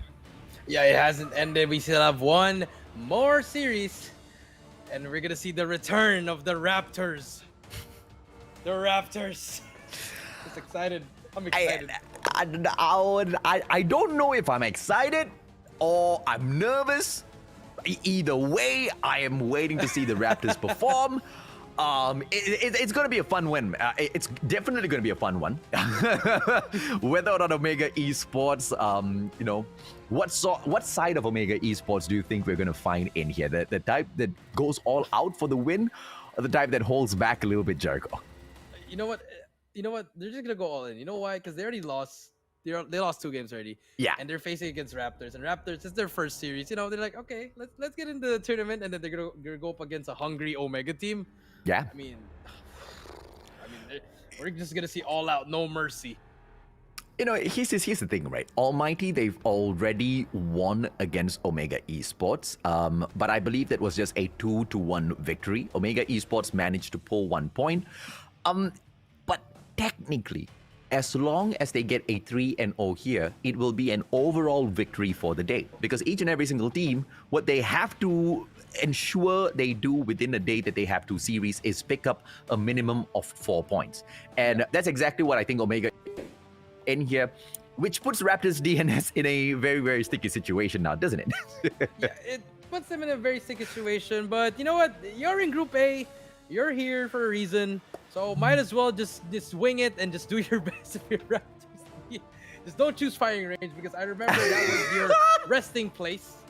As far as I remember, Jurassic. It turned out to be a Jurassic Park, but it was the final resting place of the Raptors.DNS, man.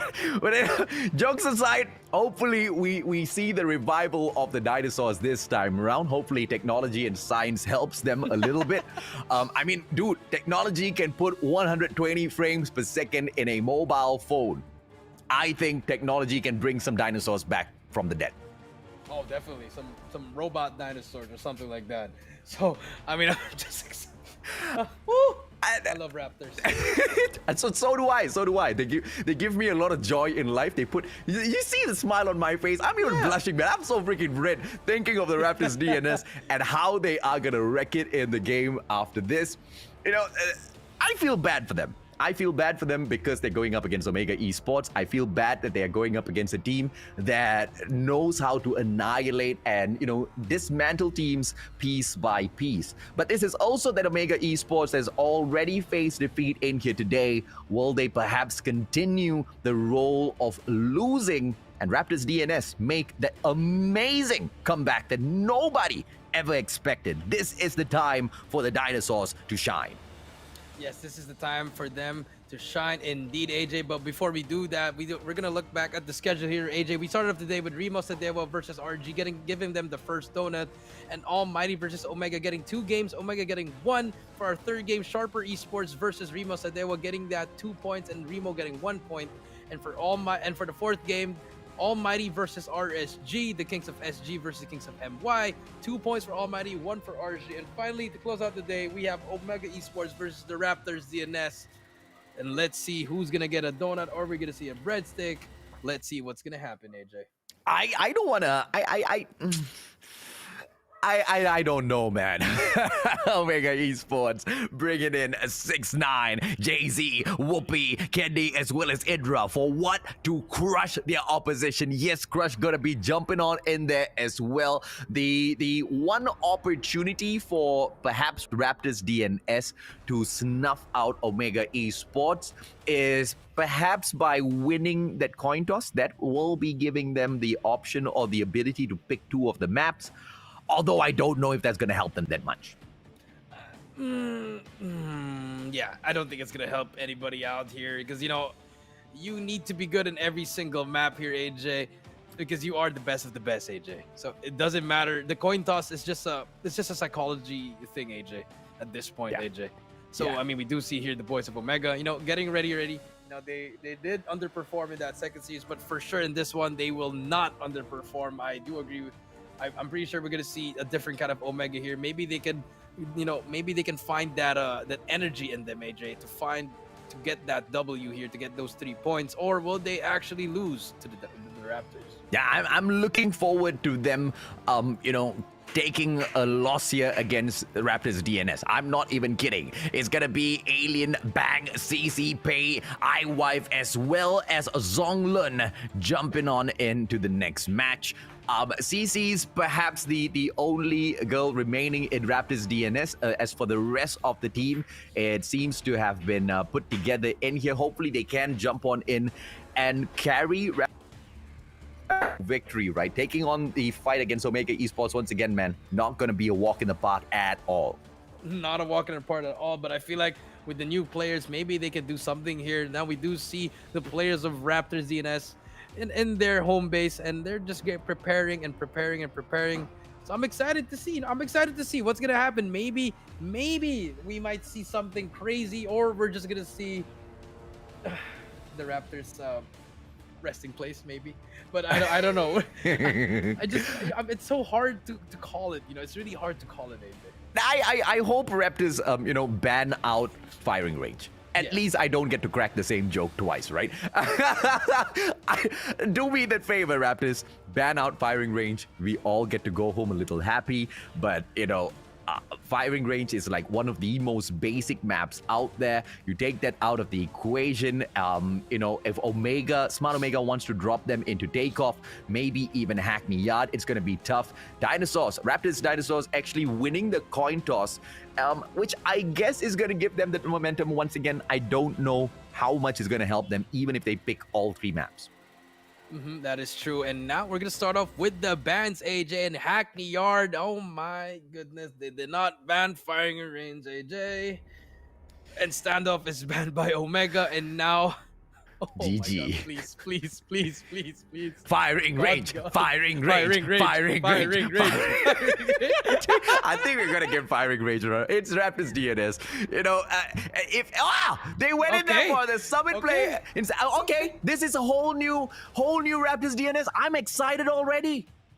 Just by that map pick alone, I'm loving it already. The diversity raid, okay. Raid Don't do S&D for Omega. Don't do it. Okay, and now for our final map. Don't do it. Are we gonna get... Oh. Why? What? Why? Are you kidding me? They brought takeoff in. Well, I maybe it's gonna do them a favor, because you see, Smart Omega, they did not ban takeoff. Maybe they banned standoff accidentally. They usually take takeoff off of the list. Sparrow and Annihilator taken off of the list, which means it doesn't matter, man. It doesn't matter what's gonna be brought in terms of the operator skills. Okay, Raptors.DNS have not taken firing range. I'm a happy man. I mean, I'm happy too, but this is I'm actually gonna say this. The coin toss actually helped the Raptors. It did. Did it not? Yeah. I don't know. I genuinely do not know if the coin toss helped them out because they took takeoff. And here we go, man. We are about to see at a stage like the Garena Regional Qualifier, whether or not teams still pick takeoff and die. Every single team that has picked it for, the Malaysian Championship, the Philippines Championship, the Singaporean Championship, not almost all of them, a majority of them have lost takeoff, man. It's that one map that, a huge number of pro teams have not been able to master to perfection just yet. Whether Raptors Dinosaurs have managed to do it, I guess we will see in a bit. Yeah, here we go. Game number 1, Summit Hardpoint. We do see DNS starting off with that second. They have that second floor control, but we do see Omega already inside the hill, getting control. If you look at all the dots, all the Omega players have control of that first hill, and Raptors are getting decimated at the start. But Whoopi with the 3 kill spree. Let's hop on board with him. Gets taken out finally. 19 points damage has been suffered in the early game, and Raptors, they're trying to do something here right now. Yeah, Idra trying to go in here for the push. iWife gets snuffed out instantaneously. So far, it's just a one-sided game, 22-0. I guess the bright side of this fight is Raptors.DNS. They are, at the very least, challenging for the hard point, not allowing Omega Esports to run away with all 50 points. Yeah, they're not running away with it now. They're just struggling right now to start. But it's okay. They have to get that second rotation. But as you can see, all of the kill feed is on Omega. Omega gets 37 points from that, 38 actually, and now the rotation is going to come in here. But if you look at the map, Raptors already inside the next hill actually, but Predator Missile takes out 2 JC kills. And Hydra gonna get taken out. Bang is on top. Can they make a play here? Contests the hill, finally hops on the hill, and finally starts to get some points. I am probably going to lose my job after this, but if... it looks like a preview of Garena going up against Global. Oops. My God. AJ I didn't say that. That's AJ. I'm just teasing the global guys, man. 45 in here. Omega Esports stomping on the dinosaurs. At the very least, it's gonna be cold when they die. It'll preserve the bodies, and the future generations will be able to see the dinosaurs. Yeah, technology does not save them, but it's not even over, AJ. Remember, second hill, but third hill not gonna look really nice. If you look at the map, all Omega players already in the next hill, and DNS not even getting scrap time. Let's see if they can try to do something here. They're just really struggling at the moment. They can't win any gunfights at the moment. Let's see if they can change it up in this next hill. Now, no, jokes all aside, right? Raptors.DNS, they've been, struggling in here. First hard point wasn't played to perfection. Second one wasn't played that well as well. But, they are all over the place. I can see the ideation coming on in here. They want to, flip the spawns, but they're having such a tough time winning their gunfights. Look at this. Crush alone, he's taking on a 3 versus 1 fight. Come on, Crush, give them a chance. Let them get a couple of kills. That was a 3-on-1 fight. And if Raptors.DNS continuously play like that, it's gonna be tough. And I know, the chat was like, hey Mustachio, hey Jericho, cool it off on Raptors.DNS. Yeah, we were expecting this. We are seeing exactly what we expected, 87-26. But the play at Cable Car platform was solid only for a few moments because they managed to flip that spawn. But the Hunter Killer Drone not gonna be super effective. They're gonna be abandoning this hard point at the very final. No, they left Captain Jay-Z to get this. The cleanup done, man. And he's going to be able to do it. Come on, Omega, come on. 102 to 28, AJ. Rotation is late though for Omega, but it doesn't matter because they have an 80-point lead at the least, AJ. They just need to push together here. They don't even have to go 1 by 1. They just have to wait for together. And DNS, they have control of the Nexo, but no one is in the hill. And finally, Raptors has it, but the Predator Missile comes in, takes out 1. Double Death Machine coming out from DNS. Can they try to make a comeback here, AJ? Zonglun, Death Machine in for the play. Solo, he manages to go in for the push, does not get the kill, finally takes Candy out of the equation. This is the setup coming through from Raptors.DNS. I love exactly what, the side of Smart, the Omega Esports are pulling off in here, but the defense that's been stacked over at the 4th hardpoint, Blue Radar stations all taken over by Team Blue. And finally, Omega Esports, with just 1 play from a man named Whoopi, makes it through in there, takes that hard point over. Give Raptors.DNS a break, guys. Move on to the next hard point. Let them wrap this up at the very least. Yeah, I mean, but you did see a little bit of points are coming in from Raptors. This is still a winnable game if you're Raptors. You just have to string some kills here. Do the Ready, same bro? thing here. show some love, man. I don't want to be big anymore. Me neither. But, you know, unfortunately, it's just a little bit out of their hands. Raptors.DNS,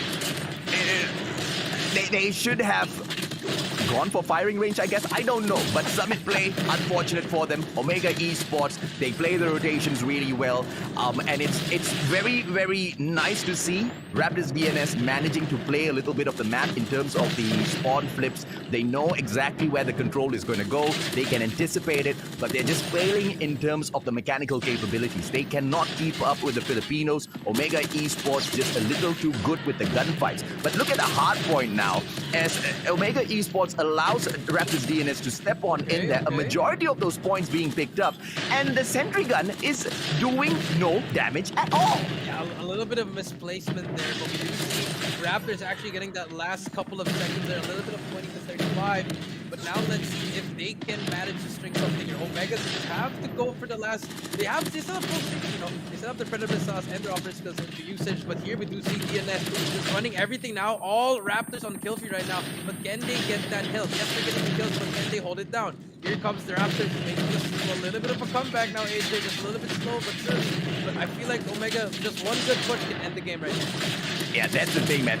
37 now. Smart Omega going in for the final push, and the spawn, the very important spawn, held on by the Filipinos as well. Look at the left-hand side, Green Radar Station, right above the cable car platform. That is the spawn that you want to control, that the Filipinos have. And look at the rotation coming through from each and every single one of these players. Jay-Z finishes it off, 150 to 82. Omega Esports, what a victory. Raptors.DNS, hopefully they get to find a little bit of the momentum in that search and destroy, Jericho. I mean, I think they did. You know, they showed signs of life, AJ, in that last 3 hills, I guess you could say.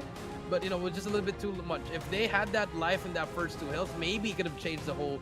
Maybe it could have changed the game. But, you know, Omega just being more superior, just better in everything. But you know what? S&D is next, AJ. I think if they are going to try to win a game, this is where they have to shine. And I think this is the best opportunity for Raptors.DNS to turn things around, right? When you go into a game like Hardpoint or Domination, the mechanical capabilities definitely do reign supreme, but it's a very fast-paced match. You need to be able to respond, within microseconds. Raptors.DNS, maybe they're not using the Xperia 1 Mark III. I don't know. Maybe they're not getting the full 120 FPS out of the game. I don't know, because their response time a little too slow. Hopefully, they'll be able to turn it on to that 120 FPS and snuff out the players from Omega. It's going to be possible in that search and destroy. We know, we've seen this a few times. The change of pace really, really makes a difference. Yes, it does make a difference here, but you know, I feel like we can agree on this one, AJ. It's just the mechanical supremacy. Yes, you're getting kills if you are Raptors, but mechanically wise, Omega is just by far the better team here, AJ. Yeah. Convincing win here, AJ. But here comes S&D. S&D, anybody's game here, because you only have 1 life per round here. So I feel like the Raptors, if they want to try to shock the world, they can try by winning this S&D, AJ. Yeah, unfortunately for Smart Omega, they are gonna go into this matchup expecting to get a full-on victory. And I'm wishing for it to be an unfortunate situation, because just like us, as well as some of the audience, I want Raptors.DNS to be underestimated, because teams that are underestimated, they have the biggest opportunity to turn things around, man. Once you start underestimating a team, you start making cheeky mistakes. And I want Smart Omega to start making those cheeky mistakes, because Raptors.DNS, they desperately need that. But we've seen Smart Omega in situations like this before, Jericho. It's quite difficult to make them lose focus. It's quite difficult to make them slow down. Yeah, that is true. It's very hard to like slow them down. But you know, S&D, it's a slow game, AJ. It can be fast, it can be slow, it can be mid-pace. But now, let's see. Here we go. S&D, game number 2, Raptors versus Omega. Whoopi with that sniper on zigzag. Does tag someone with a stun, but here comes the rush. Look at that. How fast they're rushing, AJ. Oh my, it's like a TDM, but Bang gets 2, Pay gets another one. Crush gets the trade, and now it's going to be a 2v3. Bomb is down right now. The bomb is there. Aim, spot, nothing hits. But now it's gonna be the reset. The reset is here. AJ, let's see. Bomb is going down. Yeah, it's a well-placed nade. Unfortunate for Pei that finds absolute Zonglun, leaving just one final player in the mix. It's going to be Pei with a Holger 26. Quite a bit of the rounds within that mag itself. 100 bullets should be able to spray, but Idra brings in his very own Holger. And if anybody knows how to take those sprays with the LMG, I think it's going to be Idra. Yeah, I think Idra, one of the best players in the Philippines, no doubt. Yeah. And he's just one of the most versatile players actually in the whole Garena. Yeah. And it just shows there why he can use any gun that he wants. But now Omega getting that first round, AJ. And if you're DNS, that was a good round. If you're DNS, you got some very good kills there. But now you have to adjust, and that's what they're trying to do here. Triple stack on the right. iWife almost gets that shot just a little bit more there, but Bang gonna be very aggressive. But Candy takes him out, and that's the opening they did. Omega pushing in. They shouldn't have gone in there for the push. Candy now very easily takes down a unfortunate situation. Well, Crush gets taken down by Pei. That's a good start for Raptors.DNS, but the numbers don't look good. 4-2 now on the defensive side. One by one, they trickle in. Central Garden for the play, and Whoopi might be able to throw some sand in their eyes. Backs away. I can't say the current best sniper in the Philippines, but one of the best sniper in the Philippines. Yes. Made to run away. I think that's a good play from Raptors.DNS, but the scores of those rounds do not reflect that. Yeah, it does not, but there you go, AJ. Like we said, mechanical supremacy, it comes down to those 1v1 gunfights. Omega has the upper hand there. They've been playing for so long already, and if you're Raptors, you gotta try to switch it up. Try to maybe go for like a double push together, triple challenge, or just push as a team, give up a side and play for retake. And now Omega rushing in again, Crush leading the charge here with that KRM, and Wife trying to get a shot here, but look at Crush already inside Laundry. Just outside Laundry, just waiting for the enemies. Bomb is down, and now let's see if the Raptors can make this. Opportunity for iWife not taken. Quite honestly, there were 4, 5, 6, 7, 300 opportunities for iWife moments ago. Crush shuts down Alien as well. The numbers do not look good for Raptors.DNS. Zonglun with those shots. Hit marker on Idra. 2 players shooting him at the same time, and Idra still kills Pei. 1v4. Yep, Candy takes out the last one. Now it's going to be 3-0. I don't know. Okay, chat. Don't say we didn't warn you, okay? We already set up this match the best way we could. Some people were like, oh my god, these casters are so biased. No, these casters know what they're talking about. Raptors.DNS, they need to step it up. Unfortunately for them, if they continue on this pace, they're not going to be able to touch Omega Esports. This is just an all-out victory. Way too easy. Crush with the 2-piece now. Alien taken out of the equation. Going in for the third one. Should be able to slide it. Misses that, but does not miss the second time round. Bang, this time it gets taken out of the equation. Pei, beautiful nade. Katana punishes. I wish he could just jump off the map, if I had like 5 Omega players running to me like, hey, come follow me to Oblivion.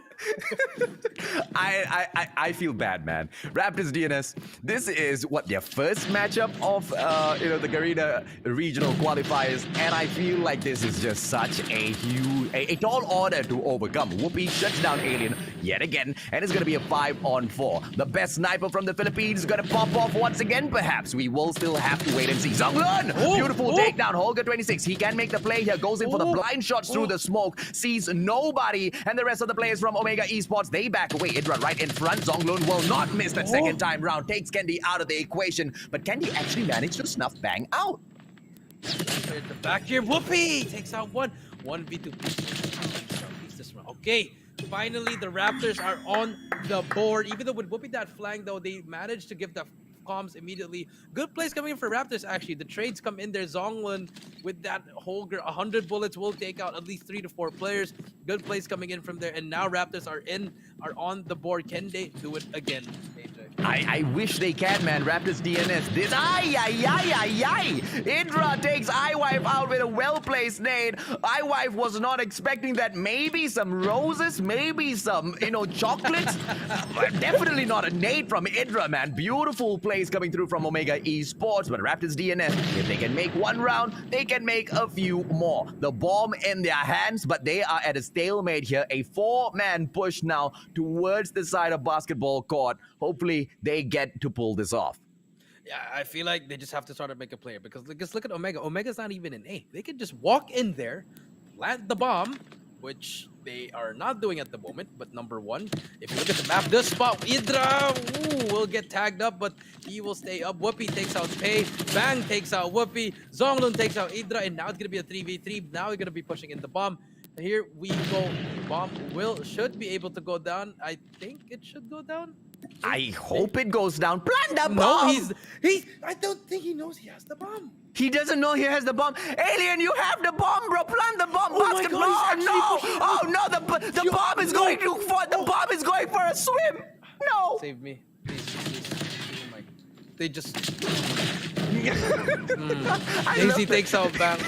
Solo takes out 2. And the bomb carrier is challenging, but can he get the plates on 1v1? Can he get it, Alien? No. Please plant the bomb, please plant the bomb! Mommy, they don't want to plant the bomb, Mommy. Why? Never mind. It's all right. Raptors.DNS, they can reverse sweep Omega Esports. I know they have it in them. If they can plant the bomb. You know, at this point, don't even pick up the bomb. Whoopi on the left side of the screen has the stuns here. Will get called out.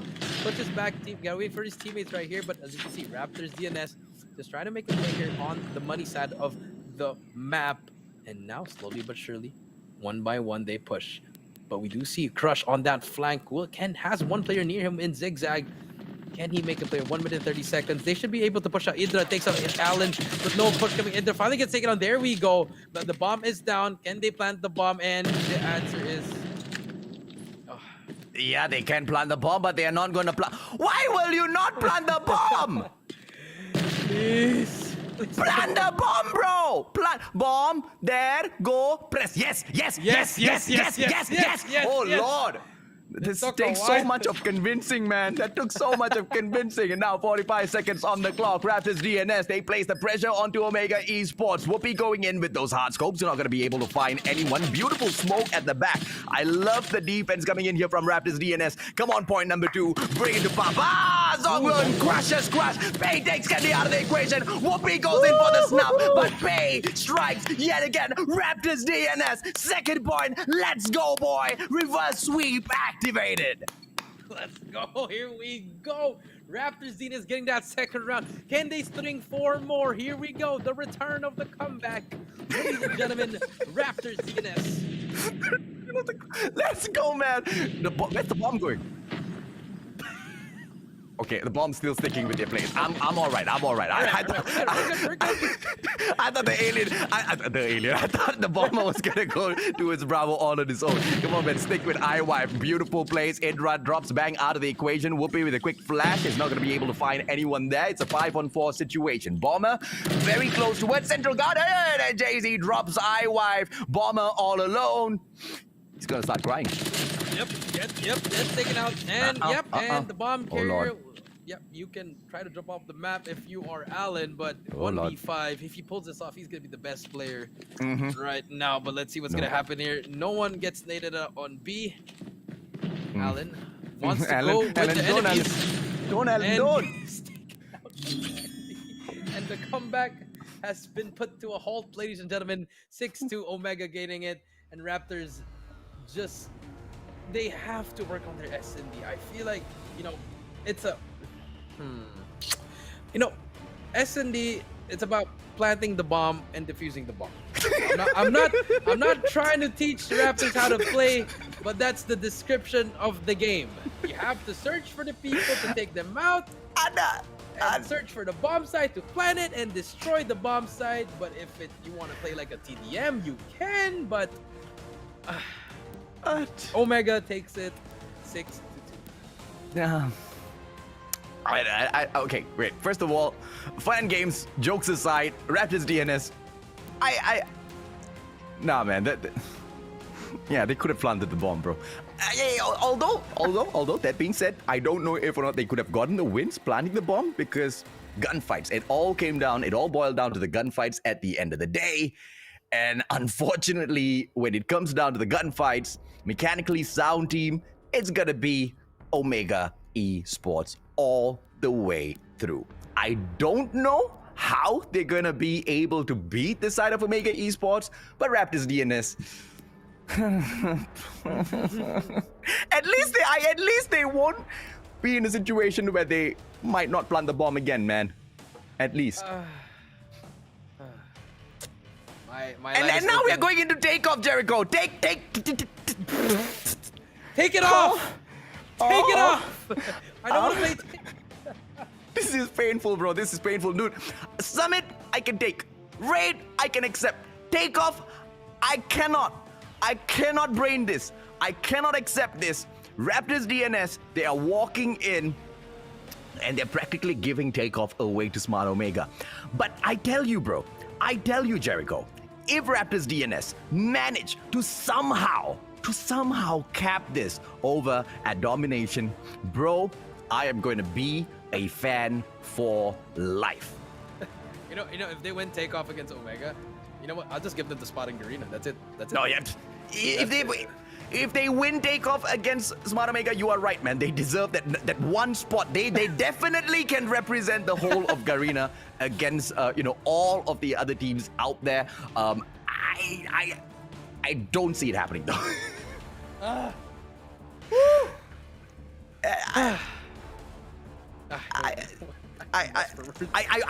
I want them to be able to make it, man. I really want. I thought we were gonna see a better. Yes, we did see a little bit of improvement, but yeah, if you want to get to like the level of the Omegas, the Almighties, RHG, all these other teams, you really gotta plant the bomb. You gotta plant the bomb. You gotta plant. It's no. Okay, friend. I mean, to a certain degree, I understand why they didn't plant the bomb. They were nervous. They understood. Maybe if they go in for the early plant, maybe if they don't clear out the space first, maybe Smart Omega might be able to catch them off guard and end their round real quick. So maybe they wanted to play time. The bomber went for a swim. He took a straight. There was a bar there, AJ. They could have gotten some free drinks. Some sunbathing. Went inside the money room, got some cash there. Went about to get out, got backstabbed. And here's the problem, right? Takeoff is a tough map. It's domination on takeoff. It's not even hardpoint on takeoff. Hardpoint on takeoff to a certain degree is a little bit easier if you know the spawn points and if you can really just cap the the advantageous spawns within all of those rounds. Domination, bro. You are not going to know exactly which power position your opponents are holding on to. You're not going to know exactly which path to take those rotations from. So I wish Raptors.DNS all the best luck in the world as they take this match up. I truly hope and pray they get a victory. Yeah, but we do see here, A actually gets a double kill, and Omega did actually not get B. They actually stopped it, and iWife trying to get one, does get one, but the trade comes in there, AJ. But remember, the Aurora rounds, the second floor Aurora rounds, it's going to be a power boost that's going to be very, very useful. You can place your sentry gun there, AJ, and you can just leave a whole group right there. So let's see what's going to happen here. If Omega can try to do something, or Brill Raptors, try to play distraction here, AJ, or they're just going to try to bash their heads in B. Yeah, I hope they play the strats really well. Raptors.DNS, they have an opportunity, man. I mean, whenever people pick takeoff, it can go really, really good or really, really bad. And I'm hoping and praying that this goes really, really good for Raptors.DNS because look at the bright side here. They've kept Smart Omega away from the D flag for quite a good while now. And I feel like that's a great start. They need to be able to cap it as well. Holding off your opponents is great, but going in for the distraction play at the C flag, can they get into loading area? They are sending one player in. It's going to be iWife, but iWife is going to get cut out from that mid segment itself. And Smart Omega, they are just holding on to all of the power positions. They are not even going in for the push onto that A flag. They know how to play takeoff. And once again, this match was literally handed over to them. Yeah, that is true, AJ. They're just holding up power position on the left, scaffolding in the roll around. And look at Raptors. They're just trying to overextend to see, but one by one they come up, one by one they fall. But here we go. Here comes the push. They're gonna actually cut through middle. Okay, interesting play coming in here. They're gonna try to go for that early cap. Let's see if they can cap it. But Omega gets those trades. But here they come. They can actually try to cap C here once they take out Crush. But Crush says no. And here we go. Omega getting control again. And it's just gonna be a rinse and repeat. Going to do the same thing. Let's see if or not, maybe Omega Esports will be able to, go in there confidently, underestimate Raptors DNS somehow, but it looks impossible, right? Because Smart Omega, they are playing this really, really carefully. They are giving, Raptors DNS a benefit of a doubt. They're not going in for the overextension. They are holding back their pace. And one by one, they bring out the sentry gun onto the placement for the B flag as well. They're preventing that wraparound for the C flag. They're not allowing Raptors DNS to make any plays whatsoever. They've got 6 men on the map now because of that sentry gun. And as if 5 wasn't already good enough. Yeah, I think it's not even good enough, but now it's 67 to 40, AJ. This should be a first half for the Omega Esports. And now Whoopi takes out the death machine. Gonna get 2 more. Can he get more players here? Yes, he can. Gets 3rd, gets the 4th. Can he get the 5th? But the round will end. And now it's gonna be switching sides. Let's see, are we gonna see one of the greatest comebacks ever, or are we gonna see Omega take this 3rd game? For the sake of Raptors DNS, I'm still hoping for a comeback in here. They need the momentum. And I think Smart Omega can tank at least 1 loss within the series itself, right? Raptors DNS, they have to wrap their heads around as to how they're going to be pulling that B flag. They send 2 players in towards scaffolding, 1 going in for the play immediately. I don't think it's going to be a great idea. Hiding behind the fountain. And Zonglun actually shuts down Whoopi immediately. Jay-Z steps out. Zonglun still available, alive, but Predator missile snaps Zonglun out of it. And Smart Omega will be able to cap that B flag out of nowhere. Zonglun actually steps right back in for the save. Yep, for the save. Good save coming in there, but B hasn't been captured. Allen here at the back, and as we can see, now just as we say that, Idra takes them out with the net machine. No one is on B yet. They're just taking their sweet time here, and Omega pops smoke. 3 smokes in there. That's a lot of smoke there. And Idra is holding down the private. Look what he's doing. He's just literally just shooting and just looking at the map, and no one from the DNS people are trying to get the kill here. Gets 1 more, gets the help he needs, and it's going to be all Omega on the kill feed. It's not a play that Raptors DNS can win, because although they very clearly know the map, although they very clearly know their rotations in here as well, they cannot make a play, Jericho. They cannot move out of their positions. Smart Omega continuously going in for the aggressive push and actually attempting a triple cap here. And I think Crush might be able to pull this off. He goes in for the sneaky play. He needs a little bit of backup as well. Crush finally taken down. That's a good start. Here comes Raptors DNS. They've been underestimated. They should be able to cap that B flag now, but it's a little bit too slow in terms of capitalizing on Crush's cheeky play. Yeah, that is true, AJ. But now we do see the power position being up play there. We do see Jay-Z up there. He's going to be waiting for Zonglun there.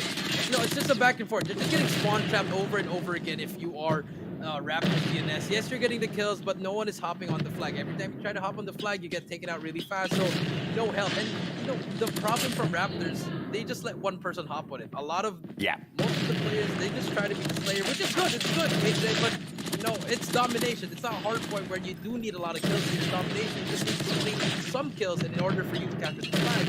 So I mean, now this should be a GG already, AJ. Valiant efforts for the Raptors, but we just need to improve on a lot more. Yeah, I mean, best case scenario or the best opportunity was that search and destroy, which unfortunately just got dropped. 137 to 79 now. Even if Raptors DNS do take that B flag, it's going to do them absolutely nothing. They need to take a triple cap. It's a joke if anybody thinks they are going to be able to pull that off against Smart Omega. Not after their performance in here today. Jay-Z just annihilating with the death machine, just jumping on from corner to corner, pumping out all of those shots. That C flag is going to come through in terms of a prevention from Raptors DNS, but once again, Jericho, a little bit too late. Yeah, just a little bit too late. Yes, you managed to get me, but it's not enough, AJ. Not enough at all, unless you pull off the greatest comeback. You capture A and you hold Omega. But you know what? If you are Raptors, you need to work on a lot of stuff. Yeah, you just have to work on a lot of stuff. I can see the effort, but I need more from it. And if you're Omega, now you can work on the other teams now, because you've already beaten Raptors. Now you just have to find more, dig deeper on the next couple of teams, because you need to work on that. Because if you can't beat Almighty, what more about the other teams, about Rimo and the WDC boys and all the other teams? It's going to be really hard for them. Yeah, and although that being said, Smart Omega the supreme teams in here. Then again, each and every single region sent in their best of the best of the best. Raptors.DNS exclusively because we have had the opportunity to watch a lot of their performance in here so far.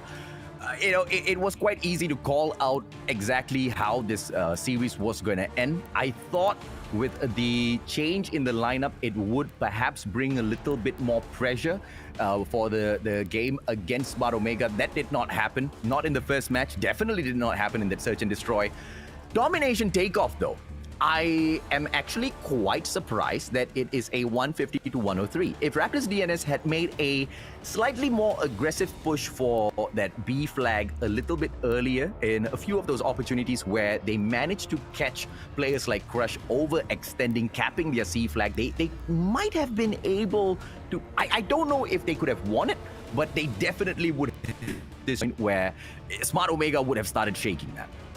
Yeah, that is true, AJ. But I feel like even though they did, even if Raptors get like the early lead, AJ, I feel like Omega just gonna come back together. Yeah, they're just a better team overall, AJ. I mean, pretty much that's it. I mean, look at here, Whoopi with 26, Jay-Z with 21, 18, 18, and 15. But in the other team, yes, Zonglun with 21, but just a little bit too much. If you're Bang and Allen 8 and 9, it's not gonna cut off. And there you go, a clean 3-0 for this series, AJ. Raptors still yet to find their first point, but don't worry, it's just day one. Let's see what they can do in the next couple of days. Absolutely, man. I mean, if there's any team that I'm looking forward to winning a couple of series for themselves, it's gonna be Raptors.DNS. They definitely deserve it. But based on this matchup, based on the way they've performed in here, Summit, Raid, Takeoff, they do not look ready just yet. But this was against Smart Omega, the kings of Garena, the kings that did not make it through to the World Championship because of certain situations last year. This time round, they have the opportunity, but the quality of teams that joined them in the qualifiers seems to have stepped up as well, including Raptors.DNS. Yeah, everyone did step up, AJ, but I think stepping up is an understatement. They're just struggling. I'm pretty sure they're still in like a... I mean, look at this. Crush is gonna pull out with a shotgun, takes him out one by one. You said it perfectly, AJ. Like, Crush is just toying with them. Look at this. 3 guys can't even try to trade them. It's just, you can't be doing that if you're a pro team, AJ. So I feel like they have to work on a lot of stuff here. Maybe more of the coordination, more on the teamwork side, and more on individually. They have to work on together. Yeah, it's just unfortunate with the play, right? But they did manage to overcome Crush's play at the very, very end there, I believe, to take over Cable Car platform. But that was just a little bit too late in terms of performance. And then later on, when we went in for the reset, I believe it was Whoopi that set up that sentry gun. Not super effective, but it managed to bring in a little bit of damage. By that time, it was just way too late for Raptors.DNS to make a comeback. This time around, Omega Esports in Search and Destroy, they took an early 3-0 lead. Raptors.DNS, very questionable decisions made in the Search and Destroy. Yeah, very questionable decisions. I agree, but when they won their first round, I was like, okay, that's nice. I like how they planted the bomb, how they defended it. But on the offense side, it was just really hard to watch. I mean, yes, I do understand the pressure, but you can't have pressure at this kind of moment because this is the Garena regional qualifiers. Yes, mistakes can happen, but everything is like you really have to play perfectly. Yeah. And was Raptors.DNS playing perfectly? Maybe in their own minds for the first and the third map, especially the domination. I think they played this the best. This was their best game of all 3. I agree. But it was also their best game because Smart Omega was not overextending. There was only one player who's being very, very cheeky, and that was Crush. He paid for it by dying, but he didn't really pay for it by, giving up that B flag or whatsoever. So, in terms of overextensions coming in here from Smart Omega, even that was managed really, really well. They wanted to send one player in to see what sort of damage he can do. And when Crush just could not cut it, they pulled the rest of the team members back. Smart Omega still respecting, Raptors.DNS all the way to the very end, and the Raptors just could not take advantage. Yeah, they just couldn't take advantage of it. They were just really... I mean, I feel like You know what? I feel like they should have just banned takeoff. You know? Yeah. I feel like the way they were playing takeoff, it was yes, I know they know what they're doing, but it was just not enough. It was just different. They were just going up against a different kind of team. Maybe if they were going up against an amateur team, maybe it could have worked. But for Omega, it's not gonna work. In terms of the rotations, once again, this is domination. Not much of the rotations for you to play. Hardpoint, takeoff, yeah, that's a whole different ball game, man. You need to know exactly when to move, where to move. Takeoff is very, very difficult to control because of the crazy spawns in hardpoint. Domination, very much more manageable. The only problem here is knowing exactly which parts of the maps to keep an eye out for, right? Those power position plays, clearly, Smart Omega, they were doing it really, really well. And the soldier of the game, your most valuable player, Captain Jay-Z himself. 18 on the average kill. He drops about 10s, but averages is 4.33. Not too shabby at all, but you know, like you and I always discuss, at the end of the day, in a competition of this level, getting these sorts of stats very impressive because the people that they are taking on are literally the best of the best from other regions. So I really like these numbers. You know, Jay-Z stepping up for his team. You know, he had a bad series at the start, but now we do see him starting up now, AJ. But here are the points for day number 1, AJ. What are your thoughts? Kind of surprised that Yudu RSG only has 1 point from all of their 2 series that they took on in here. But overall, it seems the chips have fallen pretty much the way we thought it would fall, right? With Yudu RSG being the only one down there. Raptors.DNS, we expected them to tank that loss. It is not going to be easy opening up against Omega Esports. And the fact of the matter is we've seen ALMGHTY, we've seen Rimo Sadewa, we've seen Sharper Esports, as well as Yudu RSG. I want to say that based on the performances today, Yudu RSG seems to be the most likely one to fall to Raptors.DNS. But that's going to be a very hard statement to make as well. Because Yudu RSG, they in their own flair, they can sometimes, you know, match up Omega Esports 1-to-1, right? Raptors.DNS, on the other hand, they were really struggling, man. So I'm very worried for the Dinosaurs. Hopefully they will be able to bring in some sort of a miracle play in Saturday. Maybe they can, you know, they still have another day on Saturday. Yes, I do agree with you, AJ. But, you know, if you're RSG 5th place, not really looking good, I feel like you can't lose anymore, in my opinion. You just have to start winning now if you are RSG. And if you're the top 3 teams, you know, ALMGHTY, RSG, and I think it was Sharper. Sharper. Yeah. You know, you just keep going because, you know, remember, top 4 goes through, right, AJ? So, you know, they're kind of safe at the moment, but 5 and 6, not really looking well. Well, this is the schedule for tomorrow, ladies and gentlemen, boys and girls. AFN Gaming opens up against Dunia Games Esports. I'm looking forward to that one. Ooh. And then Blacklist International Ultimate will be taking on WDC Free Slot. I'm looking forward to that one too. AFN Gaming takes on 7-9. Oh my lord, I'm looking forward to that one too. WDC Free Slot takes on Dunia Games. This is the one I'm looking for. Group B is so awesome. I am excited just looking at the names. M42 Esports. This is the one team that I'm most curious about. And, you know, seeing them take on 7-9 tomorrow will give us a very, very clear picture as to where they stand. 7-9, they've replaced Yudu RSG as the new kings of Malaysia. Whether or not that was by fluke, whether or not that was planned by Yudu RSG, whether they definitely have improved tremendously to deserve the title of Kings of Malaysia, it will all be proven in the Garena Regional Qualifier. As a matter of fact, quite a number of these kings got replaced. We should see whether or not those were all mere tactics or, you know, there are new gods about to replace them at the helm. I mean, there are definitely going to be new gods here, AJ. So, I mean, we saw it already in this day 1. It's just, you know, RSG losing. That's it. I mean, that's the headline for tomorrow. RSG, former Kings of Malaysia, 5th place. You know, that's a little bit of bad news there for Malaysians. U2RSG not really making it through that well, dropping into that 5th spot.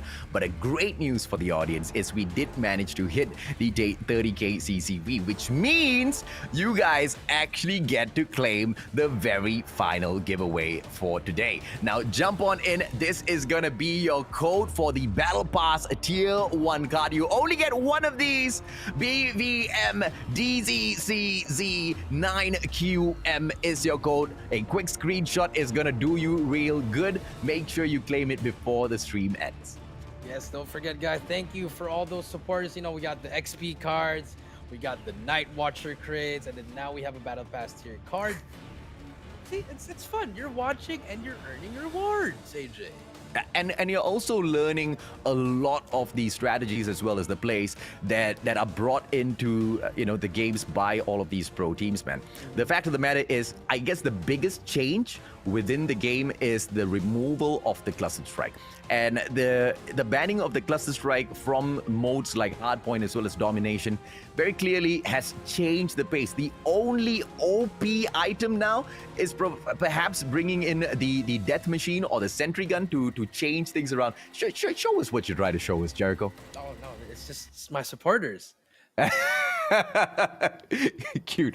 Hello, Jericho supporters. Now, ladies and gentlemen, boys and girls, on that note, Jericho and I have had quite a bit of fun. Any parting words before we close off the show, Coach? I just want to say thank you. You're going to catch me in the next 6 days, guys. So we're going to be here every day. We're going to have some fun, guys. So it's just only day 1. And it's been me, BBB Jericho, here with the great Mustasio AJ for day 1. And we'll see you guys tomorrow. Peace out. Shout out R21.